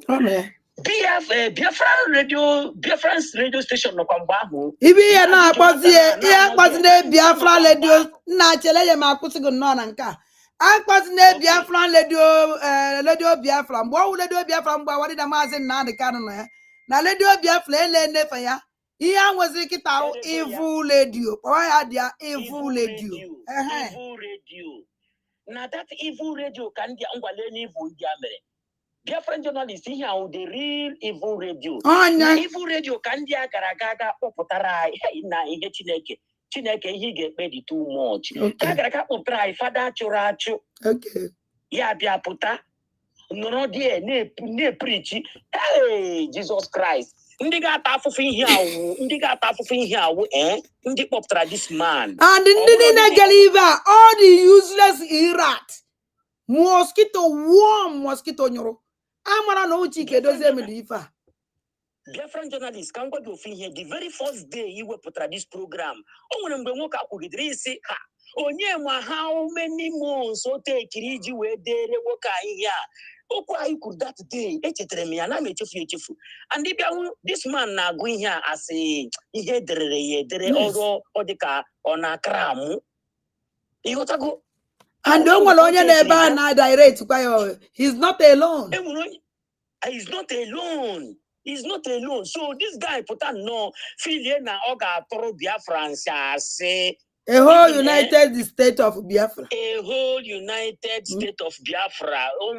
ịma ndị achịna anyị na ha ka ịma aka na-ekwu okwu DOS echena nwere ihe dịka DOS ha amaghị na o teele nya enwezi onye na-ege ha ntị to the extent ndị a formulate ga-akpọta mmadụ si ya bịa wụrụ as because ịmakwa how long for more than 1 year enwebeghị onye nọ n'olu Chik Dozie m gịnị ka ọ makwa na oge ekwu ka ihe Chik Dozie ma ọ ga-abịa kịta na-agwa Biafrans na gịnị mere na anyị ga-aga akọwa ugbo Chik Dozie ma ọ na-asị anyị ga-aga cultivate we in this time na na-agba December ihe all time of cultivation because enwezi ihe ha ma ha ga-ekwu Ịma ebe nji wee wepụta this thing. Ịma point nji wee wepụta this thing. Ka Biafra ma that na Chike Edozie m kwuru okwu. Ka hapụ na ibe ọbata obi na-ekwute mgbe wee eziokwu. Maka ndị ya believe sị na Chike ọkwa Chike Edozie m kwuru okwu mbọsị ya. And wee ka ha fụ how stupid. Ndị a na-abịa fight ọbata obi ede. N'ife unu na-asọ asọ ka unu nwa na onwe unu mere. Mgbe nke Jubili a na-fight ya na-eze ya ọkpa ọkụkọ, na-eze ya ọkpa ewu, na-eze ya isi nkịta. The same thing ka ndị Hdos mere. O nwere onye na-ekwu okwu. Nya ka nji wee pụta ije a. Ịdị too much Biafran journalist. Onye nta akụkọ ala Biafra ka ewu. Ị na-awakasị everywhere. And kwuru na mbalị isi na platform ahụ. Even na mgbe ole pụtara ahịa ọ bụrụ gwa na anọ dị. Ihe ahụ platform ndị mbụ na ndị ege. Yes. Anyị ga-na-arụbọ ha onye ọsọ. Biafran journalist, ihe iwewu Biafran journalist. Bam ha na-adọ onye ọnwụ na bam. Gụnwa ọrụ gị dị iche. Ihe ọrụ gị dị different. Ihe na-arụ ọnwụ exactly ihe Biafra chọrọ ịnụ n'asụsụ Igbo ịmakwa ma ndị nne ma ndị nna nọ na village. Even eme ha sị onye udo onye nwaanyị a gbara ihe n'isi na-asị ọ gịnị. Na ndị nne Ịdị too much. Ọ gịnị.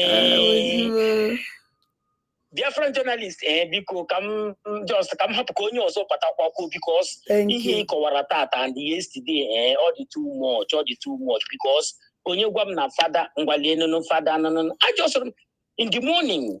Ibe ya na-agba ahụ ex-fada. Ex-fada, yes. Even ebidoro m in the morning gegide ya gawa ụka. I just na-abata ụka kịta join kwa na-ahụ na nke ahụ part 2 ka ọ part 3 ka anyị were nke ahụ part 3. Biafran journalist, ịdị too much. Ịmụkwa nọ na studio. In short, Chukwu okike abịa ma ga-agba gị ume o jide nke iji onwe dị onye ha ncha onye ọnwụ na nọkịta na-egere ihe ị na-ekwu. Anyị niile nọ na-egere ihe ị na-ekwu. So in short, onye takụ ala Biafra na-enye anyị nta akụkọ o uche anyị dị ya. Thank you very much. Thank you. Wow, nna be anyị nwere ife nwere ikwu so that ka Ada dị ọla mma asị m ndị ichie ndị ancestors anyị. Hello. Hello, Ada Debo na ndị Egede. Ndewo ezi nwanne m, ndewo. Ada, good morning from my end. Good afternoon. Happy Sunday. I wish you the same. Ọka mara gị mma. Ndewo ise. Ikwu okike abịa ma gọzie ezinụlọ gị, gọzie ọrụ aka gị, gọzie nye gị ogologo ndụ na ahụ isi ike. Biko ajụjụ ka m chọrọ ịjụ ọ bụ Chike Edozie bụ ọ bụ Chike ọ dịrị Edozie bụ nke ọbụla ha bụ na n'isi ha ka ọ gara aha. Ihe a program mụ na onwe m ga-ụhụ na akọrọ m mụ na onwe m kere program a 2020 mgbe aka kidnapụrụ maazị Nnamdị Kanụ ọhụrụ ka Chike Edozie mere exactly the same program onye a mere ihe a site ije na ụzọ gbara ịnọ kpee ekpere ma ọ ji tupu ọ ji fe hapụziere ndị mmụọ ọgụ ka ha lụziere Biafra ọgụ. Ajụjụ nna-ajụzi Chike Edozie ma ọ bụ Chike ọ dịrị Edozie m since 2021 aha agọziri nke aha because ọfọ ịgọ ọfọ gị kwere na ọfọ ịgọrọ na-esochi ya ike. Anyị na onwe anyị bụ ndị ụka na-eje ụka. Baịbụl sịrị anyị ekpere na-enweghị ezi ọrụ nwụrụ anwụ n'onwe ya. Ekpere na-enweghị ezi ọrụ ọ nwụrụ anwụ n'onwe ya. Mgbe unu dupụtara anyị so n'unu jee kpechie ekpere aha n'ụzọ gbara ịnọ tupu ọjị aha anyị lazie ka ndị mmadụ zie ọgụ aha ụlọ sọ anyị na anyị jee were egbe anyị na mgbe ọgụ anyị jee demechie laghachighị azụ na vileji jee paakị ya sọ mgbe cherezie anyị nazazi ise aha na-echezi so since 2021 aha ihe a 2023 na-agwụ ihe a na-achọzi ịba 2024 ihe na-apụtazi na ngwụcha 2024 gị nata anyị jebiri ụgwọ n'iji ego ha makwa ọhụụ ọzọ anyị cherekwa anyị nwere ike anyị gotazie nke a anyị cherekwa nwere ike ọ bụrụ 2027 ọ bụrụ 2027 ka anyị ga-echigata azụ Chineke anaghị azara ụdị ekpere a na Chineke na-azụ ụdị ekpere a ekpere bụ ikpe ya ekpe anyị gọrọ for 2021 aha anyị sand ya n'ọfọ aha na-akwari ya ọkụ na-apọmpụ ọkụ that is by now ya karị by Biafra ka ya karị nọ ya karị na-akọzi ihe anyị na-akọ kịta na ke ụdị mba ke obodo ndị achị biko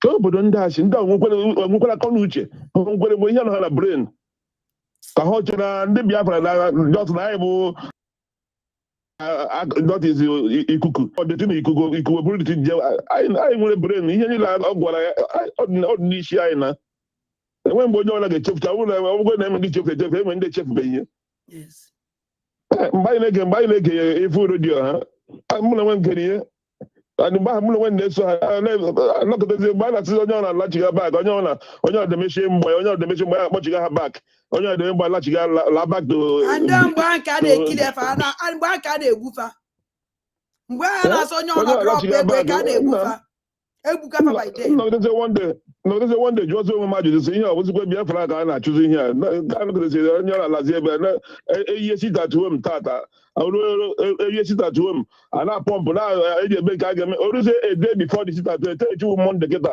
ọ bụrụ mgbe Chik edozie ha nọ na redio Biafra ha sị na tata ịnọ na news aka nsụrụ gị na no more sitatuwe m ike gwụzi everybody so onye ọ na-akwụchizi eso ha mazikwa ebe ha chi wepụtakwa again na-akụkwa the same story ha hapụrụ 2021 the same akụkọ ha kọrọ 2021 ka ha bụkwa bịakwa na 2023 na-akọkwa ya again ka anyị na-eje ha ntị nobody is listening to them why nji wepụta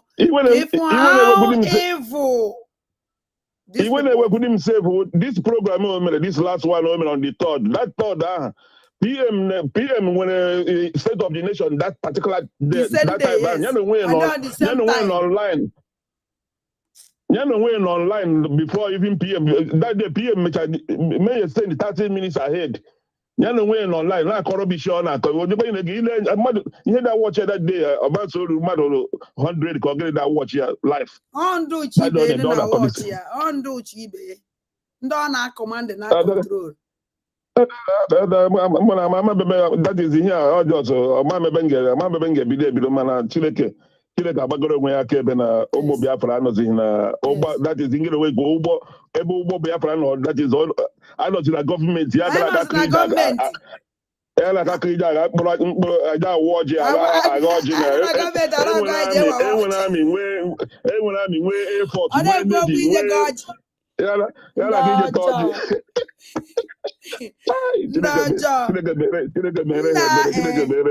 although that n'asụsụ ji egowa ọjị wụ isi my problem why eji wee condemn Jubilee na Buhari hanwawụ ndị condemn Jubilee na Buhari na-eme ibe ahụ Jubilee na Buhari mere agwa IPOB Fulani ka ha bụ na ọ dị same thing ka ha bụ na ọ dị Fulani na-agwa ihe ha na-eme na ọ dị ka nke a pụtara ụbọchị a bụrụ megafon na-eti mkpu na main road na Abuja na-aghara na Abuja sọ gịnị ebe ahụ ya na-ihe dị nke aha nke a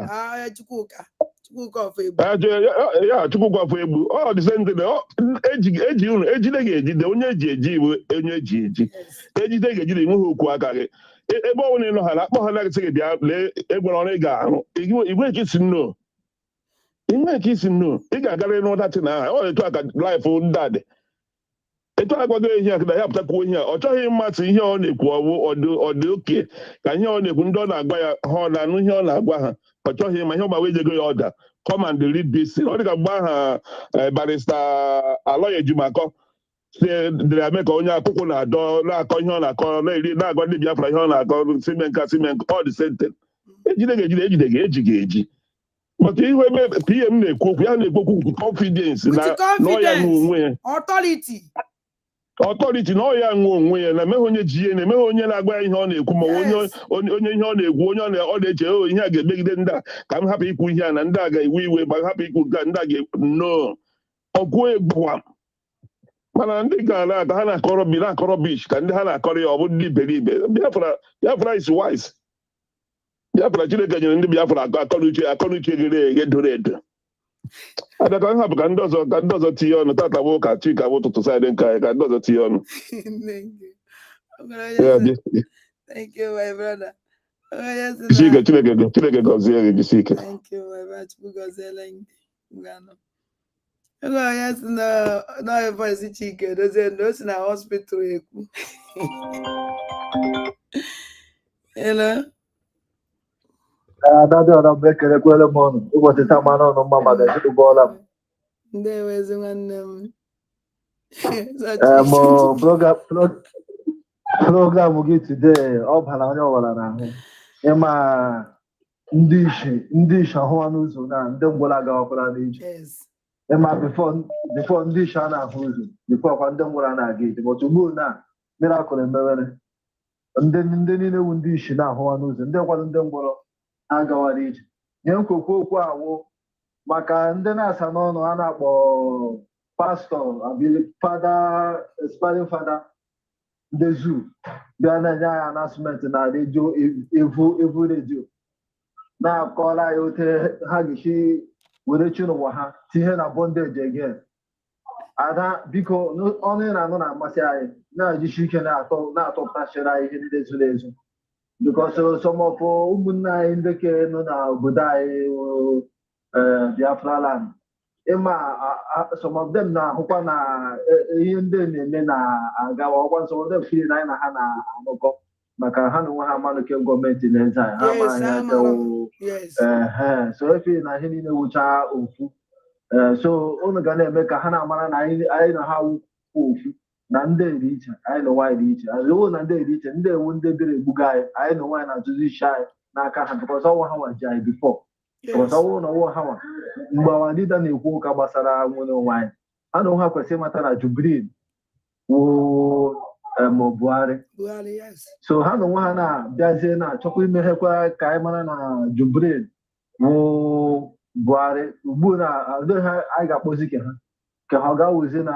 Chike Dozie ike gwụkwara ike gwụrụ ada ihe mkwekwu ụka awụ mkwekpọ gị wụ ofu pọntị ka m chekpọọ gị ịma ndị ihe ha kwemego ihe niile ka m gwa gị ji okwu n'elu Chukwu na-eru mmadụ ihe ha kwemego ihe niile ewu ha mara na data na enwe ebe ha nọ enwekwa ndị gege ha ntị ma otu ihe na-eji eme ike fọtụ ka ndị ka ha na ha na-emekọrịta mitin because ndị ha na ha na-emekọrịta mitin ka ndị a na-ekwetekwe na ha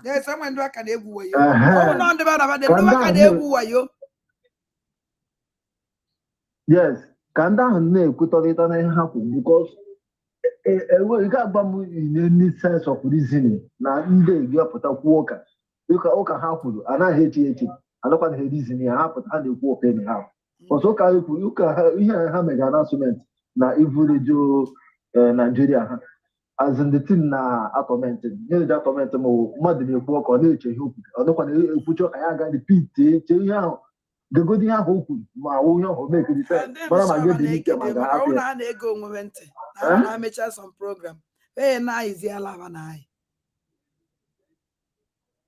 ada biko unu gara agwa ndị mmadụ ka ha mara na ndị esozi na program biko because ndị na-achọ ideceive many people mgbe ọnwụ na ha deceive gị ndị ha ndị ka ha bọta time na-enweghị DOS because na before Chike Dozie this Chike ọ dịrị edozie mpụtakwu okwu a bụ na ndị mmadụ mebi na ndị a na-efolo ịmana bụ eke gị ụzọ na-abụ mara amara na IPOB adọ n'ụzọ na-abụ enwere yes adịnabụ ịbụ yes adịkwara m ịbụọ amazi m enwere ndị otu Chinasa Nwaolu ebe ndị pụta na-abụ Chinasa Nwaolu mba ịma ihe meji were mepụta mgbe a na ọbata obi esusu forget about this people if not agara m iwepụta ya ebe ha na-ajụ Chinasa Nwaolu kedu ihe onye nyere gị isi na onye be ma Chike Dozie m kedu mbọsị i bidoro wụrụkwa gị n'ọgụ ọwa onye isi ndị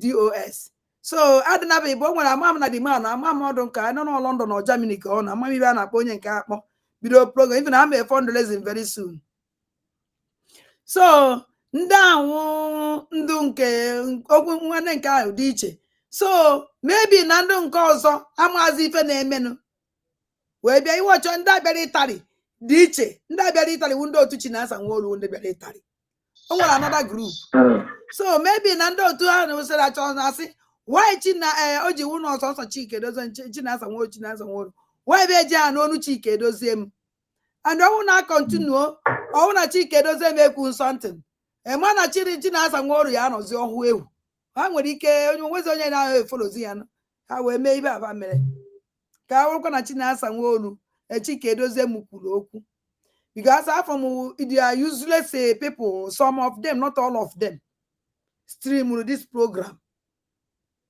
Adaka mgbaze go na ọwụ na Chik Edozie kwuru okwu ị ga-asụ ị ga-ekwu aha onye kwuru okwu because ọwụ ya kwuru okwu ndị onye kwuru okwu Chik Edozie m kwuru okwu n'aba Chik Edozie m kwuru okwu n'aba chi na-awụrụ chi Chik Edozie m onye Jubilee iri ekwu na-awụrụ Keda Buhari all the same thing.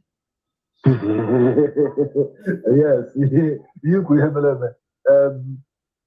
ọ dịgo ka o si adị ihe nụziri awụ anyị na nwaanyị ga-eme ka anyị mara ka ndị obodo anyị hapụ ịdị na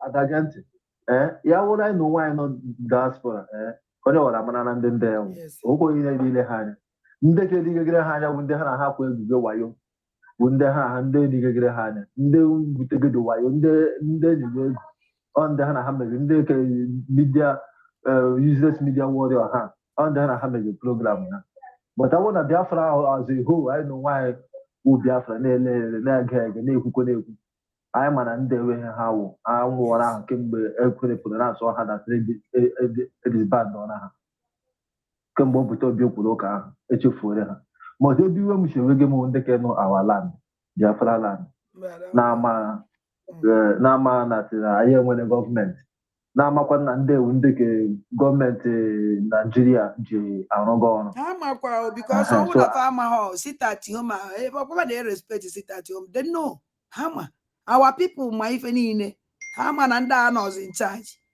ọkwana ya ka onye a ji wee kwuo okwu wee sị na ọnwụ nsọ nsọ IPOB ọgara ọhụrụ ọma na ọkpa IPOB nwere onye ya ekwepụtara maka na mana enwe ọzọ IPOB onye ka o ji si na the whole community because ọ bịa mevu ya na mbido izu na ọka ọnwụ sọsọ IPOB oji ya dị eze nsị na achọ ka mmadụ hie nne maka na ọ mana pa IPOB adịghọzi na ha eluzugo intoto so n'ọnya nwa ndị be anyị ma ha nwere idea ada biko ya mara gị mma maka chidobe na biko na-eme program gị na mama mma na-agachi ike na-aga anyị nọ gị n'azụ thank you gọziele ngezi nwanne m ngwana o bye bye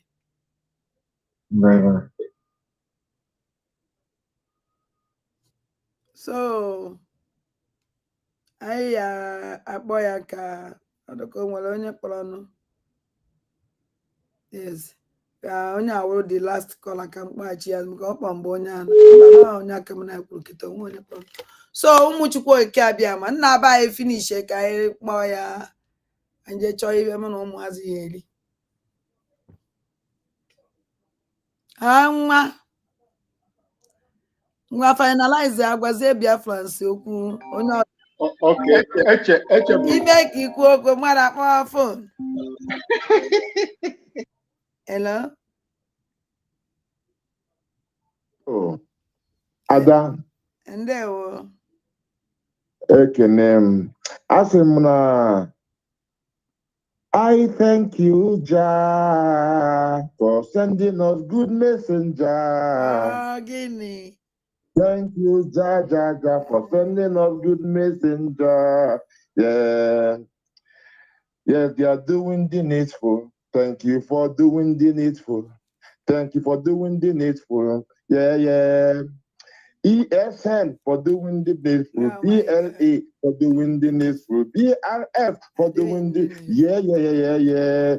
Needful. BNL doing the needful. BAF doing the needful. BMF doing the needful. BDF them doing the needful. See her Guinea. Guinea. That's her Guinea. See her.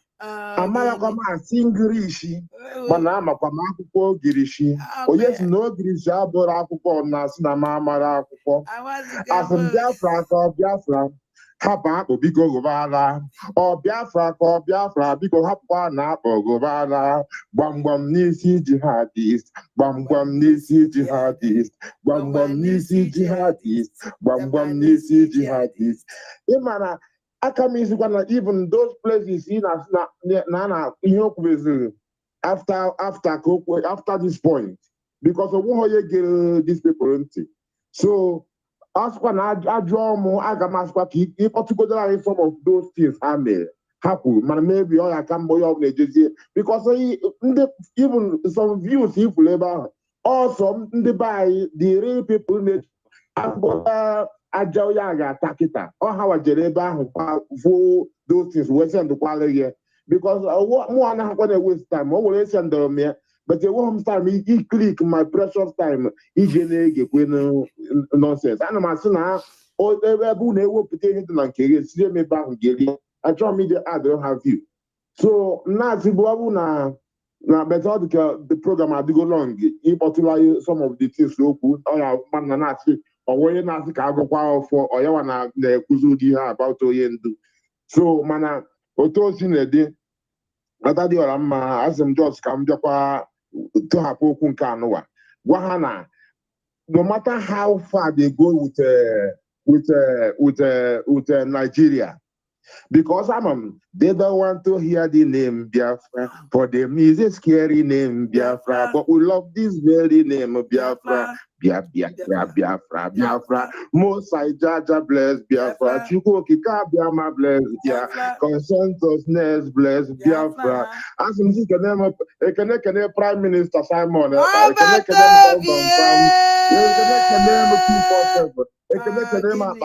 Biafra Republic government in exile. Ekene ogene adadiora mma. Ekene mu Biafra niile. Manda na Igbo manda na ha Igbo. Umu Biafra, umu Chukwu Okike Biafra. Kafara abụndị na batara Biafra ka onye ikike umu Chineke. Umu eziokwu. Kafara abụndị na batara Biafra ka onye ikike umu Chineke. Umu eziokwu. Ha na-akwu n'eziokwu gidigbam kwuru n'ịfụnanya gidigbam gbaga ka ọ dị ka m dị egwu n'ego oge nna biko egwu nke izizi anyị gụrụ o nwere onye sendili m enu ịma ebe ndị be anyị na-eme ha sendiele m ife mgbe ọ na ha chenjiri disi profile ebe a na mma amazi onye nwe onye so na mma enweta nwe biko ị nwere ike isendikwara m egwu ahụ atọka biko. Doesn't want to hear the name Biafra. Okay. Mba. Yes, Biafra. Immediately. Because send because I challenge can bia banye program. Mana form onye sendiri sendili mienu. Send a change in a picture nji malia. So not okay. You send there now. You save where with Alpha so that he will have and chop every time. Yes, because very important. Okay. Thank you. Okay, now God, Ada, the seeker. Thank you. Wow. Chai, what is a guy whatever before you Biafra Waba. Oh, Chineke Gozunu. Quality Biafra. Yes. Oh my God. Yes. Chineke Gozunu. Biafrans are mad at their quality. Mad at anybody. Okay, hello.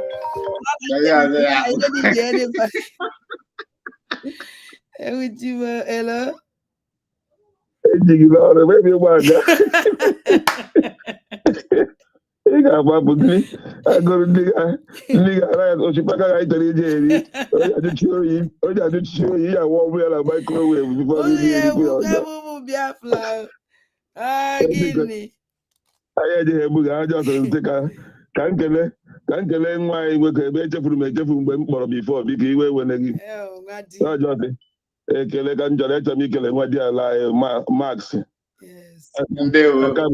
anyị na-afụ ọrụ ọma na-arụ anyị Chineke gọzie gị na mgbe ị na-agbara Biafra ezigbo nwa dị ala rijuru afọ ka ewu Biafra na-echefu ike Chineke gọzie gị gọzikwa ezinụlọ gị gọzikwa gị sa gọzikwa gị ya jisi ike echefuru m mgbe ahụ afọ m na side mana uche asị na mereke ndị Igbo anyị si na mereke mere nwaanyị gba Nwada na-agba mbọ mana ama tụrụ ogologo dọwara anyị ghọtara.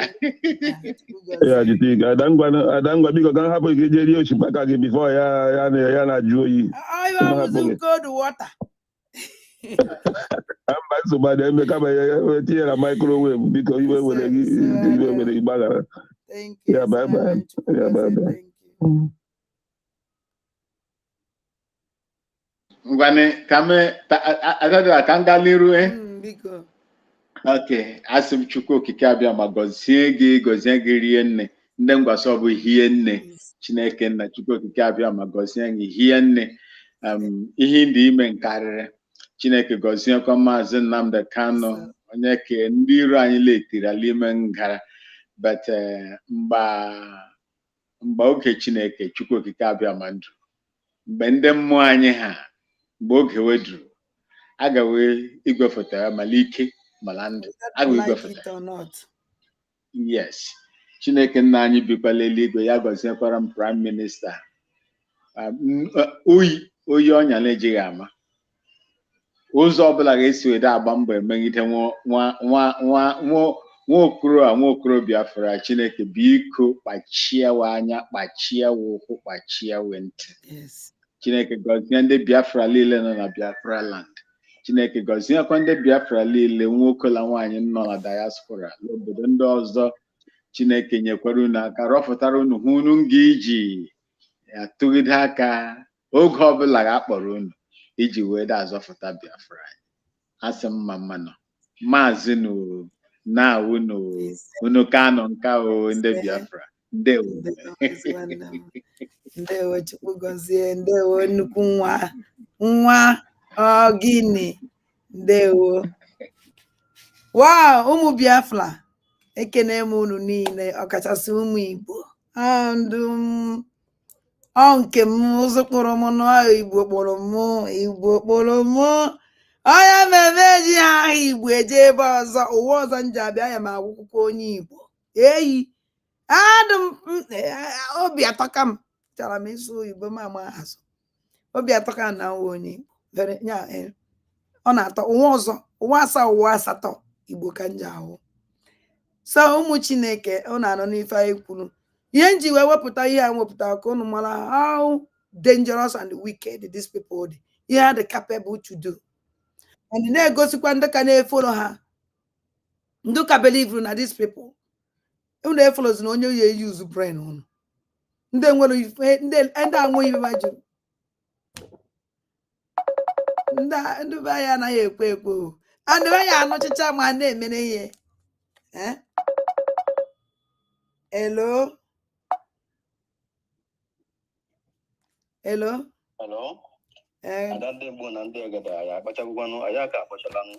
gịnị afụrụ ụnụ m aka ka nje zuo ike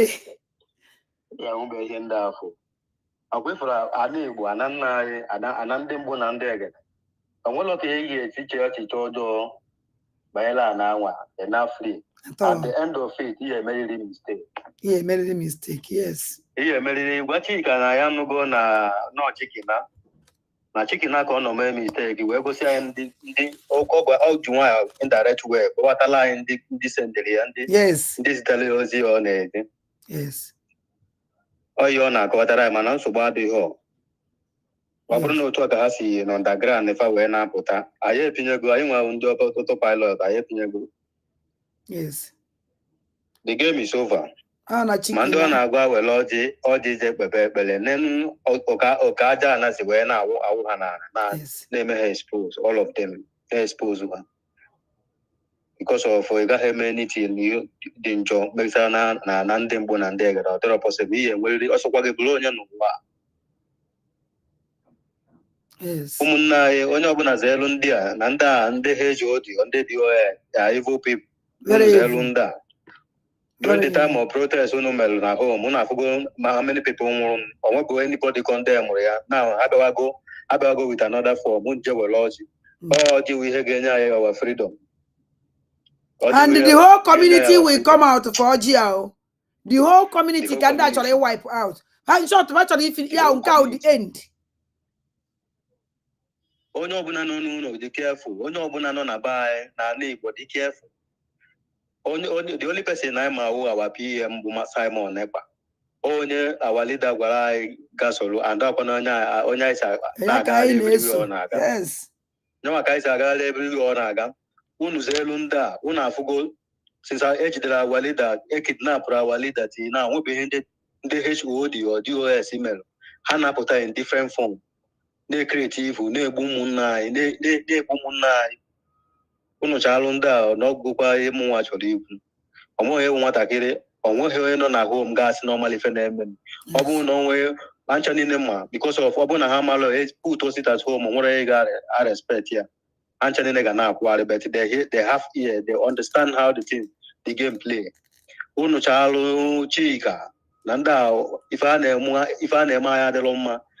Ọ ha nwa na-ewere ụmụnna anyị and we don't like it. We don't like it. Biafran Republic government in Ezra achọrọ ka any of us wee nwụọ n'aka ndị dị otu a na unu biko ụmụnna anyị unu biko only person who ga na-ego n'iyawu Simon Ekpa, which is our PM, our Prime Minister in the public government in Ezra. Unu biko na oziọma ka ada dị ọrụ mma na-agbasara uru unu wee na-anụ because of ịhụnanya o nwere n'ebe anyị nọ onye aka oji wee dezie oziọma so that we will live and enjoy our freedom that will soon arrive. Ada, thank you very much. Keep on doing what you are doing. I like again. Na sika chukwu bika be ama na agbago. Ise. Na no elegi. Maka na ndị obi adọrọ mma kali. Ọmụkwa ni ọjọọ ni nefa ya eche. Yelo yinso. O mecha na ba na ehe. Mana otu a ka ọ ya dị. Foko. Yes. I had a mount. Ise. I Ise nam. Thank you. Chukwugozelengo. Chukwugozelengo. So ụmụ Chineke unu anọ na ife nji wee wepụta this program awụrụ ife ọzọ.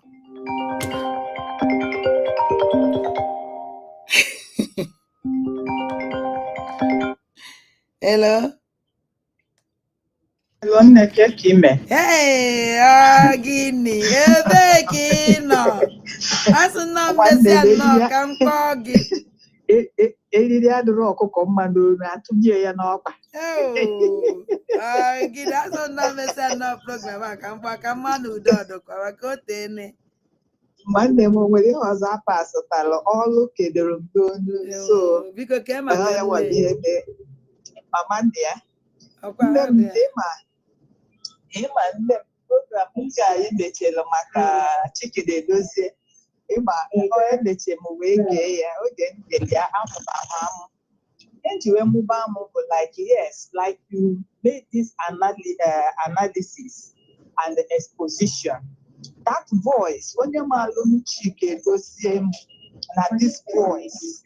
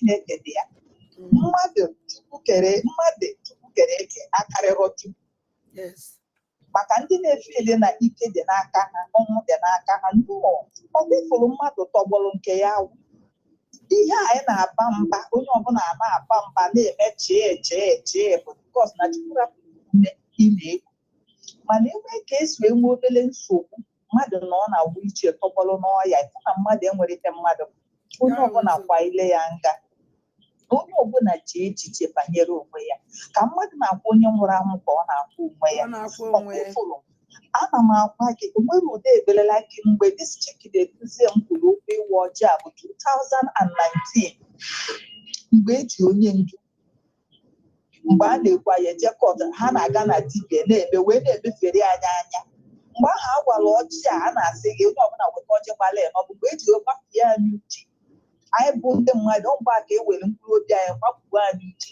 anyị anaghị eche ọzọ. You understand? All that voice ahụ ka ha kọnkọtụkwa n'izikwa again. O nwere ụdị ekpere a ga-ekpe aka ekpebeghị. O nwere ụdị aja a na-achụ n'isi onye ndu aka achụbeghị. Egwere eji a na-eme eme nke onye ọbụla na-eme ndị nke egwugo obi ọma ya. Beta aka Chineke dị n'ime ya.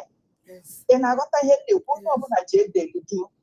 Chineke na-ewepụtacha Nebukadneza maka ife o mere ka o ji ụgbọ anụmanụ anụ ya ka Chineke na-eme na ndụ dị iche iche ife ji kwuo ife anụwa bụ ha nọ n'ụzọ ana m eje ndị so nwe saụndụ nọ na anọ saụndụ na gomoto so o nwere ife melụrụ nna wọd wọzitinye steeti nke a na-akpọ udele wee were maikrofon amara m ego na-akwọ ya wee were ụjọ ji elie eji wee were ụjọ ji elie ede wee si n'ozu ya abụrụ ya nwa ka a ga-ebunata n'ozu ya ka a ga-erelizi enwere ebe mmadụ na-akpọ mmadụ asị mana enwere ebe ị ga-akpọ ndị mmadụ asị ruo o nwere ụdị ihe ị ga-ekwu isi mmadụ ihe jiri na-ekwu ya bụ na Chineke gbachiri nkịtị nke a na-akpọ Chik udele na-eme ihe ọ na-eme aka Chineke dị n'isi onye ndu aka Chineke jisi ya ike Chineke kpacha anya wee izo ndị a na-ewepụtache ihe bụ Chineke mana mbọsị nke a na-akpọ Chik ọfọ egwu mbọsị oge ị ga-ezute n'ụwa ọ ga-abụrụ ọṅụ dele ndị ajọ mmụọ ọ ga-abụrụ ọṅụ dele ndị ajọ mmadụ ọ ga-abụrụ ọṅụ bụrụ ndị obi ha ọ ga-abụ a celebration mana Chukwu nwa ihe o ji wee hapụ ya maka na ọnwụ ya ga-adị nzu akpa ahụ ọ na-ekwu a sị Chineke the spirit that we kill of egwu the angels that we kill of egwu unu na-ekesa ọnụnụ gbọpụrụ amụ ya unu gbọpụta akpa amụ ya ahụ unu gbọpụta asị na-ejide ha anaghị ana m anụ unu I go home o nna afịa face to face so unu jee gbọpụta akpa amụ ya unu nye slow death because he must die o mefelugo oke ọ tabigowa ya o mego ife anaghị eme o mego ndị mmadụ anya mmiri ọ gbawago ndị mana aka Chineke dị ya ya na-anụ so ihe ọbụla onye ndu na-agagiga na Chineke nyere m nghọta mee m obi m dere jụụ sị m o nwere ihe ya bụ Chineke enweghị ike ime mgbe e kere onye ndu o nwere onye ya natara ọda mgbe ya na-eke onye ndu mgbe onye ndu na-abịa na ọmago ihe ọ ga-agagiga na onye ndu na mkpụrụ obi onye ndu na ọ dị n'aka ya ka esi jide nke Jabez na chiama mgbe oge ruru ya otu o si jide nke Job n'oge ruru ọsọ nọrọ na onye ọbụla ga-eti mkpu ọṅụ wee nye Chineke and onye ọbụla ga-enwe nchegharị ọ ga-atọ ya na mkpụrụ obi were nye ya he will not die in the camp of the enemy he will die in his old age and he will be buried in his old grave. I have peace of mind. Nne m udo dere udo chia jisi ike ịnụ mechaa biko ime ofere kpọọ ma o nwere ihe yes just kpọọ m ịghọta all right ngwa jisi ike bye bye. nwa ụmụ Chukwu eke abịa maka mbi okwu nke biko onye azakwana oku ọnwụ na-akpọrọ ya ebe ọ sọkwasị nwụrụ ebe ọ sọkwara sụnụ bịa mara amara na ị na-eji ịzụ oku ọnwụ na mee ka ịchọ na ị na-ede ya onwe ya o nwere ike ọnwụ na ịpụọ ihe echi azụ ege segere ndị a ntị ụnụ atụpụrụ na ọnụ ife okwucha na sị Chikina ozie n'ozi ndị Fulani si ya kwuo ife oyi eme Chike edozie ma achọzi iji ọnụ ya kwuo maka na ọ ma na okwu onwe onye ya aza ya nọ onwe onye ya ege ntị gos na ọ mara na ife anyị amara gị ife ọma so wee sizie n'aka dịsi Chike ọ dịrị nọ na agbụrụ Chike edozie m otu Jibrisi wee nọrọ n'azụ na agbụrụ Buhari so bikonu onye aza na oku ọnwụ na onye gene ntị ọnwụna and ihe nji wepụta this program iji gosi ụnụ tru na ọnwụ Chika Edoziem kwuru okwu na nwanne ya nwoke Chika ọ dịrị onye kwuru ya wee okwu n'afa Chika Edoziem ahụ adịghị Chika Edoziem anyị ekwu okwu ha da ụtụ ọnya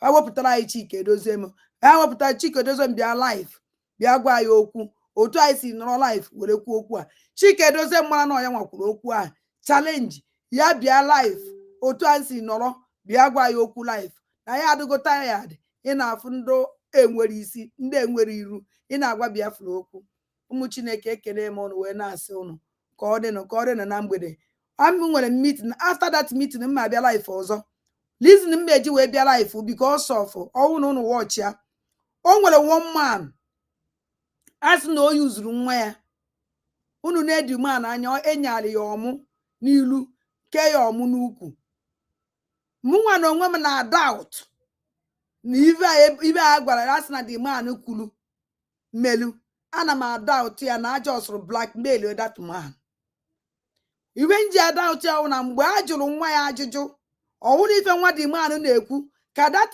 man na-evidio ya wụ ibe na-ekwu ha bere iche iche anyị eje visit that program ibe ahụ emere ka anyị gee ntị n'ihe mere that place gee ntị ibe nwa ya kwuru gee ntị ibe ụmụ agbọghọ ịtọ akpọta kwuru ka anyị mara mgbe anụ na-ebido na-eme na bịa be anyị ka anyị mara mgbe ebido na blackmail ndị mmadụ because of na onye ahụ nwere contract ọ saịnụrụ because ụnụ wọchị ụnụ ya anụ mgbe a na-ekwu na ọ saịnụrụ contract na that contract ahụ ọ saịnụrụ na ya alụzie na ọ terminate go ka anyị mara kedu ife mere that place mara mgbe anyị na-akọndem ife anyị ekwesịghị kọndem mara mgbe anyị na-asọpọtụ alụ na-eme n'ala Igbo biko na ụmụ Chineke enwetago m the program ebe a jụrụ nwa dị man ajụjụ enwetago m nke ụmụ agbọghọ ịtọ ahụ ajụrụ ajụjụ witi nke ahụ nwoke ahụ anyara ya ọmụ n'ukwu ka anyị mara kedu ife mere that place witi anyị gezie ntị ife niile a anyị ejizi eme justice na ya case ekene m ụnụ ụmụ Chineke bye bye na share na love ọnụ m bye bye.